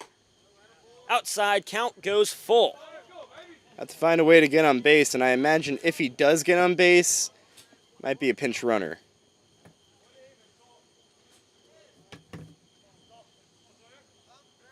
Zano dancing on third. Kick, pitch, fouled back. We'll do it again. Good job protecting from Ford that time. That pitch, probably not a strike, but too close to call, so Ford takes matters into his own hands and just kind of throws his hands at that one, fouling it off. Simmons sets. Zano awaiting on third. Simmons kicks, steals. Fouled off high in the air to right field. So we'll reset again. Easton Ford staying alive. Not a guy bigger than the moment. Can go power. Can go contact. Bare minimum, bring in the run from third. That's a necessity here.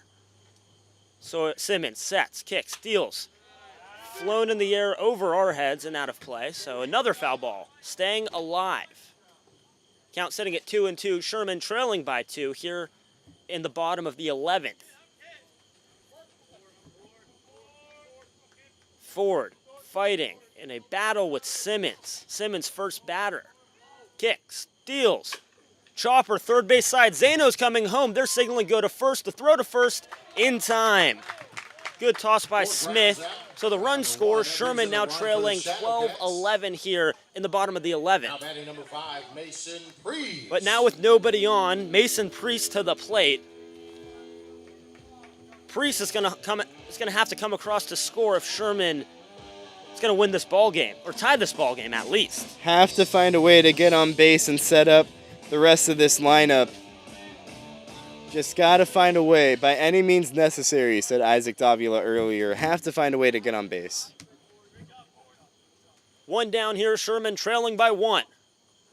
Priest, the batter, watching first pitch upstairs, 1-0.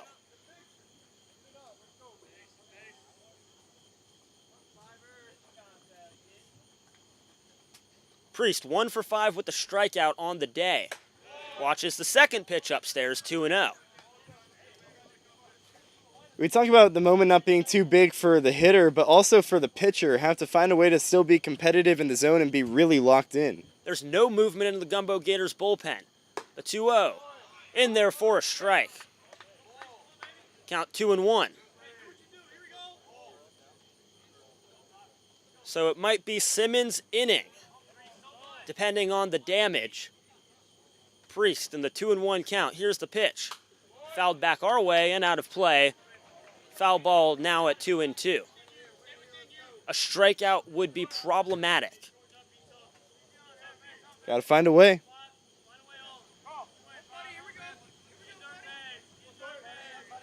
Priest spins the bat. Home plate umpire says play ball, 2-2. Simmons kicks, steals, upstairs. Count goes full, payoff on the way. Big pitch coming on both sides here. Have to find a way. Any means necessary.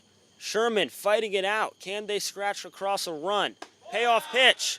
Upstairs, ball 4. Tying run is aboard. Mason Priest works a walk. Now batting number 24. Took all 6 pitches to do it, but he did it. That'll bring up Camden Babcock. The bottom 4 in the lineup, and their last 2 at-bats respectively are 0 for 8. So the Shadowcats gonna need the bottom of the lineup to produce if they want to win this game. First pitch to Babcock in there for a ball. 1-0.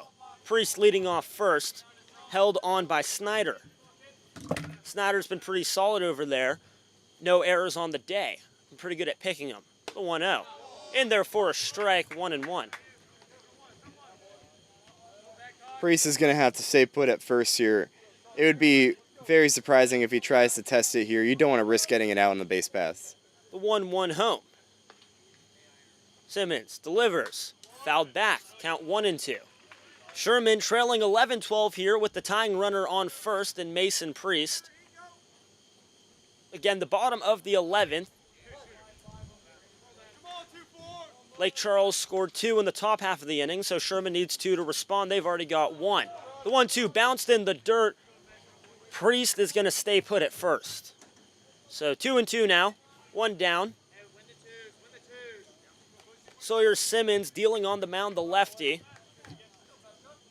3.09 ERA on the season with a whip of 1.71 in 11 2/3 innings pitched. The 2-2. Fouled backwards, we'll do it again. Babcock, his last time up, put together a really nice at-bat that, unfortunately for him, ended in a pop-out. But fouled off a couple of tough pitches. If he can keep off fouling off pitches, he's putting himself in a pretty decent spot. Simmons checks the runner on first, now delivers home. Slapped, right field, base hit. Priest to second, Babcock to first. They'll hold up there. It's 2 aboard here with only 1 down in the 11th. Sherman trailing 12-11. Now stepping to the plate, number 23, Ian. This bottom of the lineup was so good earlier in this game. Now it's the bottom third that presumably is going to have to essentially win it for the Shadowcats, and we're going to get a mound visit as Connor Schneider going to come talk to his pitcher. This might be the end of the line, not sure. There is another lefty warming up in the Gumbeaux Gators line or bullpen, but the Shadowcats gonna need their bottom of the lineup to step up here. I don't think it's gonna be the end of the line, Josh, because they just started warming up that pitcher out there. This mound visit definitely to eat time, as trying to eat time, maybe calm down his pitcher, some fist bumps all around saying, hey, go get these guys. And I'm sure Simmons would love a ground ball here. Double play is in order. Doesn't necessarily mean the double steal will be to counter that from the Shadowcats, as there's 1 down. Could be detrimental. We'll see what Isaac Davila, the third base coach, decides to put on here as McCracken, the batter, 7th in the lineup, steps in to the plate, playing a pretty solid right field today. Wouldn't be surprised if you maybe even see a bunt attempt. I know you don't want to sacrifice the second out, but maybe. First pitch to McCracken, sent to second base. Reyna fields, he's just going to take 1. Does the same thing as a bunt, so McCracken out at first, but both runners move over. Priest to third, Babcock to second. So there's 2 outs here. The tying run on third, the winning run on second. Pinch hitter now, it's going to be Paxton Samuelson. Now batting number 18, Paxton Samuelson.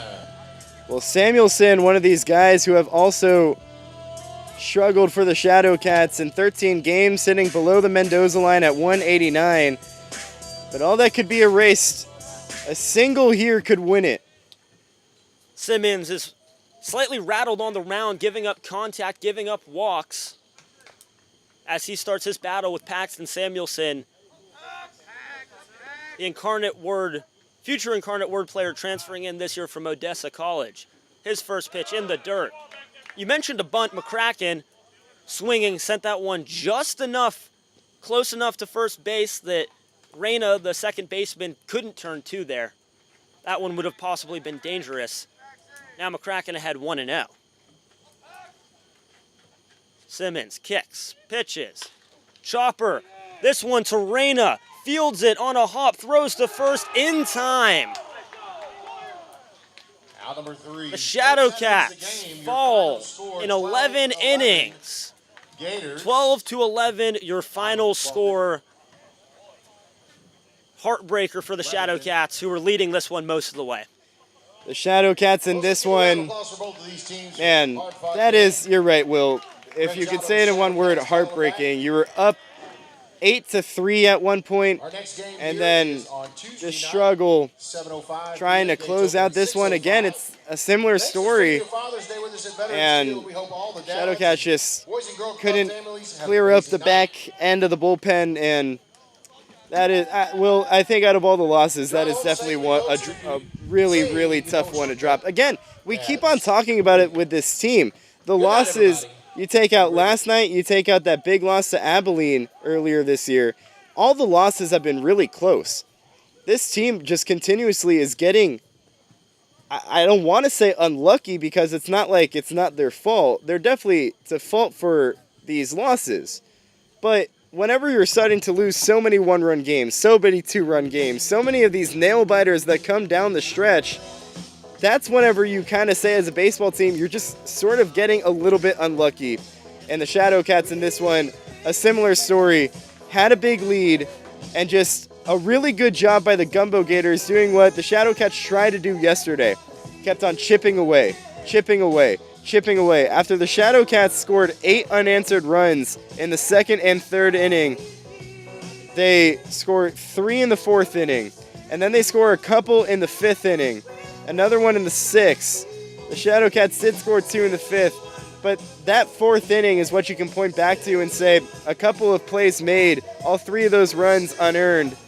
That is a really tough one, and there's always just that one inning, Will, that one inning where the Shadowcats just kind of let get away and ultimately can lead to their demise. And another very unlucky stretch as the Shadowcats fall in this one. It's a very unlucky fall there. Sherman moves to 4-11 on the year. Meanwhile, Lake Charles gets their 7th win of the season. They are now 7-9 after winning 2 straight here. Yeah. Unfortunate way to go out, especially with the 2 guys on. The pitching there and not there. That you look at the top of the 11th and say, hey, why'd you give up runs here? But you kind of got to go back a bit. You were leading this game handily, and you let it chip away, and it's unfortunate. We'll be back. We're off on Monday, TCL Mondays, travel days. We return when the Brazos Valley Bombers come to town. That'll be on Tuesday and Wednesday. Meanwhile, Lake Charles is going to go back, very happy bus ride all the way back to Louisiana. They'll take on the Victoria Generals, who probably have the longest bus ride, longest away trip for a TCL team. I don't know. Baton Rouge and Lake Charles are pretty far, Will. Really? Or are you being sarcastic? No. I'm not being sarcastic. They're pretty far. Are they actually? I'm not familiar with the... I don't know the exact drive counts, but yeah. Long drive for Lake Charles. Player of the game, Will? I think Ramos, even though he only had that one RBI was a big one. The RBI double that came in the 11th inning that ultimately put this game on ice. So my Buffalo Wild Wings player of the game is Andrew Ramos. My Buffalo Wild Wings player of the game is actually going to go to a pitcher. It's Daniel Midcliffe. Yeah, he really weathered the storm there. No earned runs, 9 strikeouts, 3.2 innings pitched after 3 pitchers burned through, and he really ate the innings and ate them with confidence. Just really burned through the Sherman lineup when they needed to tack on more runs and pulled the spirit out of the Gumbeaux Gators. Yeah. The Cats did not. They fell down in order to Midkiff, who almost goes 4 out of the pen. It's Dagley to Thompson to Garciel to Midkiff to Munderlin, and then Simmons to wrap it up for the Gumbeaux Gators. Meanwhile, for the Cats, it was Carnes to Crispin to Phelps to Gruters. 4 innings pitched from Andrew Gruters out of the bullpen. An impressive showing. Only gave up 2 runs. None of them earned. Yep. That's one that is just... brutal loss. But we'll be back on Tuesday. Yep, the Shadowcats fall in this one 12-11 as we'll put a bow on today's game. Final lines for tonight as Shadowcats fall 12-11 in 11 innings. 12 runs on 12 hits and 1 error for Lake Charles. For the Shadowcats, 11 runs on 10 hits and 3 errors. Bad going for the Shadowcats. The winning pitcher is John Munderlin, John Munderlin gets the win for the Gumbeaux Gators, apologies. John Munderlin came in, pitched 2 scoreless innings in the 9th and 10th, and then gave way to Sawyer Simmons, who gets the save. Andrew Gruters credited with the loss, and the Shadowcats fall in extra innings, 12-11. Our next broadcast, as Will mentioned, will be on Tuesday as the Shadowcats look to get going back at home as they'll welcome in Brazos Valley for the first time this year.